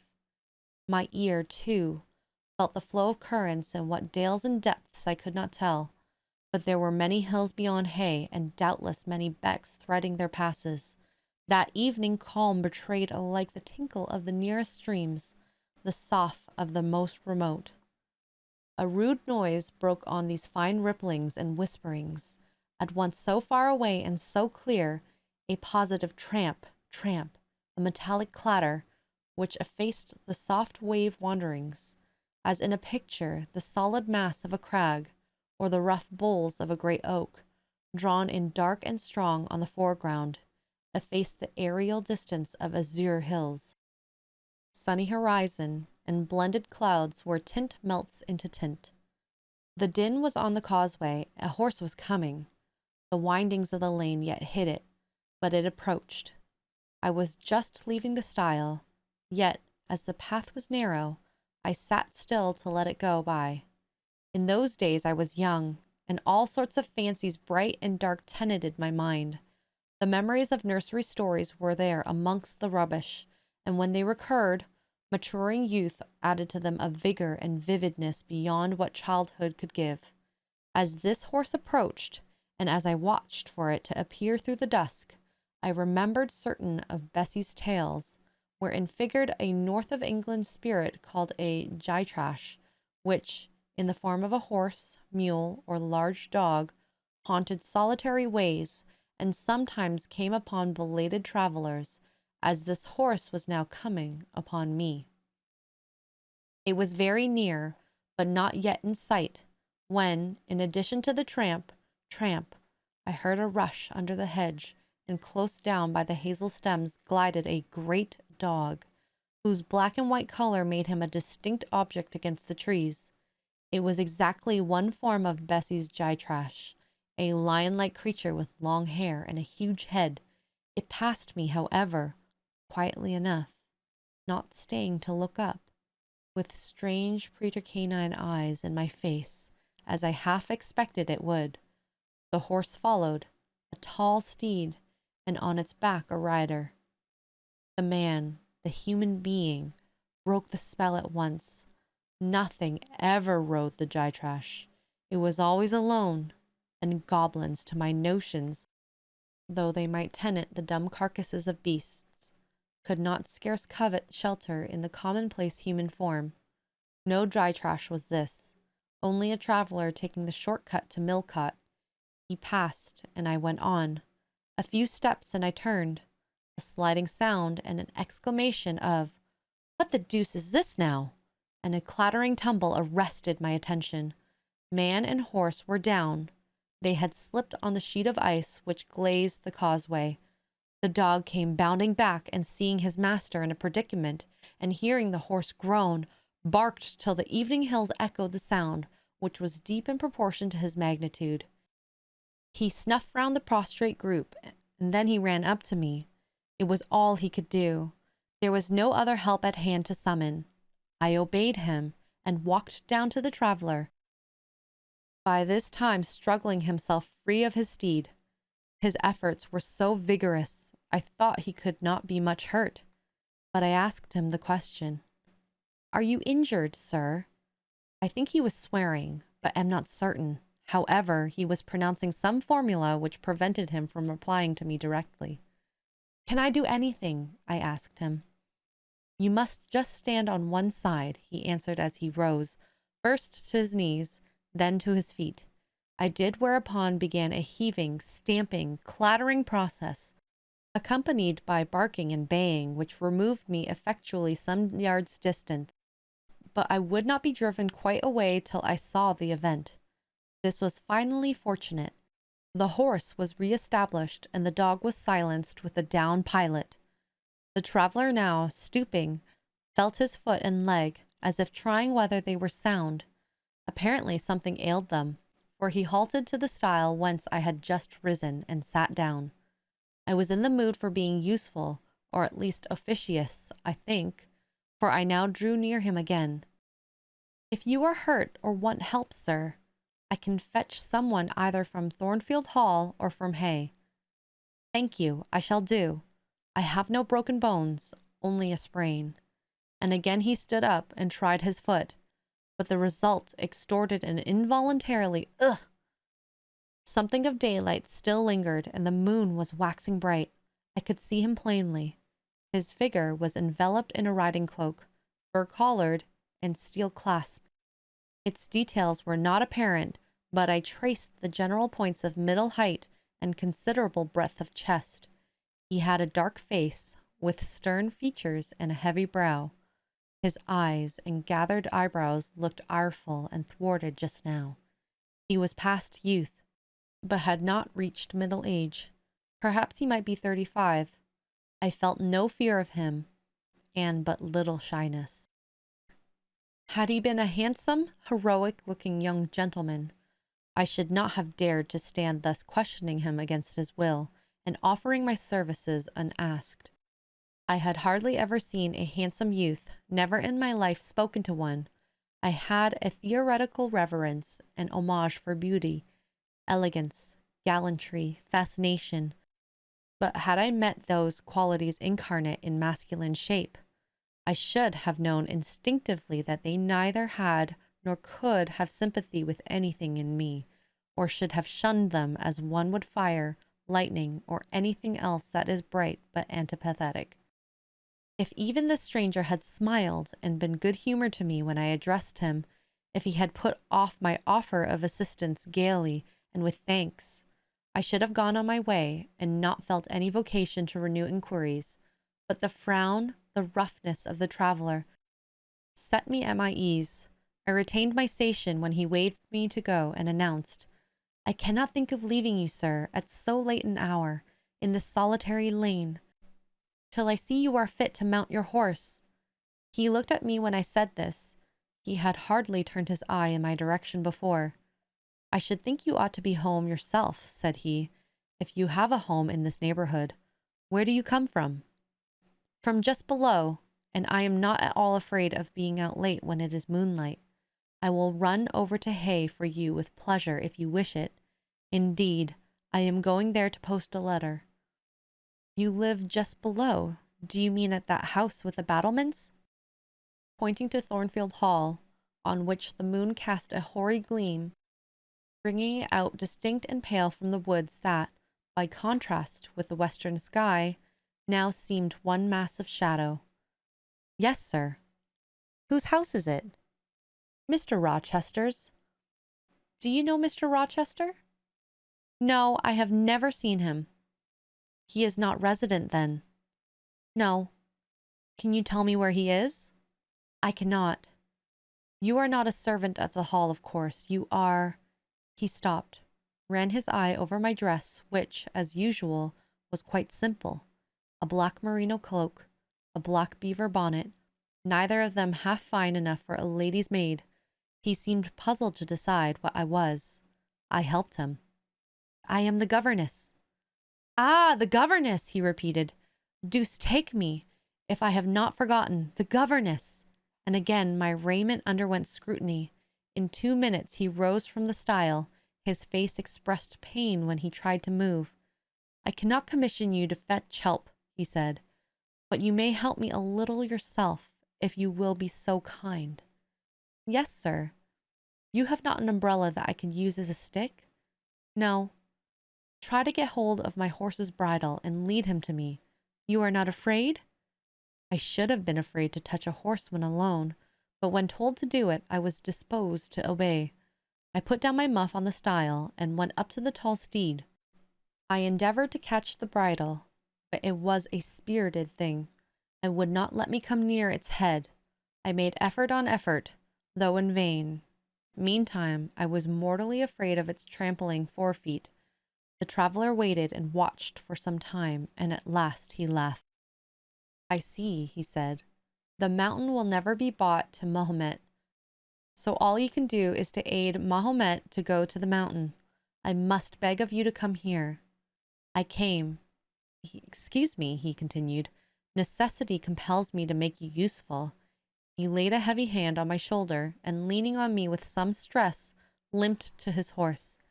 Having caught the bridle, he mastered it directly and sprang to his saddle, grimacing grimly as he made the effort, for it wrenched his brain. "Now," said he, releasing his under lip from a hard bite, "just hand me my whip. It lies there under the hedge." I sought it and found it. "Thank you. Now make haste with the letter to Hay and return as fast as you can." A touch of a spurred heel made his horse first start and rear and then bound away. The dog rushed in his traces. All three vanished. Like heath that, in the wilderness, the wild wind whirls away. I took up my muff and walked on. The incident had occurred and was gone for me. It was an incident of no moment, no romance, no interest in a sense. Yet it marked with change one single hour of monotonous life. My help had been needed and claimed. I had given it. I was pleased to have done something. Trivial, transitory, though the deed was, it was yet an active thing, and I was weary of an existence all passive. The new face, too, was like a new picture introduced to the gallery of memory, and it was dissimilar to all the others hanging there. Firstly, because it was masculine, and secondly, because it was dark, strong, and stern. I had it still before me when I entered Hay and slipped the letter into the post office. I saw it as I walked fast downhill all the way home. When I came to the stile, I stopped a minute, looked round, and listened, and with an idea that a horse's hoof might ring on the causeway again, and that a rider in a cloak and a Gytrash-like Newfoundland dog might be again apparent, I saw only the hedge and a pollard window before me, rising up still and straight to meet the moonbeams. I heard only the faintest waft of wind roaming fitful among the trees round Thornfield, a mile distant, and when I glanced down in the direction of the murmur, my eye, traversing the hall front, caught a light kindling in a window. It reminded me that I was late, and I hurried on. I did not like re-entering Thornfield. To pass its threshold was to return to stagnation, to cross the silent hall, to ascend the darksome staircase, to seek my lonely little room, and then to meet tranquil Mrs. Fairfax, and spend the long winter evening with her and her only, was to quell wholly the faint excitement wakened by my walk, to slip again over my faculties the viewless fetters of a uniform and too still existence, of an existence whose very privileges of security and ease I was becoming incapable of appreciating. What good it would have done me at that time to have been tossed in the storm of an uncertain, struggling life, and to have been taught by rough and bitter experience to long for the calm amidst which I now repined. Yes, just as much good as it would do a man tired of sitting still in a too easy chair to take a long walk, and just as natural was the wish to stir under my circumstances as it would be under his. I lingered at the gates. I lingered on the lawn. I paced backwards and forwards on the pavement. The shutters of the glass doors were closed. I could not see into the interior, and both my eyes and spirit seemed drawn to the gloomy house, from the grey hollow filled with rayless cells, as it appeared to me, to that sky expanded before me, a blue sea absolved from taint of cloud, the moon ascending it in solemn march, her orb seeming to look up as she left the hilltops from behind which she had come, far and farther below her, aspired to the zenith, midnight dark in its fathomless depth and measureless distance. And for those trembling stars that followed her course, they made my heart tremble, my veins glow when I viewed them. Little things recall us to earth. The clock struck in the hall, that sufficed. I turned from moon and stars, opened a side door, and went in. The hall was not dark, nor yet was it lit, only by the high-hung bronze lamp. A warm glow suffused both it and the lower steps of the oak staircase. This ruddy shine issued from the great dining room, whose two-leaved door stood open and showed a genial fire in the grate, glancing on marble hearth and brass fire irons, and revealing purple draperies and polished furniture. In the most pleasant radiance, it revealed, too, a group near the mantelpiece. I had scarcely caught it, and scarcely became aware of cheerful mingling of voices, amongst which I seemed to distinguish the tones of Adele, when the door closed. I hastened to Mrs. Fairfax's room. There was a fire there too, but no candle, and no Mrs. Fairfax. Instead, all alone, sitting upright on the rug and gazing with gravity at the blaze, I beheld a great black and white long-haired dog, just like the Gytrash of the lane. It was so like it that I went forward and said, "Pilot," and the thing got up and came to me and snuffed me.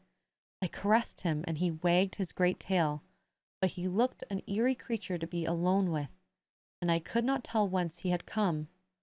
I rang the bell, for I wanted a candle, and I wanted, too, to get an account of this visitant. Leah entered. "What dog is this?" "He came with master." "With whom?" "With master, Mr. Rochester. He is just arrived." "Indeed! And is Mrs. Fairfax with him?" "Yes, and Miss Adele. They are in the dining room, and John is gone for a surgeon, for master has just had an accident.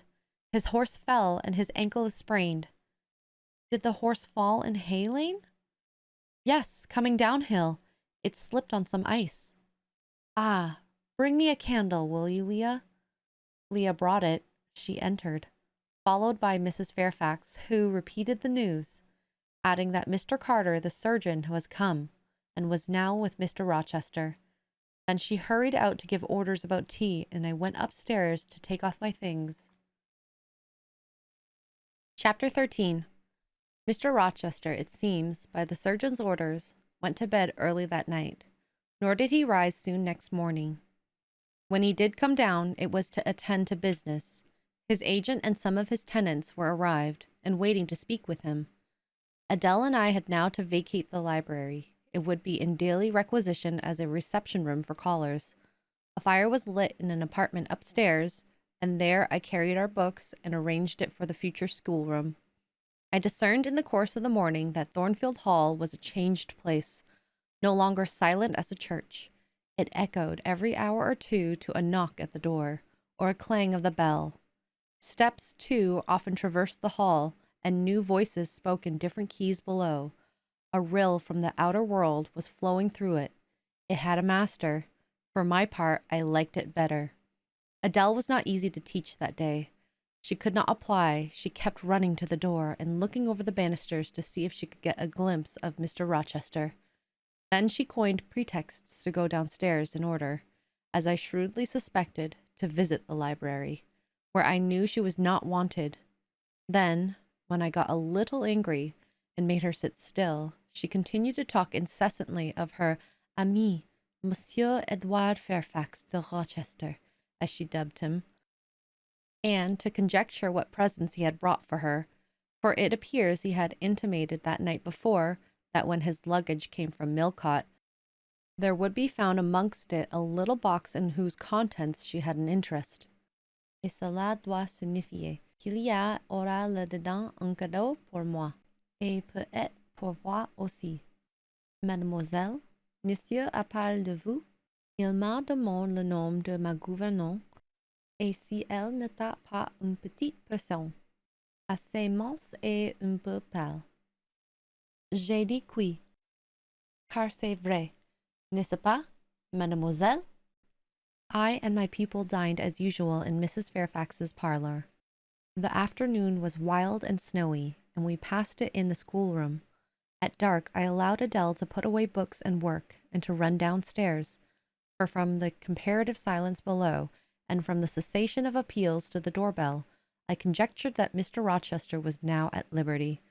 Left alone, I walked to the window, but nothing was to be seen thence. Twilight and snowflakes together thickened the air, and hid the very shrubs on the lawn. I let down the curtain, and went back to the fireside.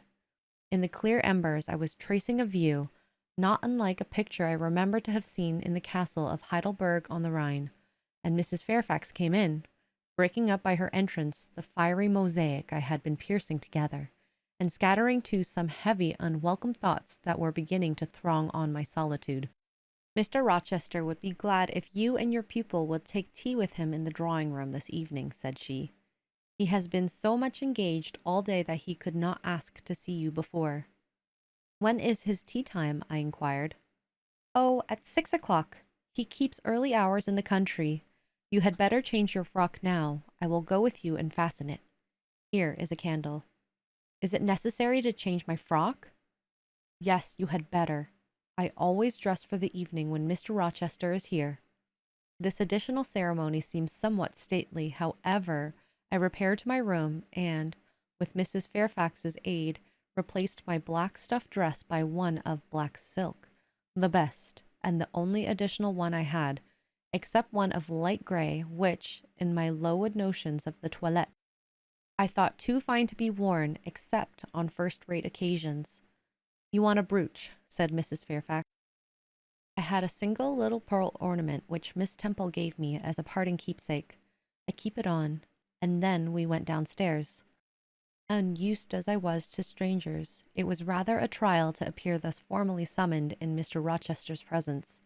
I let Mrs. Fairfax precede me into the dining-room, and kept in her shade as we crossed that apartment, and, passing the arch, whose curtain was now dropped, entered the elegant recess beyond. 2 wax candles stood lighted at the table, and 2 on the mantelpiece. Basking in the light and heat of the superb fire lay Pilot. Adele knelt near him. Half reclined on the couch appeared Mr. Rochester. His foot supported by the cushion, he was looking at Adele and the dog. The fire shone full on his face.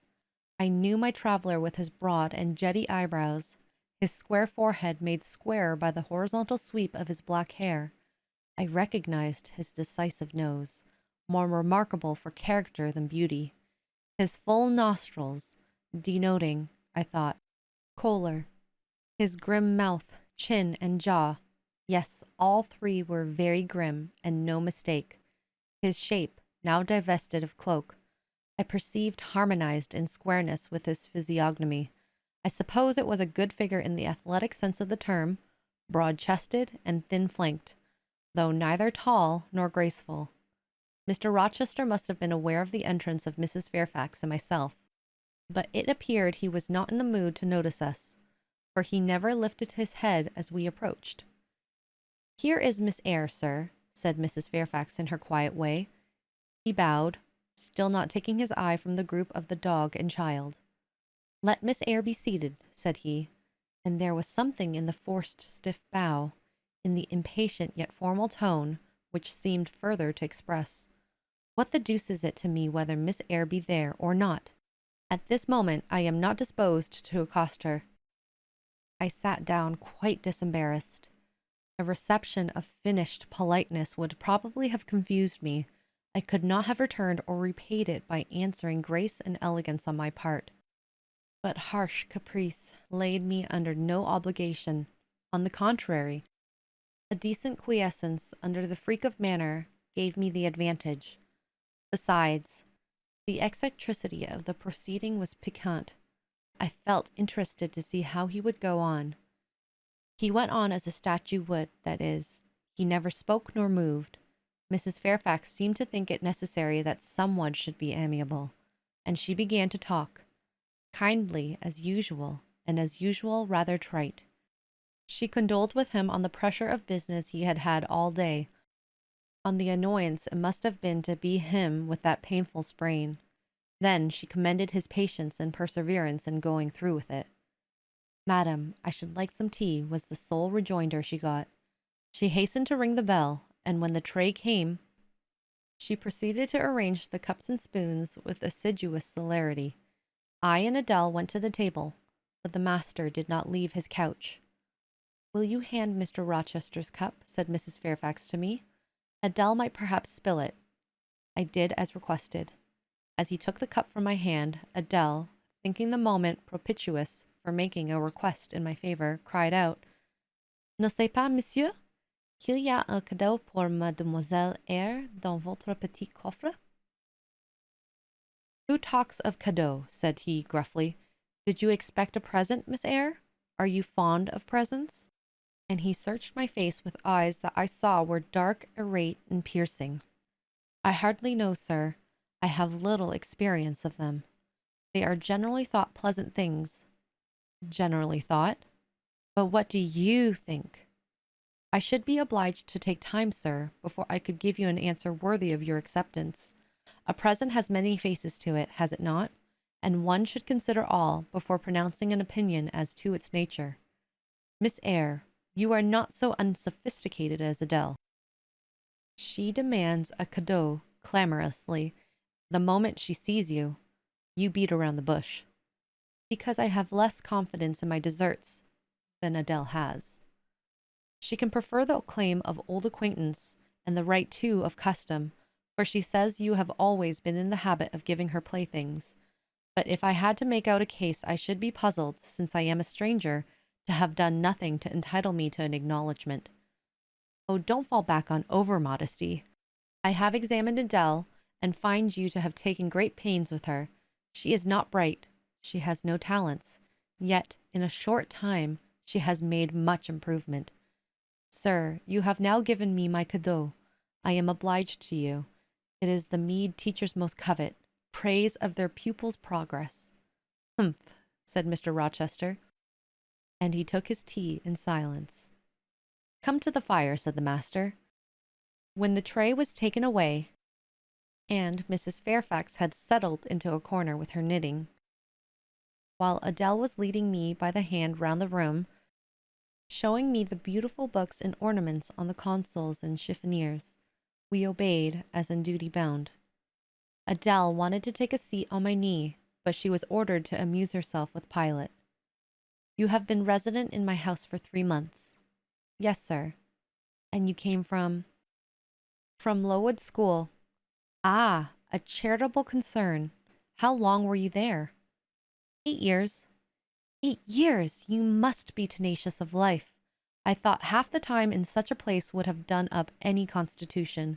No wonder you have rather the look of another world. I marvelled where you had got that sort of face.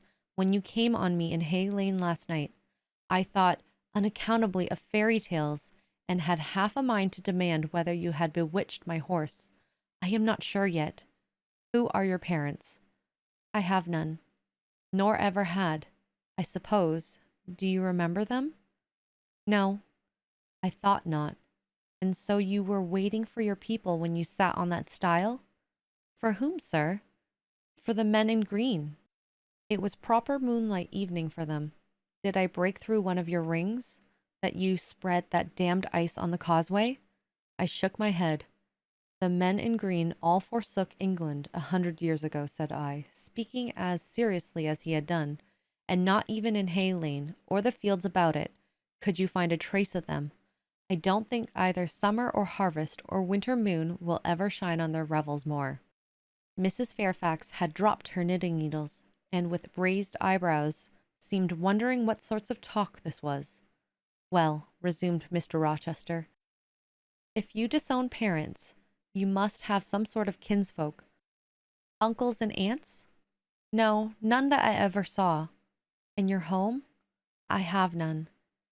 Where do your brothers and sisters live? I have no brothers or sisters. Who recommended you to come here? I advertised, and Mrs. Fairfax answered my advertisement. Yes, said the good lady, who now knew what ground we were upon, and I am thankful daily for the choice Providence led me to make. Miss Eyre has been an invaluable companion to me and a kind and careful teacher to Adele. Don't trouble yourself to give her a character, returned Mr. Rochester. Eulogiums will not bias me. I shall judge for myself. She began by felling my horse. Sir, said Mrs. Fairfax, I have to thank her for the sprain. The widow looked bewildered. Miss Eyre, have you ever lived in a town? No, sir. Have you seen much society? None but the pupils and teachers of Lowood, and now the inmates of Thornfield. Have you read much? Only such books as came in my way, and they have not been numerous or very learned. You have lived the life of a nun. No doubt you are well drilled in religious forms. Brocklehurst, who I understand directs Lowood, is a parson, is he not? Yes, sir. And you girls probably worshipped him, as a convent full of religiouses would worship the director. Oh, no. You are very cool. No? What? A novice not worship her priest? That sounds blasphemous. I disliked Mr. Brocklehurst, and I was not alone in that feeling. He is a harsh man, at once pompous and meddling. He cut off our hair, and for economy's sake bought us bad needles and thread with which we could hardly sew. That was very false economy, remarked Mrs. Fairfax, who now again caught the drift of the dialogue. And was that the head and front of his offending? Demanded Mr. Rochester. He starved us when he had the sole superintendence of the provision department before the committee was appointed, and he bored us with long lectures once a week, and with evening readings from books of his own inditing, about sudden deaths and judgments, which made us afraid to go to bed. What age were you when you went to Lowood? About 10. And you stayed there 8 years. You are now, then, 18? I assented. Arithmetic, you see, is useful. Without its aid, I should hardly have been able to guess your age. It is a point difficult to fix where the features and countenance are so much at variance as in your case. And now, what did you learn at Lowood? Can you play? A little. Of course, that is the established answer. Go into the library, I mean, if you please. Go, then, into the library, take a candle with you, leave the door open, sit down to the piano and play a tune. I departed, obeying his directions. Enough, he called out a few minutes. You play a little, I see. Like any other schoolgirl, perhaps rather better than some, but not well.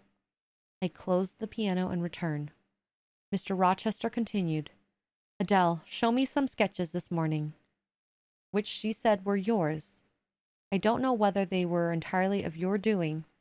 Probably master aided you? No, indeed, I interjected. Ah, that pricks pride. Well, fetch me your portfolio, if you can vouch for its contents being original.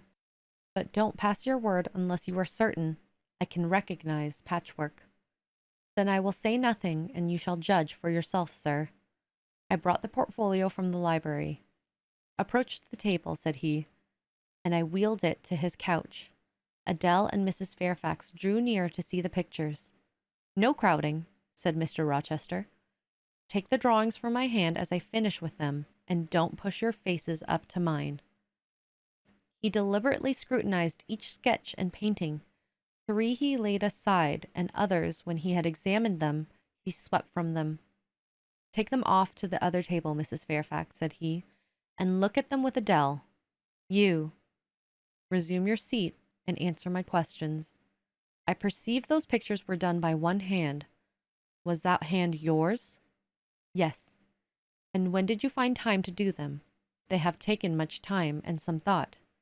I did them in the last 2 vacations I spent at Lowood, when I had no other occupation.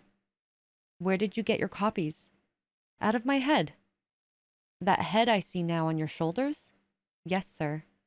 Has it other furniture of the same kind within? I should think it may have. I should hope. Better.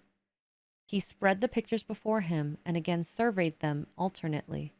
While he is so occupied, I will tell you, reader, what they are, and first, I must premise that they are nothing wonderful.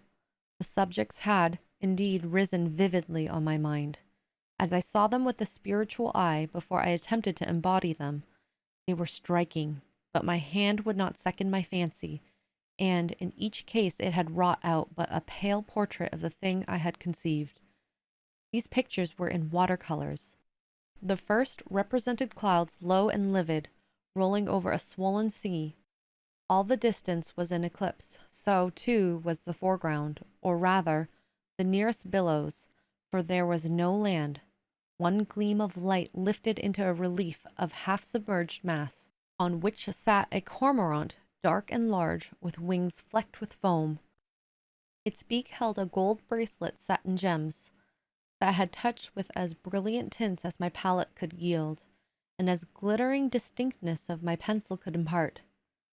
Sinking below the bird and mast, a drowned corpse glanced through the green water. A fair arm was the only limb clearly visible, once the bracelet had been washed or torn. The second picture contained for foreground only the dim peak of a hill, with grass and some leaves slanting as if by breeze. Beyond and above spread an expanse of sky, dark blue as at twilight. Rising into the sky was a woman's shape to the bust, portrayed in tints as dusk and soft as I could combine. The dim forehead was crowned with a star. The lineaments below were seen as though the suffusion of vapor. The eyes shone dark and wild. The hair streamed shadowy, like a beamless cloud torn by storm or by electric travail. On the neck lay a pale reflection like moonlight. The same faint lustre touched the train of thin clouds from which rose and bowed this vision of the evening star. The third showed the pinnacle of an iceberg piercing a polar winter sky. A muster of northern lights reared their dim lances, close serried along the horizon. Throwing those into the distance rose in the foreground a head, a colossal head, inclined towards the iceberg and resting against it. Two thin hands, joined under the forehead and supporting it, drew up before the lower features a sable veil, a brow quite bloodless, white as bone, and an eye hollow and fixed. Blank of meaning but for the glassiness of despair, alone were visible.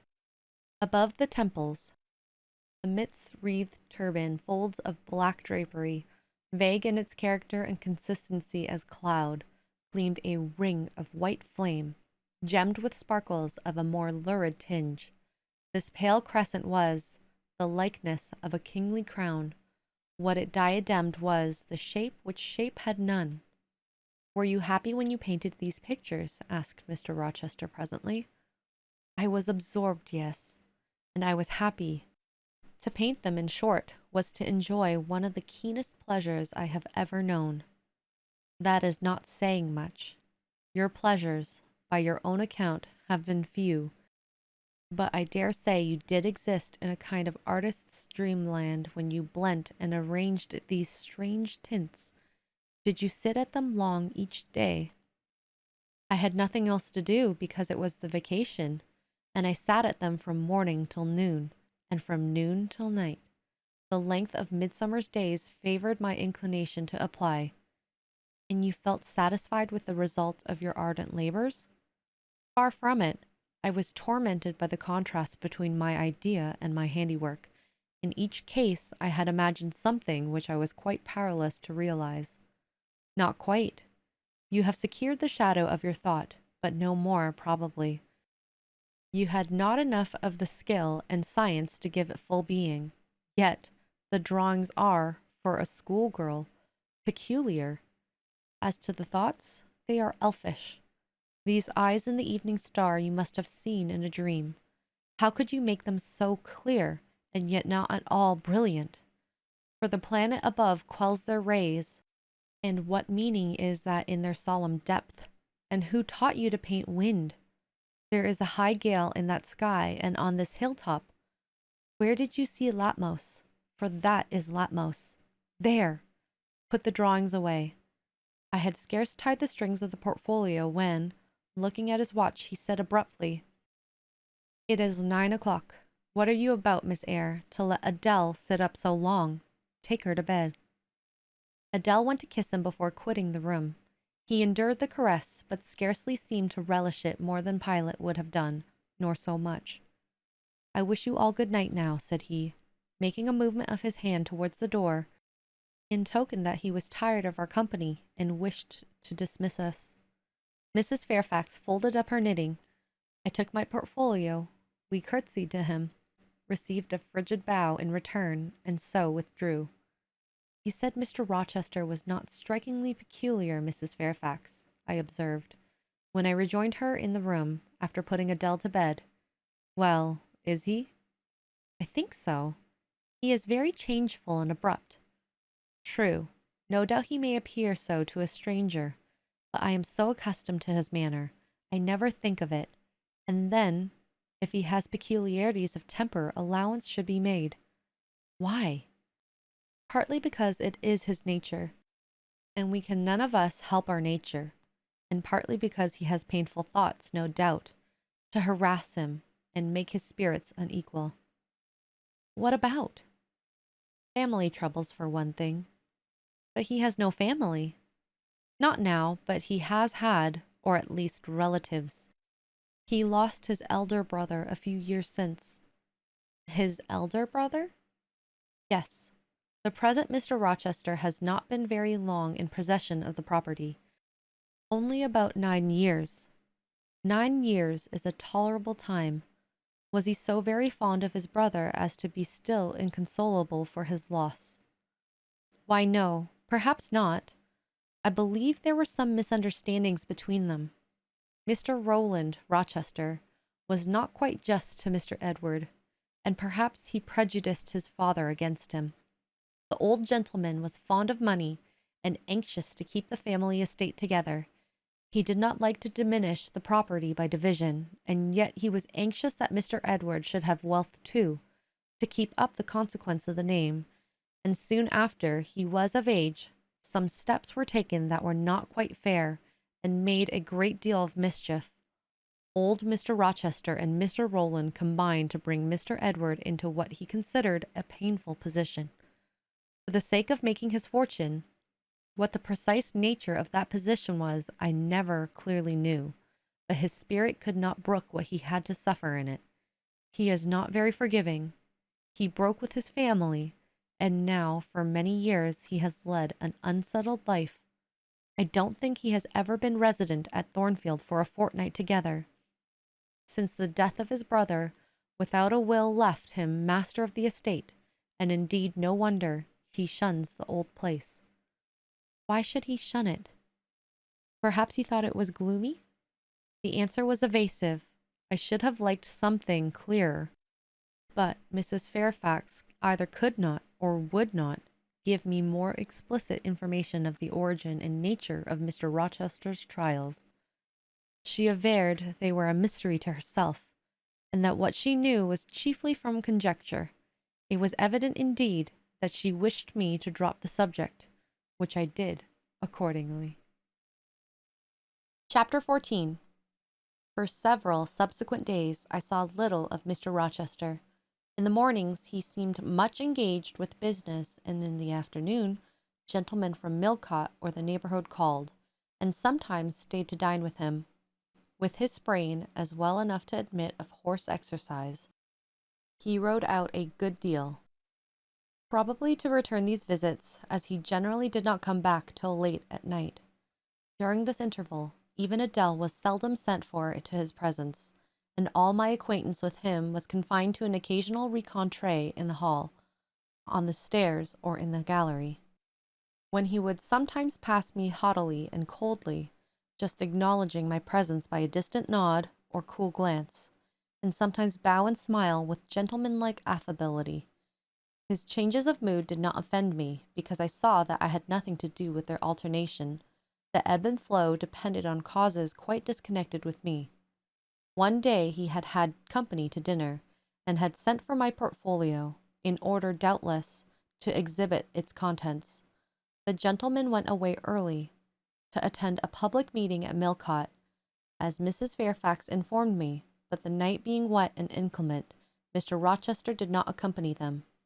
Soon after they were gone he rang the bell. A message came that I and Adele were to go downstairs.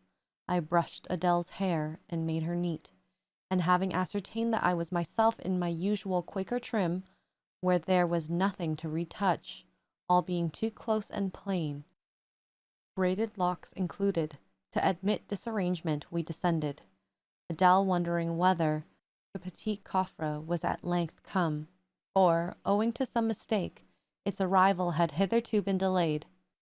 She was gratified. There it stood, a little carton, on the table when we entered the dining-room. She appeared to know it by instinct. "Ma boîte, ma boîte!" exclaimed she, running towards it. "Yes, there is your boîte at last. Take it into a corner, you genuine daughter of Paris, and amuse yourself with disemboweling it. said the deep and rather sarcastic voice of Mr. Rochester, proceeding from the depths of an immense easy-chair at the fireside. "And mind," he continued, "don't bother me with any details of the anatomical process, or any notice of the condition of the entrails. Let your operation be conducted in silence. Tiens-toi tranquille, enfant, comprends-tu?" Adele seemed scarcely to need the warning. She had already retired to a sofa with her treasure, and was busy untying the cord which secured the lid. Having removed this impediment, and lifted certain silvery envelopes of tissue paper, she merely exclaimed, "Oh ciel, que c'est beau!" and then remained absorbed in ecstatic contemplation. "Is Miss Eyre there?" now demanded the master, half rising from his seat to look round to the door, near which I still stood. "Ah, well, come forward, be seated here." He drew a chair near his own. "I am not fond of the prattle of children," he continued, "for, old bachelor as I am, I have no pleasant associations connected with their lisp. It would be intolerable for me to pass a whole evening tete-a-tete with a brat. Don't draw that chair further off, Miss Eyre. Sit down exactly where I placed it, if you please, that is. Confound these civilities. I continually forget them, nor do I particularly affect simple-minded old ladies. By the by, I must have mine in mind. It won't do to neglect her. She is a Fairfax, or wed to one, and blood is said to be thicker than water." He rang and dispatched an invitation to Mrs. Fairfax, who soon arrived, knitting basket in hand. "Good evening, madame. I sent to you for a charitable purpose. I have forbidden Adele to talk to me about her presents, and she is bursting with repletion. Have the goodness to serve her as auditress and interlocutrice. It would be one of the most benevolent acts you ever performed." Adele, indeed, no sooner saw Mrs. Fairfax than she summoned her to her sofa, and there quickly filled her lap with the porcelain, the ivory, the waxen contents of her boîte, pouring out meantime explanations and raptures in such broken English as she was mistress of. "Now, I have performed the part of a good host," pursued Mr. Rochester. "Put my guests into the way of amusing each other. I ought to be at liberty to attend to my own pleasure. Miss Eyre, draw your chair still a little farther forward. You are yet too far back. I cannot see you without disturbing my position in this comfortable chair, which I have no mind to do. I did as I was bid, though I would have much rather have remained somewhat in the shade. But Mr. Rochester had such a direct way of giving orders, it seemed a matter of course to obey him promptly. We were, as I have said, in the dining room. The lustra which had been lit for dinner filled the room with a festal breadth of light. The large fire was all red and clear. The purple curtains hung rich and ample before the lofty window and loftier arch. Everything was still, save the subdued chat of Adele. She dared not speak loud, and filling up each pause, the beating of winter rain against the panes. Mr. Rochester, as he sat in his damask chair, looked different in what I had seen him before, not quite so stern, much less gloomy. There was a smile on his lips, and his eyes sparkled, whether with wine or not, I am not sure, but I think it very probable. He was, in short, in his after-dinner mood, more expanded and genial, and also more self-indulgent than the frigid and rigid temper of the morning. Still, he looked preciously grim, cushioning his massive head against the swell back of his chair, and receiving the light of the fire on his granite-hewn features, and in his great dark eyes, for he had great dark eyes, and very fine eyes too, not without a certain change in their depth sometimes, which, if it was not softness, reminded you, or at least of that feeling. He had been looking 2 minutes at the fire, and I had been looking the same length of time at him, when, turning suddenly, he caught my gaze fastened on his physiognomy. "You examine me, Miss Eyre," said he. "Do you think me handsome?" I should, if I had deliberated, have replied to this question by something conventionally vague and polite, but the answer somehow slipped from my tongue before I was aware. No, sir. Ah, by my word, there is something singular about you, said he. You have the air of a little nonnette, quaint, quiet, grave, and simple, as you sit with your hands before you, and your eyes generally bent on the carpet. And when one asks you a question, or makes a remark to which you are obliged to answer, you rap out a round rejoinder, which, if not blunt, is at least brusque. What do you mean by it? Sir, I was too plain. I beg your pardon. I ought to have replied that it was not easy to give an impromptu answer to a question about appearances, that tastes mostly differ, and that beauty is of little consequence, or something of that sort. You ought to have replied no such thing. Beauty of little consequence indeed, and so, under pretense of softening the previous outrage, of stroking and soothing me into placidity, you stick a sly penknife under my ear. Go on. What fault do you find with me, pray? I suppose I have all my limbs and all my features like any other man. Mr. Rochester, allow me to disown my first answer. I intended no pointed repartee. It was only a blunder. Just so. I think so. And you shall be answerable for it. Criticize me. Does my forehead not please you? He lifted up the sable waves of hair which lay horizontally over his brow, and showed a solid enough mass of intellectual organs, but an abrupt deficiency where the suave sign of benevolence should have risen. Now, ma'am, am I a fool? Far from it, sir. You would, perhaps, think me rude if I inquired in return whether you are a philanthropist? There again, another stick of the penknife, when she pretended to pat my head, and that is because I said I did not like the society of children and old women. No, young lady, I am not a general philanthropist, but I bear a conscience. And he pointed to the prominences which are said to indicate that faculty, and which, fortunately for him, were sufficiently conspicuous, giving, indeed, a marked breadth to the upper part of his head. And besides, I once had a kind of rude tenderness of heart. When I was as old as you, I was a feeling fellow enough, partial to the unfledged, unfostered, and unlucky. But fortune has knocked me about since. She has even kneaded me with her knuckles, and now I flatter myself I am hard and tough as an India-rubber ball, pervious, though, through a chink or two still, and with one sentient point to the middle of the lump. Yes. Does that leave hope for me? Hope of what, sir? Of my final retransformation from India rubber back to flesh? Decidedly he has had too much wine, I thought, and I did not know what answer to make to his queer question. How could I tell whether he was capable of being retransformed? You looked puzzled, Miss Eyre, and though you are not pretty any more than I am handsome, yet a puzzled air becomes you. Besides, it is convenient, for it keeps those searching eyes of yours away from my physiognomy, and busies them with the worsted flowers of the rug. So puzzle on.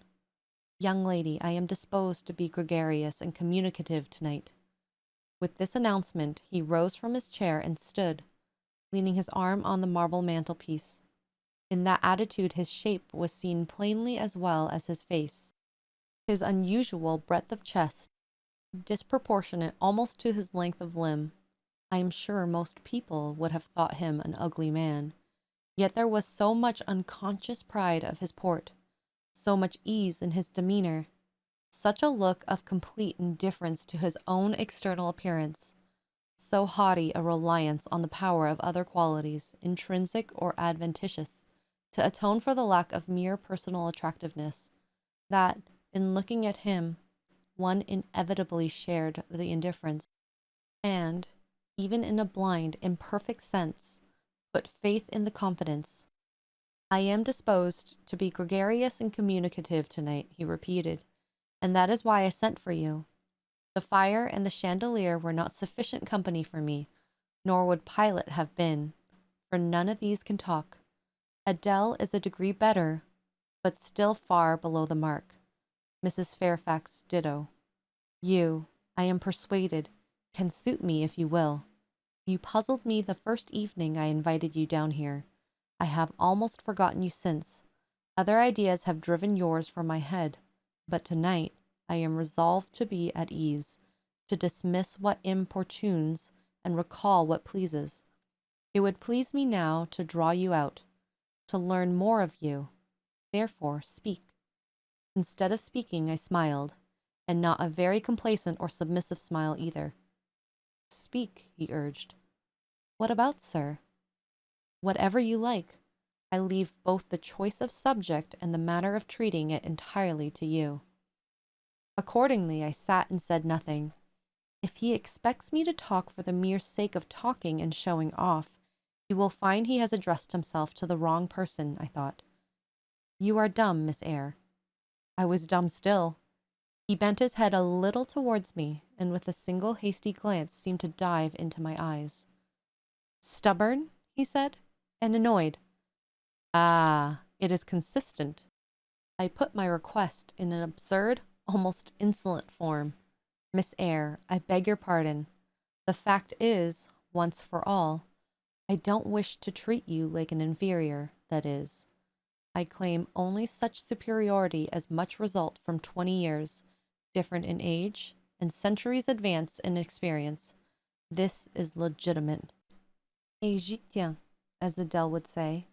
And it is by virtue of this superiority, and this alone, that I desire you to have goodness to talk to me a little now, and divert my thoughts, which are galled with dwelling on one point, cankering as a rusty nail.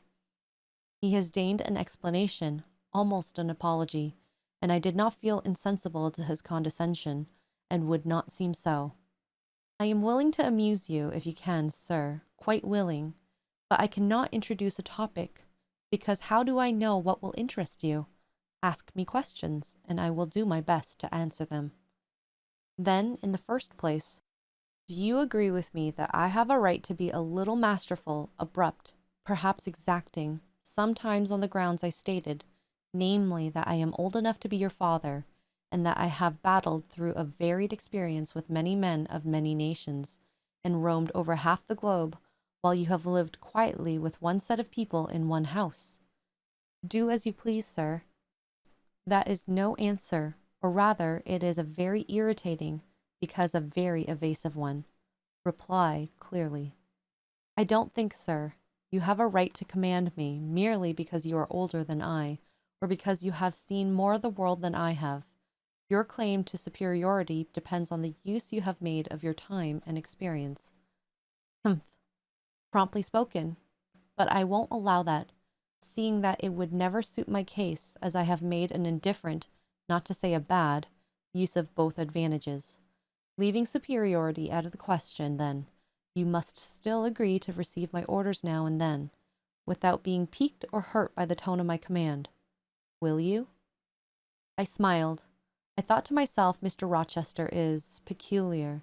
He seems to forget that he pays me £30 per annum for receiving his orders. The smile is very well, said he, catching instantly the passing expression. But speak, too. I was thinking, sir, that very few masters would trouble themselves to inquire whether or not their paid subordinates were piqued and hurt by their orders. Paid subordinates? What? You are my paid subordinate, are you? Oh, yes, I had forgotten the salary. Well, then, on that mercenary ground, will you agree to let me hector a little? No, sir, not on that ground, but on the ground that you did forget it, and that you care whether or not a dependent is comfortable in his dependency. I agree heartily. And will you consent to dispense with a great many conventional forms and phrases, without thinking that the omission arises from insolence? I am sure, sir, I should never mistake informality with insolence. One I rather like, the other nothing free. Born would submit to, even for a salary. Humbug! Most things free-born will submit to anything for a salary. Therefore, keep to yourself and don't venture on generalities of which you are intensely ignorant. However, I mentally shake hands with you for your answer, despite its inaccuracy, and as much for the manner in which it was said as for the substance of the speech. The manner was frank and sincere. One does not often see such a manner. No, on the contrary, affectation or coldness or stupid, coarse-minded misapprehension of one's meaning are the usual rewards of candor. Not 3 in 3,000 raw schoolgirl governesses would have answered me as you have just done. But I don't mean to flatter you. If you are cast in a different mold to the majority, it is no merit of yours. Nature did it. And then, after all, I go too fast into my conclusions. For what I yet know, you may be no better than the rest. I may have intolerable defects to counterbalance your few good points. And so you may, I thought. My eye met his as the idea crossed my mind. He seemed to read the glance, answering as if its import had been spoken as well as imagined. Yes, you are right, said he. I have plenty of faults of my own. I know it, and I don't wish to palliate them, I assure you. God, what I need not to be too severe about others. I have a past existence, a series of deeds, a color of life to contemplate within my own breast, which might well call my sneers and censures from my neighbors to myself. I started, or rather, was thrust on to a wrong tack at the age of 21, and have never recovered the right course since. But I might have been very different. I might have been as good as you, wiser, almost as stainless. I envy you your peace of mind, your clean conscience, your unpolluted memory. Little girl, a memory without blot or contamination must be an exquisite treasure, an inexhaustible source of pure refreshment, is it not? How was your memory when you were 18, sir? All right, then. Limpid, salubrious, no gush of bilge water had turned it to fetid puddle. I was your equal at 18, quite your equal. Nature meant me to be, on a whole, a good man, Miss Eyre, one of the better kind, and you see I am not so. You would say you don't see it, but at least I flatter myself I read as much in your eye. Then, take my word for it, I am not a villain. You are not to suppose that, not to attribute to me any such bad eminence, but owing, I verily believe, rather to circumstances than my natural bent. I am a trite, commonplace sinner, hackneyed in all the poor petty dissipations with which the rich and worthless try to put on life. Do you wonder that I avow this to you? Know that in course of your future life you will often find yourself elected the involuntary confidant of your acquaintances' secrets. People will instinctively find out, as I have done, that it is not your forte to tell yourself, but to listen while others talk of themselves. They will feel, too, that you listen with no malevolent scorn of their indiscretion, but with a kind of innate sympathy, not the less comforting and encouraging because it is very unobtrusive in its own manifestations. How do you know? How can you guess all this, sir? I know it well. Therefore, I proceed almost as freely as if I were writing my thoughts in a diary. You would say I should have been superior to circumstances. So I should. But you see I was not. When fate wronged me, I had not the wisdom to remain cool. I turned desperate. Then I degenerated. Now, when any vicious simpleton excites my disgust by his paltry ribaldry, I cannot flatter myself that I am better than he. I am forced to confess that he and I are on a level. I wish I had stood firm. God knows I do. Dread remorse when you are tempted to err, Miss Eyre. Remorse is the poison of life. Repentance is said to be its cure, sir. It is not its cure. Reformation may be its cure, and I could reform. I have strength yet for that, but where is the use of thinking of it, hampered, burdened, cursed as I am? Besides, since happiness is irrevocably denied me, I have a right to get pleasure out of life, and I will get it, cost what it may. Then you will degenerate still more, sir. Possibly, yet why should I, if I can get sweet, fresh pleasure, and I may get it as sweet and fresh as the wild honey the bees gather on the moor. It will sting, it will taste bitter, sir. How do you know? You never tried it. How very serious, how very solemn you look, and you are as ignorant of the matter as this cameo head. You have no right to preach to me, you neophyte.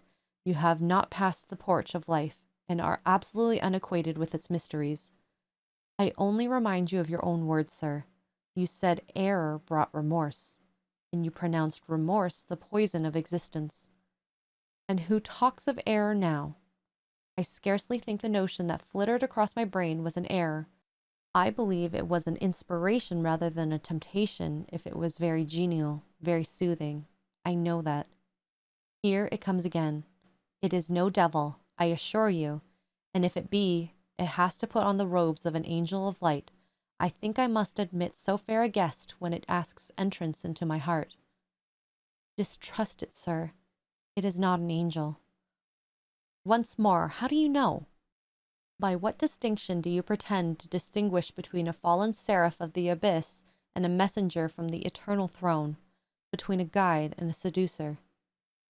I judged by your countenance, sir, which was troubled when you said the suggestion had returned upon you. I feel sure it will work you more misery if you listen to it. Not at all. It bears the most gracious message in the world. For the rest, you are not my conscience keeper, so don't make yourself uneasy. Here, come in, bonny wanderer. He said this as if he spoke to a vision, viewless to any eye but his own. Then, folding his arms, which he had half extended on his chest, he seemed to enclose in their embrace the invisible being. Now, he continued, again addressing me, I have received the pilgrim, a disguised deity, as I verily believe. Already it has done me good. My heart was a sort of channel. It will now be a shrine. To speak truth, sir, I don't understand you at all. I cannot keep up the conversation because it has gone out of my depth. Only one thing I know. You said you were not as good as you should like to be, and that you regretted your own imperfection. One thing I can comprehend. You intimated that you have a sullied memory was a perpetual bane. It seems to me that if you tried hard, you would in time find it possible to become what you yourself would approve, and that if from this day you began with resolution to correct your thoughts and actions, you would in a few years have laid up a new and stainless store of recollections, to which you might revert with pleasure. Just thought, rightly said, Miss Eyre. And at this moment I am paving hell with energy. Sir, I am laying down good intentions which I believe durable as flint. Certainly my associates and pursuits shall be other than they have been. And better? And better. So much better as pure ore is than foul dross. You seem to doubt me. I don't doubt myself. I know what my aim is, what my motives are, and at this moment I pass a law, unalterable as that of the Medes and Persians, that both are right. They cannot be, sir, if they require a new statute to legalize them. They are, Miss Eyre, though they absolutely require a new statute. Unheard of combinations of circumstances demand unheard of rules. That sounds a dangerous maxim, sir, because one can see at once that it is liable to abuse. Sententious sage! So it is, but I swear by my household gods not to abuse it. You are human and fallible. I am, so are you. What then? The human and fallible should not arrogate a power with which the divine and perfect alone can be safely entrusted. What power? That of saying any strange, unsanctioned line of action. Let it be right. Let it be right. The very words, you have pronounced them. May it be right then, I said, as I rose, deeming it useless to continue a discourse which was all darkness to me, and, besides, sensible that the character of my interlocutor was beyond my penetration, at least beyond its present reach, and feeling the uncertainty, the vague sense of insecurity which accompanies a conviction of ignorance. Where are you going? To put Adele to bed. It is past her bedtime. You are afraid of me because I talk like a sphinx. Your language is enigmatical, sir, but though I am bewildered, I am certainly not afraid. You are afraid. Your self-love dreads a blunder. In that sense, I do feel apprehensive. I have no wish to talk nonsense. If you did, it would be in such a grave, quiet manner. I should mistake it for sense. Do you never laugh, Miss Eyre? Don't trouble yourself to answer. I see you laugh rarely, but you can laugh very merrily. Believe me, you are not naturally austere, any more than I am naturally vicious. The Lowood constraint still clings to you somewhat, controlling your features, muffling your voice, and restricting your limbs. And you fear in the presence of a man and a brother, or father, or master, or what will you, to smile too gaily, speak too freely, or move too quickly. But, in time, I think you will learn to be natural with me, as I find it impossible to be conventional with you, and then your looks and movements will have more vivacity and variety than they dare offer now. I see at intervals the glance of a curious sort of bird through the close-set bars of a cage. A vivid, restless, resolute captive is there. Were it but free, it would soar cloud-high. You are still bent on going. It has struck 9, sir. Never mind. Wait a minute. Adele is not ready to go to bed yet. My position, Miss Eyre, with my back to the fire and my face to the room, favors observation. While talking to you, I have also occasionally watched Adele. I have my own reasons for thinking her a curious study, reasons that I may, nay, that I shall, impart to you some day. She pulled out of her box about 10 minutes ago a little pink silk frock. Rapture lit her face as she unfolded it. Coquetry runs in her blood, blends with her brains, and seasons the marrow of her bones. Il faut que je le sais, cried she, et à l'instant même, and she rushed out of the room. She is now with Sophie, undergoing a robing process. In a few minutes she will re-enter, and I know what I shall see. A miniature of Céline Valens, as she used to appear on the boards of the rising of... But never mind that. However, my tenderest feelings are about to receive a shock. Such is my presentiment. Stay now to see whether it will be realized. Ere long, Adele's little foot was heard tripping across the hall. She entered, transformed as her guardian had predicted, a dress of rose-colored satin, very short, and as full in the skirt as it could be gathered, replaced the brown frock she had previously worn. A wreath of rosebuds circled her head. Her feet were dressed in silk stockings and small white satin sandals.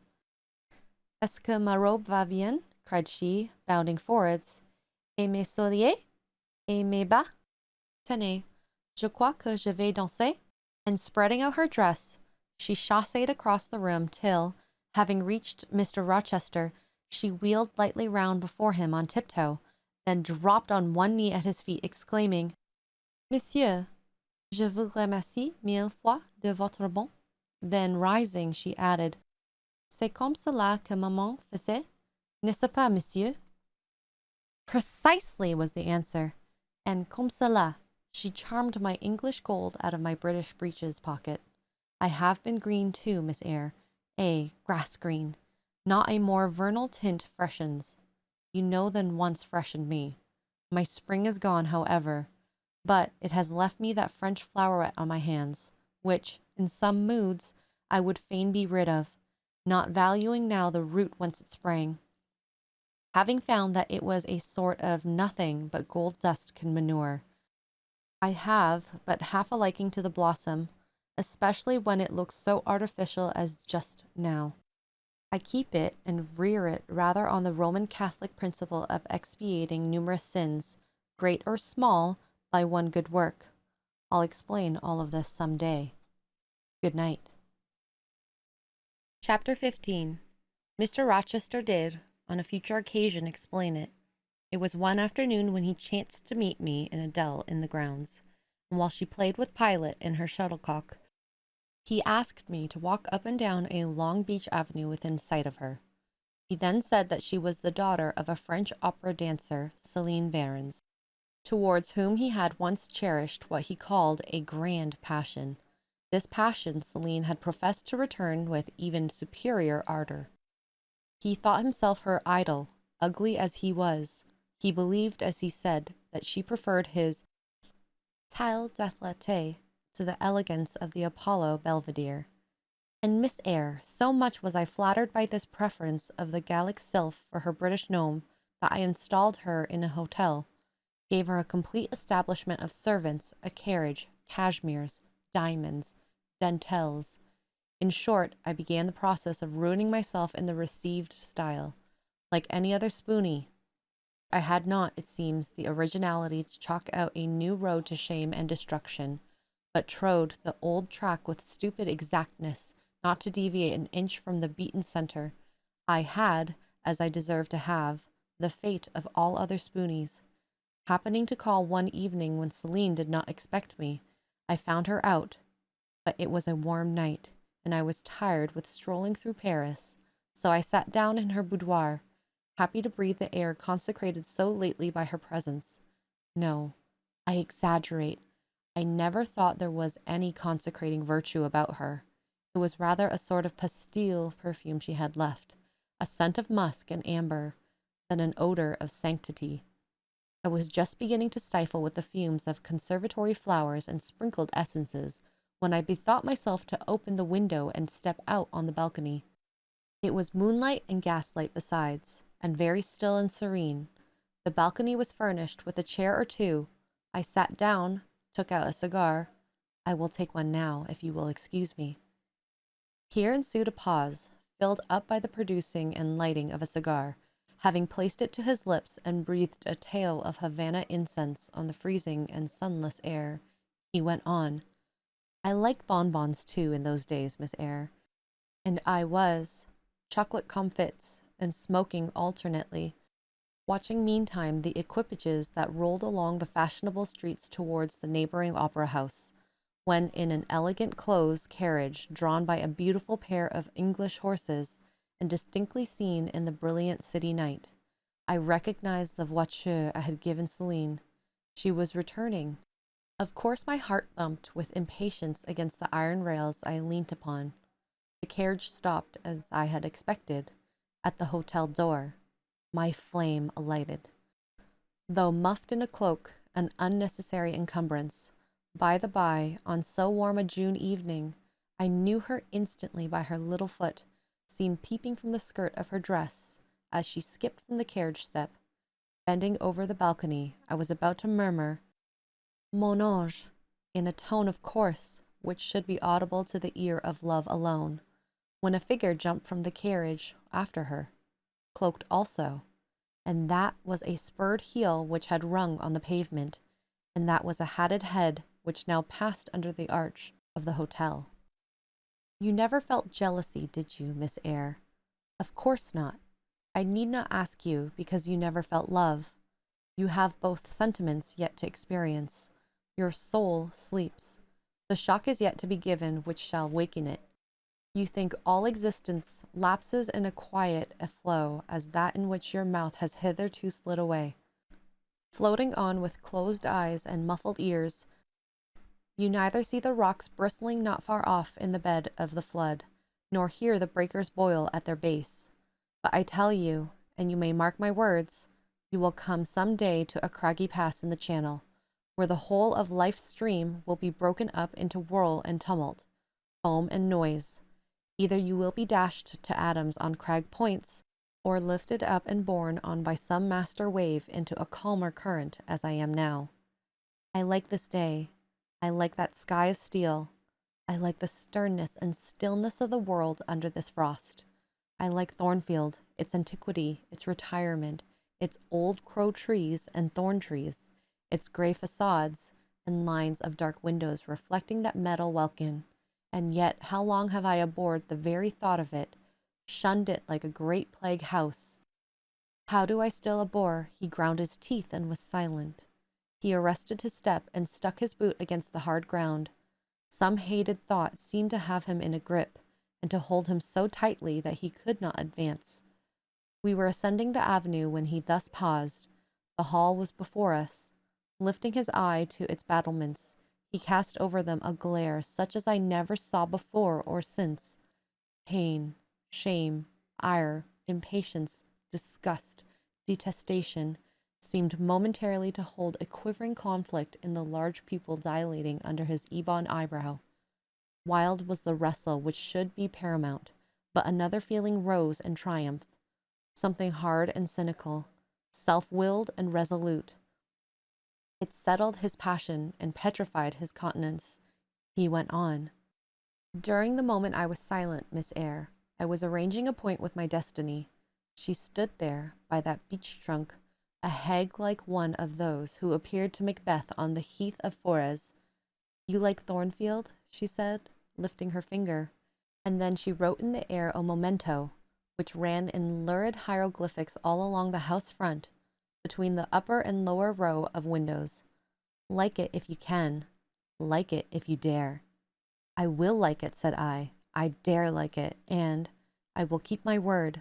I will break obstacles to happiness, to goodness. Yes, goodness. I wish to be a better man than I have been, than I am, as Job's Leviathan broke the spear, the dart, and the habergeon hindrances, which others count as iron and brass. I will esteem but straw and rotten wood. Adele here ran before him with her shuttlecock. Away, he cried harshly. Keep at a distance, child, or go in to Sophie. Continuing then to pursue his walk in silence, I ventured to recall him to the point whence he had abruptly diverged. Did you leave the balcony, sir? I asked, when Mademoiselle Varens entered.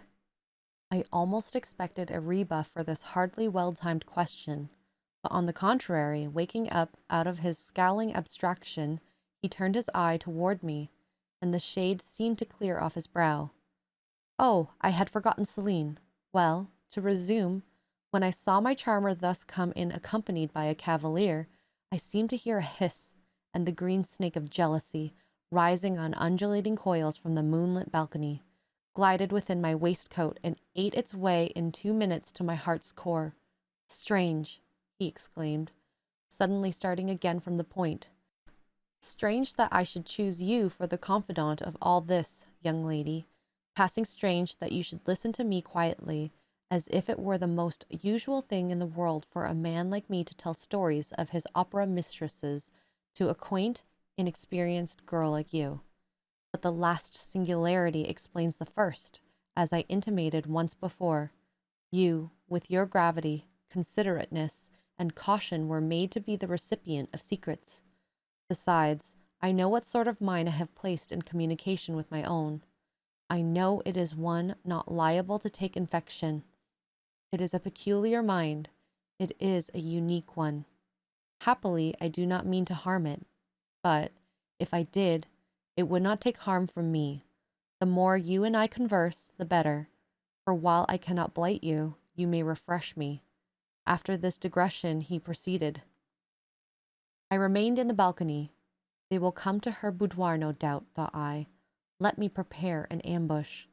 So putting my hand in through the open window, I drew the curtain over it, leaving only an opening through which I could take observations. That I closed the casement, all but a chink just wide enough to furnish an outlet to lovers' whispered vows.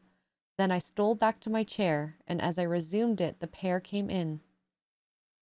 My eye was quickly at the aperture. Celine's chambermaid entered, lit a lamp, left it on the table, and withdrew. The couple were thus revealed to me clearly. Both removed their cloaks, and there was the Varens, shining in satin and jewels, my gifts, of course, and there was her companion in an officer's uniform, and I knew him for a young roue of a vicomte, a brainless and vicious youth whom I had sometimes met in society, and had never thought of hating because I despised him so absolutely. On recognizing him, the fang of the snake jealousy was instantly broken, because at the same time my love for Celine sank under an extinguisher. A woman who could betray me for such a rival was not worth contending for. She deserved only scorn, less, however, than I, who had been her dupe. They began to talk. Their conversation eased me completely. Frivolous, mercenary, heartless, and senseless, it was rather calculated to weary than enrage a listener. A card of mine lay on the table. This being perceived, brought my name under discussion. Neither of them possessed energy or wit to belabor me soundly, but they insulted me as coarsely as they could in their little way, especially Celine, who even waxed rather brilliant on my personal defects, deformities she termed them. Now it had been her custom to launch out into fervent admiration of what she called my cute male, wherein she differed diametrically from you, who told me point blank, at the second interview, that you did not think me handsome. The contrast struck at me at that time, and Adele here came running up again. Monsieur, John has just been to say that your agent has called and wishes to see you. Ah, in that case, I must abridge. Opening the window, I walked in upon them, liberated Celine from my protection, gave her notice to vacate her hotel, offered her a purse for immediate exigencies, disregarded screams, hysterics, prayers, protestations, convulsions, made an appointment with the Viscount for a meeting at the Bois de Boulogne. Next morning I had the pleasure of encountering him, left a bullet in one of his poor etiolated arms, feeble as the wing of a chicken in the pip, and then thought I had done with the whole crew. But unluckily the Varens, 6 months before, had given me this fillet, Adele, who, she affirmed, was my daughter, and perhaps she may be, though I see no proofs of such grim paternity written in her countenance. Pilot is more like me than she. Some years after I had broken with the mother, she abandoned her child and ran away to Italy with a musician or singer. I acknowledged no natural claim on Adele's part to be supported by me, nor do I now acknowledge any, for I am not her father. But hearing that she was quite destitute, I even took the poor thing out of the slime and mud of Paris, and transplanted it here, to grow up clean in the wholesome soil of an English country garden. Mrs. Fairfax found you to train it, but now you know that it is the illegitimate offspring of a French opera girl. You will perhaps think differently of your post and protege. You will be coming to me some day with notice that you have found another place, that you beg me to look out for a new governess, eh? No, Adele is not answerable for either her mother's faults or yours. I have a regard for her, and now that I know she is, in a sense, parentless, forsaken by her mother and disowned by you, sir, I shall cling closer to her than before. How could I possibly prefer the spoilt pet of a wealthy family, who would hate her governess as a nuisance, to a lonely little orphan, who leans towards her as a friend? Oh, that is the light in which you view it. Well, I must go in now, and you too. It darkens. But I stayed out a few minutes longer with Adele and Pilot, ran a race with her, and played a game of battledore and shuttlecock. When we went in, and I had removed her bonnet and cloak, I took her on my knee, kept her there for an hour, allowing her to prattle as she liked, not rebuking even some little freedoms and trivialities in which she was apt to stray when much noticed, which betrayed in her a superficiality of character, inherited probably from her mother, hardly congenial to an English mind. Still, she had merits, and I was disposed to appreciate all that was good in her to the utmost. I sought in her countenance and features a likeness to Mr. Rochester, and found none. No trait, no turn of expression announced relationship. It was a pity. If she could but have been proved to resemble him, he would have thought more of her. It was not till after I had withdrawn to my own chamber for the night that I steadily reviewed the tale Mr. Rochester had told me. As he had said, there was probably nothing at all extraordinary in the substance of the narrative itself. A wealthy Englishman's passion for a French dancer, and her treachery to him, were everyday matters enough, no doubt, in society. But there was something decidedly strange in the paroxysm of emotion which had suddenly seized him when he was in the act of expressing the present contentment of his mood, and his newly revived pleasure in the old hall and its environs. I meditated wonderingly on this incident, but gradually quitting it, as I found it for the present inexplicable. I turned to the consideration of my master's manner to myself. The confidence he had thought fit to repose in me seemed a tribute to my discretion. I regarded and accepted it as such. His deportment had now for some weeks been more uniform towards me than at the first. I never seemed in his way. He did not take fits of chilling hauteur. When he met me unexpectedly, the encounter seemed welcome. He had always a word and sometimes a smile for me. When summoned by formal invitation to his presence, I was honored by a cordiality of reception that made me feel I really possessed the power to amuse him, and that these evening conferences were sought as much for his pleasure as for my benefit. I, indeed, talked comparatively little, but I heard him talk with relish. It was his nature to be communicative. He liked to be open to a mind unacquainted with the world, glimpses of its scenes and ways. I do not mean its corrupt scenes and wicked ways, but such as derived their interest from the great scale of which they were acted, the strange novelty by which they were characterized, and I had a keen delight in receiving the new ideas he offered, in imagining the new pictures he portrayed, and following him in thought through the new regions he disclosed, never startled or troubled by one noxious illusion. The ease of his manner freed me from painful restraint. The friendly frankness, as correct as cordial, with which he treated me drew me into him. I felt at times as if he were my relation rather than my master. Yet he was imperious sometimes still, but I did not mind that. I saw it was his way.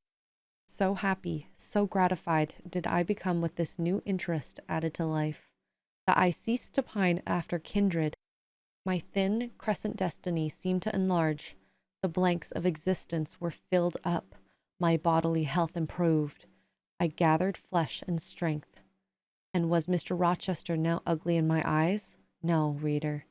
Gratitude and many associations, all pleasurable and genial, made his face the object I best liked to see. His presence in a room was more cheering than the brightest fire. Yet I had not forgotten his faults. Indeed, I could not, for he brought them frequently before me.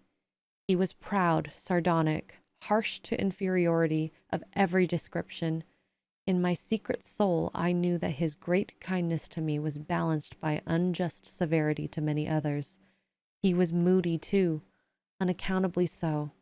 I more than once, when sent for to read to him, found him sitting in his library alone, with his head bent on his folded arms, and when he looked up, a morose, almost a malignant scowl blackened his features. But I believed that his moodiness, his harshness, and his former faults of morality, I say former, for now he seemed correct of them, had their source in some cruel cross of fate. I believed he was naturally a man of better tendencies, higher principles, and purer taste than such as circumstances had developed, education instilled, or destiny encouraged. I thought there were excellent materials in him, though for the present they hung together somewhat spoiled and tangled. I cannot deny that I grieved for his grief, whatever it was, and would have given much to assuage it. Though I had now extinguished my candle and was laid down in bed, I could not sleep for thinking of his look when he paused in the avenue, and told how his destiny had risen up before him, and dared him to be happy at Thornfield. Why not? I asked myself. What alienates him from the house? Will he leave it again soon? Mrs. Fairfax said he seldom stayed here longer than a fortnight at the time, and he was now been resident 8 weeks. If he does go, the change will be doleful. Suppose he should be absent spring, summer, and autumn. How joyless sunshine and fine days will seem. I hardly know whether I had slept or not after this musing. At any rate, I started wide awake on hearing a vague murmur, peculiar and lugubrious, which sounded, I thought, just above me. I wished I had kept my candle burning. The night was drearily dark. My spirits were depressed. I rose and sat up in bed, listening. The sound was hushed. I tried again to sleep, but my heart beat anxiously. My inward tranquillity was broken. The clock, far down in the hall, struck 2, Just then it seemed my chamber door was touched, as if fingers had swept the panels and groping away along the dark gallery outside. I said, "Who is there?" Nothing answered. I was chilled with fear. All at once I remembered that it might be Pilot, who, when the kitchen door chanced to be left open, not unfrequently found his way up to the threshold of Mr. Rochester's chamber. I had seen him lying there myself in the mornings. The idea calmed me somewhat. I lay down. Silence composes the nerves, and as an unbroken hush now reigned again through the whole house, I began to feel the return of slumber. But it was not fated that I should sleep that night. A dream had scarcely approached my ear when it fled affrighted, scared by a marrow-freezing incident enough. This was a demoniac laugh, low, suppressed, and deep, uttered as it seemed at the very keyhole of my chamber door. The head of my bed was near the door, and I thought at first the goblin laughter stood at my bedside, or rather crouched by my pillow. But I rose, looked round, and could see nothing, while, as I still gazed, the unnatural sound was reiterated, and I knew it came from behind the panels. My first impulse was to rise and fasten the bolt, my next, again to cry out, "Who is there?" Something gurgled and moaned.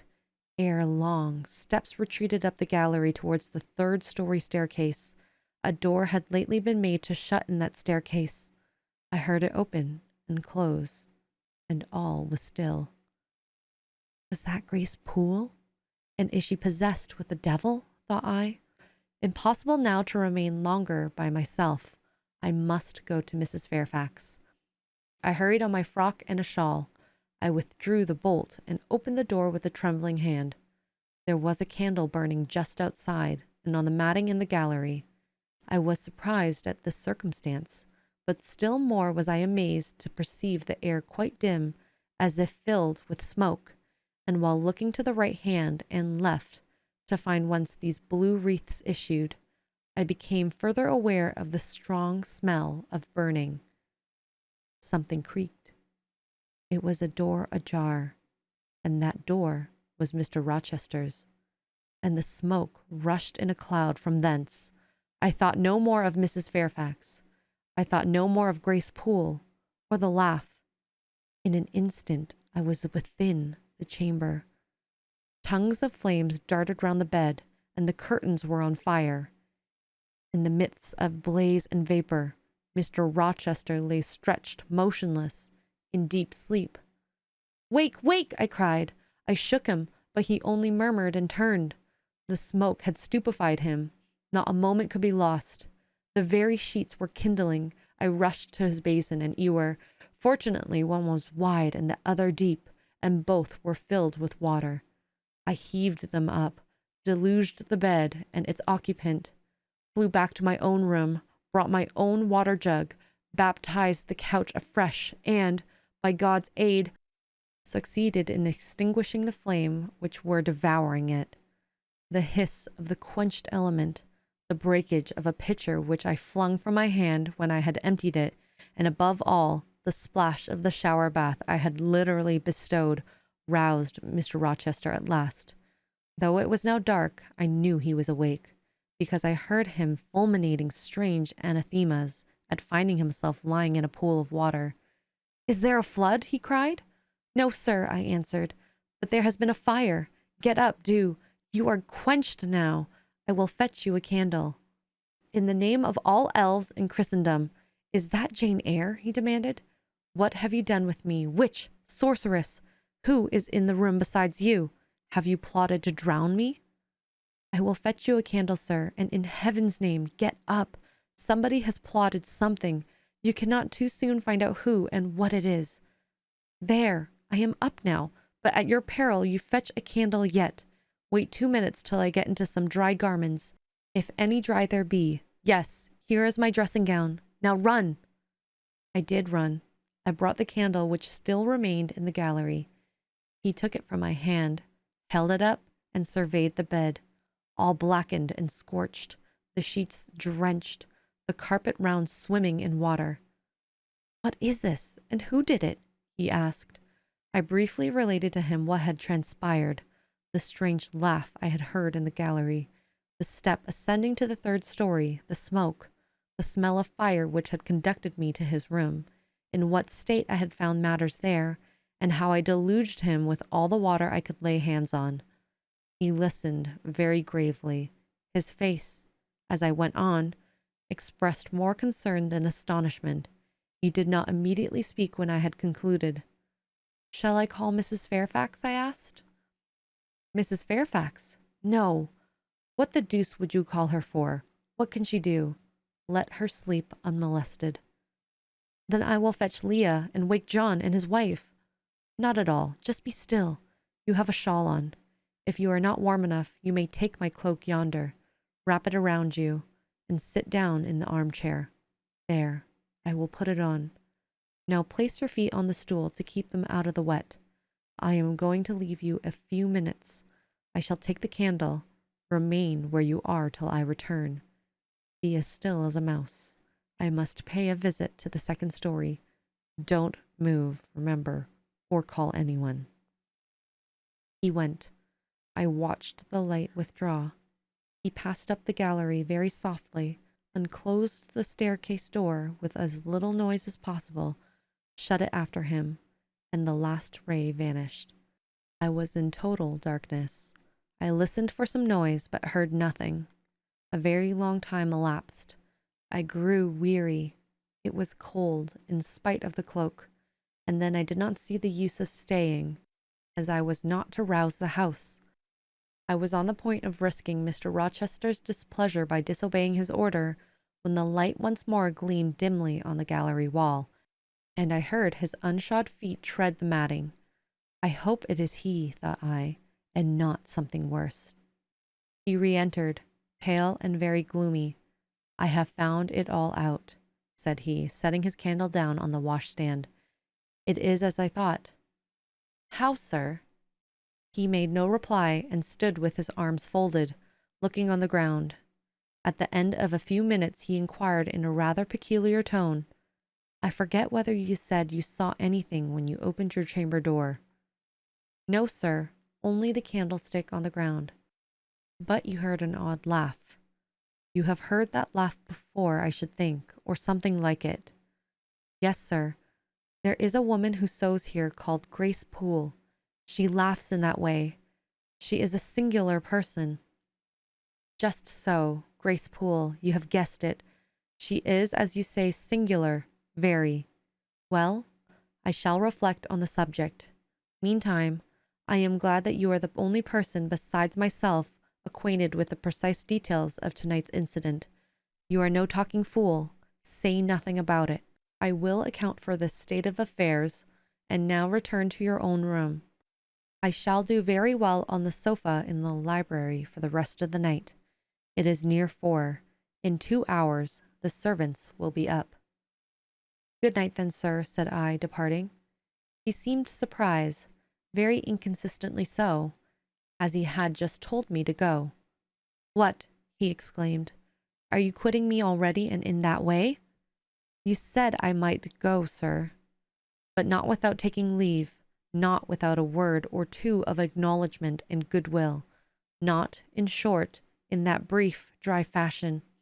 Why, you have saved my life, snatched me from a horrible and excruciating death, and you walk past me as if we were mutual strangers. At least shake hands."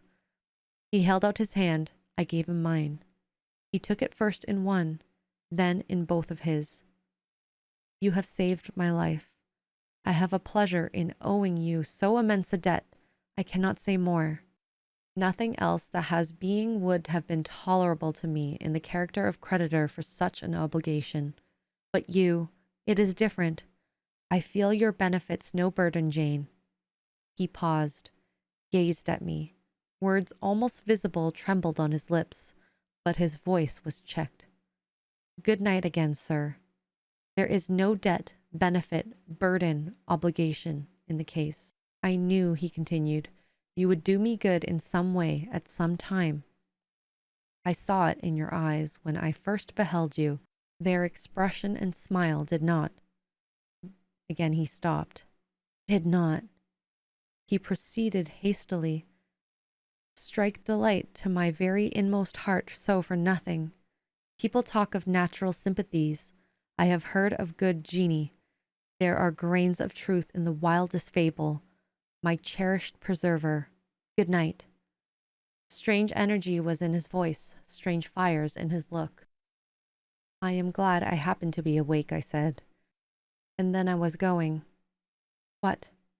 You will go? I am cold, sir. Cold? Yes, and standing in a pool. Go then, Jane, go. But he still retained my hand, and I could not free it. I bethought myself of an expedient.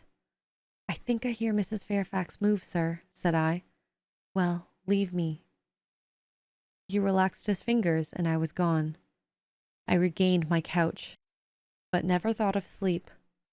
Till morning dawned, I was tossed on a buoyant but unquiet sea, where billows of trouble rolled under surges of joy. I thought sometimes I saw beyond its wild waters a shore, sweet as the hills of Beulah, and now and then a refreshing gale, wakened by hope, bore my spirit triumphantly towards the bourne. But I could not reach it, even in fancy. A counteracting breeze blew off land and continually drove me back. Sense would resist delirium. Judgment would warn passion.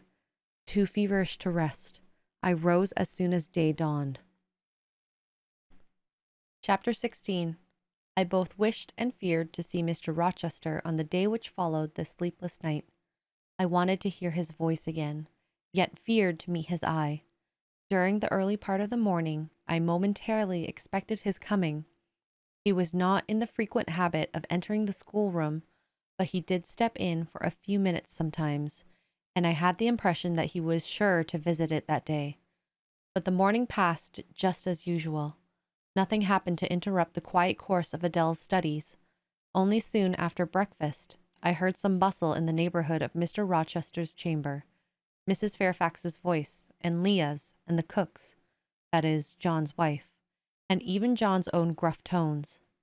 There were exclamations of, "What a mercy master was not burnt in bed!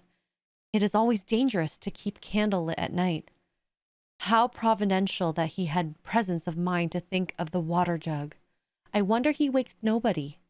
It is to be hoped that he will not take cold with sleeping on the sofa." Too much confabulation succeeded a sound of scrubbing and setting to rights, and when I passed the room, in going downstairs to dinner, I saw through the open door that all was again restored to complete order. Only the bed was stripped of its hangings. Leah stood up in the window seat, rubbing the panes of glass dimmed with smoke. I was about to address her, for I wished to know what account had been given of the affair. But, on advancing, I saw a second person in the chamber, a woman sitting on a chair by the bedside and sewing rings to new curtains. That woman was no other than Grace Poole. There she sat, staid and taciturn looking, as usual in her brown stuff gown, her check apron, white handkerchief, and cap. She was intent on her work, in which her whole thoughts seemed absorbed. On her hard forehead, and in her commonplace features, was nothing either of the paleness or desperation one would have expected to see markings the countenance of a woman who had attempted murder, and whose intended victim had followed her last night to her lair, and, as I believed, charged her with the crime she wished to perpetrate. I was amazed, confounded. She looked up while I still gazed at her. No start, no increase or failure of color betrayed emotion, consciousness of guilt, or fear of detection. She said, "Good morning, miss," in her usual phlegmatic and brief manner, and taking up another ring and more tape, went on with her sewing. I will put her to some test, thought I. Such absolute impenetrability is past comprehension. "Good morning, Grace," I said. "Has anything happened here? I thought I heard the servants all talking together a while ago." Only master had been reading in his bed last night. He fell asleep with his candle lit, and the curtains got on fire. But fortunately, He awoke before the bedcloths or the woodwork caught, and contrived to quench the flames with water in the ewer. A strange affair, I said, in a low voice. Then, looking at her fixedly, did Mr. Rochester wake nobody? Did no one hear him move? She again raised her eyes to me, and this time there was something of consciousness in their expression. She seemed to examine me warily, and then she said, "The servants sleep so far off, you know, miss. They would not be likely to hear. Mrs. Fairfax's room and yours are the nearest to master's. But Mrs. Fairfax said she heard nothing. When people get elderly, they often sleep heavy." She paused and then added with a sort of assumed indifference, but still in a marked and significant tone, "But you are young, miss, and I should say a light sleeper. Perhaps you may have heard a noise?" "I did," said I, dropping my voice so that Leah, who was still polishing the panes, could not hear me. "And at first I thought it was Pilot. But Pilot cannot laugh, and I am certain I heard a laugh, and a strange one." She took a new needleful of thread, waxed it carefully, threaded her needle with a steady hand, and then observed, with perfect composure, "It is hardly likely master would laugh. I should think, miss, when he is in such danger. You must have been dreaming." "I was not dreaming," I said, with some warmth, for her brazen coolness provoked me. Again she looked at me, and with the same scrutinizing and conscious eye.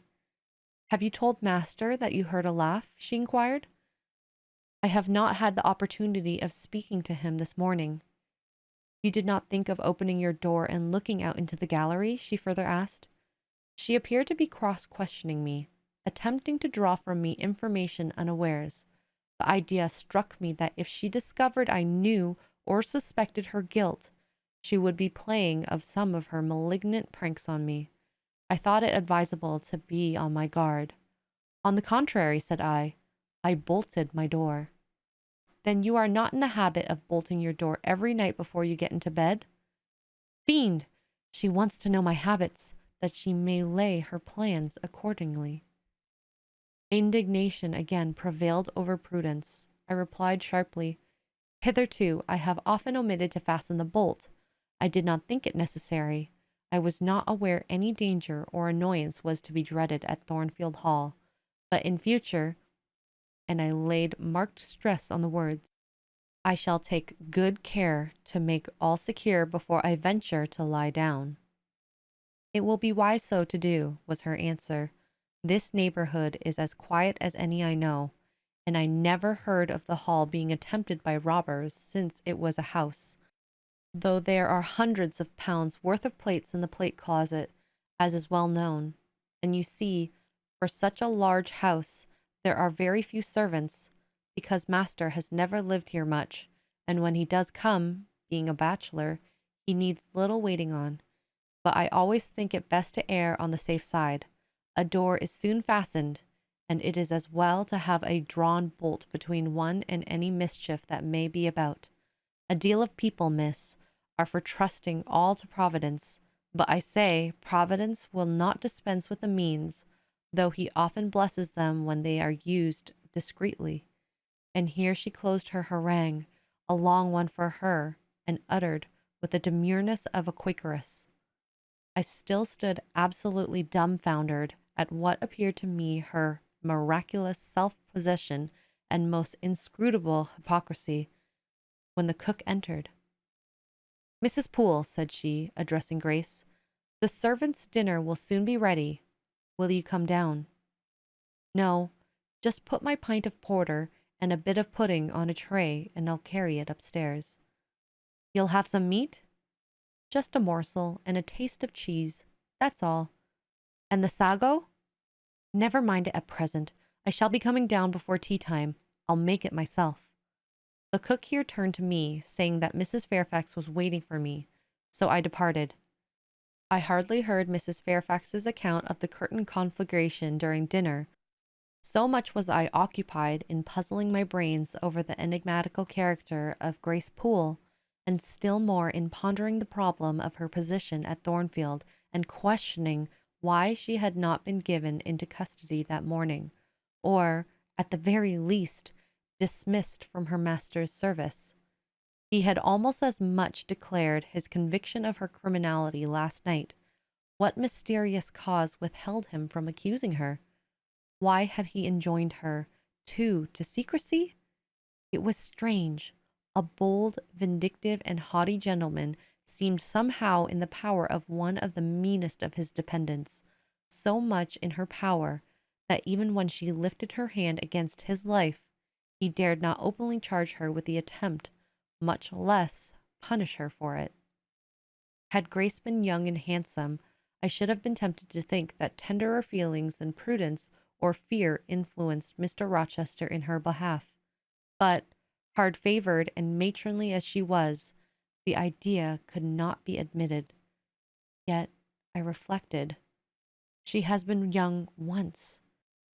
Her youth would be contemporary with her master's. Mrs. Fairfax told me once she had lived here many years. I don't think she can ever have been pretty, but, for aught I know, she may possess originality and strength of character to compensate for the want of personal advantages. Mr. Rochester is an amateur of the decided and eccentric. Grace is eccentric at least. What if a former caprice, a freak very possible to a nature so sudden and headstrong as his, has delivered him into her power, and now she exercises over his actions a secret influence, the result of his own indiscretion, which he cannot shake off or dare not disregard. But, having reached this point of conjecture, Mrs. Poole's square, flat figure, and uncomely, dry, even coarse face recurred so distinctly in my mind's eye that I thought, no, impossible. My supposition cannot be correct. Yet, suggested the secret voice which talks to us in our own hearts, you are not beautiful either, and perhaps Mr. Rochester approves you. At any rate, you have often felt as if he did, and last night. Remember his words. Remember his look. Remember his voice. I remembered all. Language, glance, and tone seemed at the moment vividly renewed. I was now in the schoolroom. Adele was drawing. I bent over her and directed her pencil. She looked up with a sort of start. Qu'avez-vous, mademoiselle? Said she. Vos doigts tremblent comme les feuilles, et vos joues sont rouges, mais rouges comme des cerises. I am hot, Adele, with stooping. She went on sketching. I went on thinking. I hastened to drive from my mind the hateful notion I had been conceiving respecting Grace Poole. It disgusted me. I compared myself with her, and found we were different. Bessie Leaven had said I was quite a lady, and she spoke truth. I was a lady, and now I looked much better than I did when Bessie saw me. I had more color and more flesh, more life, more vivacity, because I had brighter hopes and keener enjoyments. Evening approaches, said I, and I looked towards the window. I have never heard Mr. Rochester's voice or step in the house today, but surely I shall see him before night. I feared the meeting in the morning. Now I desire it, because expectation has been so long baffled that it is grown impatient. When dusk actually closed, and when Adele left me to go and play in the nursery with Sophie, I did most keenly desire it. I listened for the bell to ring below. I listened for Leah coming up with a message. I fancied sometimes I heard Mr. Rochester's own tread, and I turned to the door, expecting it to open and admit him. The door remained shut. Darkness only came in through the window. Still, it was not late. He often sent for me at 7 and 8 o'clock, and it was yet but 6. Surely I should not be wholly disappointed tonight, when I had so many things to say to him. I wanted again to introduce the subject of Grace Poole, and to hear what he would answer. I wanted to ask him plainly if he really believed it was she who had made last night's hideous attempt, and if so, why he kept her wickedness a secret. It little mattered whether my curiosity irritated him. I knew the pleasure of vexing and soothing him by turns. It was one I chiefly delighted in, and a sure instinct always prevented me from going too far. Beyond the verge of provocation I never ventured. On the extreme brink I liked well to try my skill, retaining every minute form of respect, every propriety of my station. I could still meet him in argument without fear or uneasy restraint. This suited both him and me. A tread creaked on the stair at last. Leah made her appearance, but it was only to intimate that tea was ready in Mrs. Fairfax's room. Thither I repaired, glad at least to go downstairs, for that brought me, I imagined, nearer to Mr. Rochester's presence. "You must want your tea," said the good lady as I joined her. "You ate so little at dinner, I am afraid," she continued. "You are not well today. You look flushed and feverish." "Oh, quite well. I never felt better." "Then you must prove it by evincing a good appetite. Will you fill the teapot while I knit off this needle?" Having completed her task, she rose to draw down the blind, which she had hitherto kept up, by way, I suppose, of making the most of the daylight, though dusk was now fast deepening into total obscurity. "It is fair tonight," said she, as she looked up through the panes, "though not starlight. Mr. Rochester has, on the whole, had a favorable day for his journey." "Journey? Is Mr. Rochester gone anywhere? I did not know he was out." "Oh, he set off the moment he had breakfasted. He has gone to the Leas, Mr. Eshton's place, 10 miles on the other side of Millcote. I believe there is quite a party assembled there. Lord Ingram, Sir George Lynn, Colonel Dent, and others." "Do you expect him back tonight?" "No, nor tomorrow either. I should think he is very likely to stay a week or more. When these fine, fashionable people get together, they are surrounded by elegance and gaiety, so well provided with all that can please and entertain. They are in no hurry to separate. Gentlemen especially are often in request on such occasions, and Mr. Rochester is so talented and so lively in society that I believe he is a general favorite. The ladies are very fond of him, though you would not think his appearance calculated to recommend him particularly in their eyes.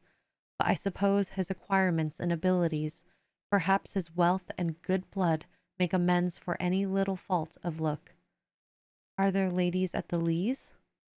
"There are Mrs. Eshton and her 3 daughters, very elegant young ladies indeed, and there are the Honourable Blanche and Mary Ingram, most beautiful women, I suppose. Indeed, I have seen Blanche 6 or 7 years since, when she was a girl of 18. She came here to a Christmas ball and party Mr. Rochester gave. You should have seen the dining room that day. How richly it was decorated, how brilliantly lit. I should think there were 50 ladies and gentlemen present, all of the first county families, and Miss Ingram was considered the belle of the evening." "You saw her, you say, Mrs. Fairfax. What was she like?" "Yes, I saw her. The dining room doors were thrown open, and as it was Christmas time, the servants were allowed to assemble in the hall to hear some of the ladies sing and play. Mr. Rochester would have me to come in, and I sat down in a quiet corner and watched them. I never saw a more splendid scene. The ladies were magnificently dressed. Most of them, at least most of the younger ones, looked handsome. But Miss Ingram was certainly the queen." "And what was she like?" "Tall, fine bust, sloping shoulders, long, graceful neck, olive complexion, dark and clear, noble features, eyes rather like Mr. Rochester's, large and black, and as brilliant as her jewels. And then she had such a fine head of hair, raven black, and so becomingly arranged, a crown of thick plaits behind, and in front of the longest and glossiest curls I ever saw. She was dressed in pure white.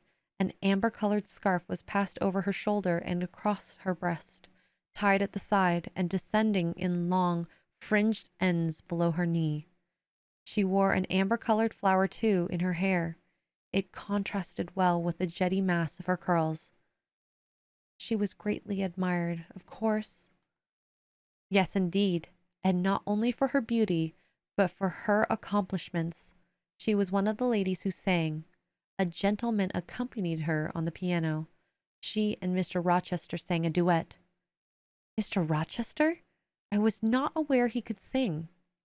Oh, he has a fine bass voice and an excellent taste for music. And Miss Ingram, what sort of voice had she?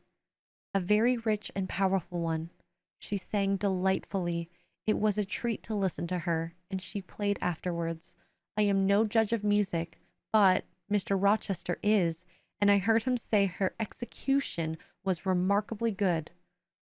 And this beautiful and accomplished lady, she is not yet married? It appears not. I fancy neither she nor her sisters have very large fortunes. Old Lord Ingram's estates were chiefly entailed, and the eldest son came in for everything almost. But I wonder no wealthy nobleman or gentleman has taken fancy to her. Mr. Rochester, for instance. He is rich, is he not? Oh, yes. But you see, there is a considerable difference in age. Mr. Rochester is nearly 40, but she is 25. What of that? More unequal matches are made every day. True, yet I should scarcely fancy Mr. Rochester would entertain an idea of the sort. But you eat nothing. You have scarcely tasted since you began tea. No, I am too thirsty to eat. Will you let me have another cup? I was about again to revert to the probability of a union between Mr. Rochester and the beautiful Blanche, but Adele came in, and the conversation was turned into another channel.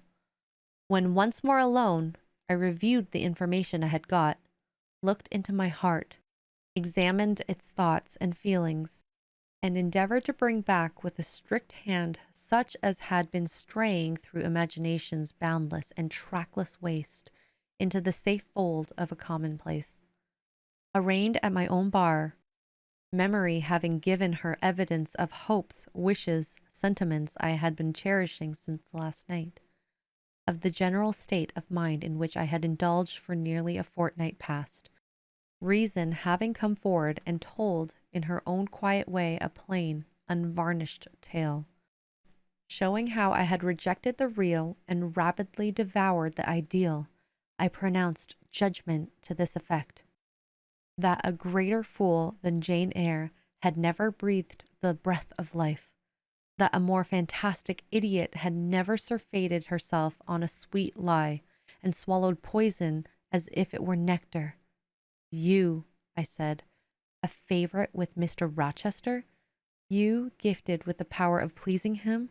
You, of importance to him in any way? Go.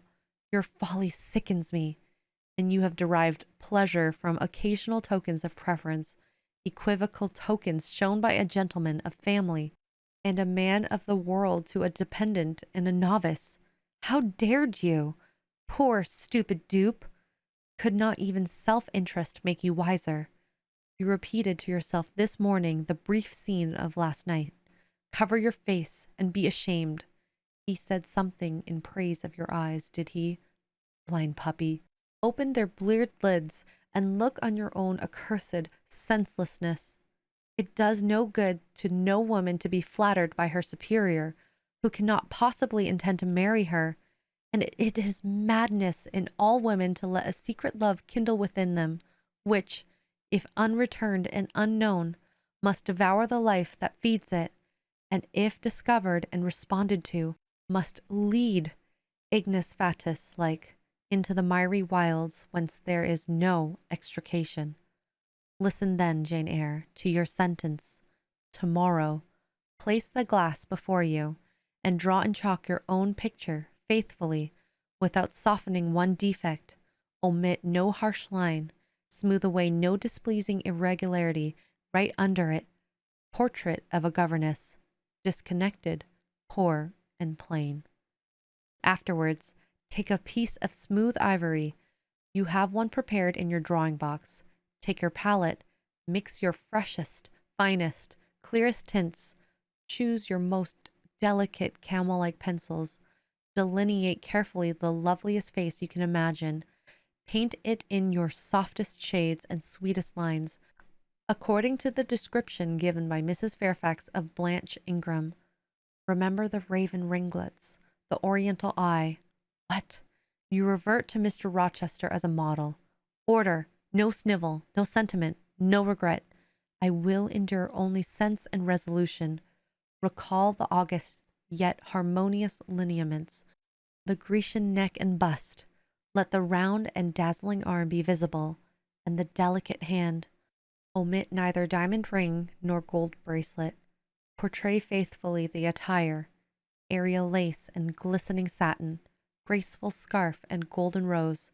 Call it Blanche, an accomplished lady of rank. Whenever, in future, you should chance to fancy Mr. Rochester thinks well of you, take out these two pictures and compare them. Say, Mr. Rochester might probably win that noble lady's love if he chose to strive for it. Is it likely that he would waste a serious thought on this indignant and insignificant plebeian? I'll do it, I resolved, and having framed this determination, I grew calm and fell asleep. I kept my word. An hour or two sufficed to sketch my own portrait in crayons, and in less than a fortnight I had completed an ivory miniature of an imaginary Blanche Ingram. It looked a lovely face enough, and when compared to the real head in chalk, the contrast was as great as self-control could desire. I derived benefit from the task. It had kept my head and hands employed, and had given force and fixedness to the new impressions I wished to stamp indelibly on my heart. Ere long, I had reason to congratulate myself on the course of wholesome discipline to which I had thus forced my feelings to submit. Thanks to it, I was able to meet subsequent occurrences with a decent calm, which, had they found me unprepared, I should probably have been unequal to maintain, even externally. Thank you for listening to the first part of Jane Eyre by Charlotte Brontë. I will release the subsequent parts once I finish recording. Thank you for being patient.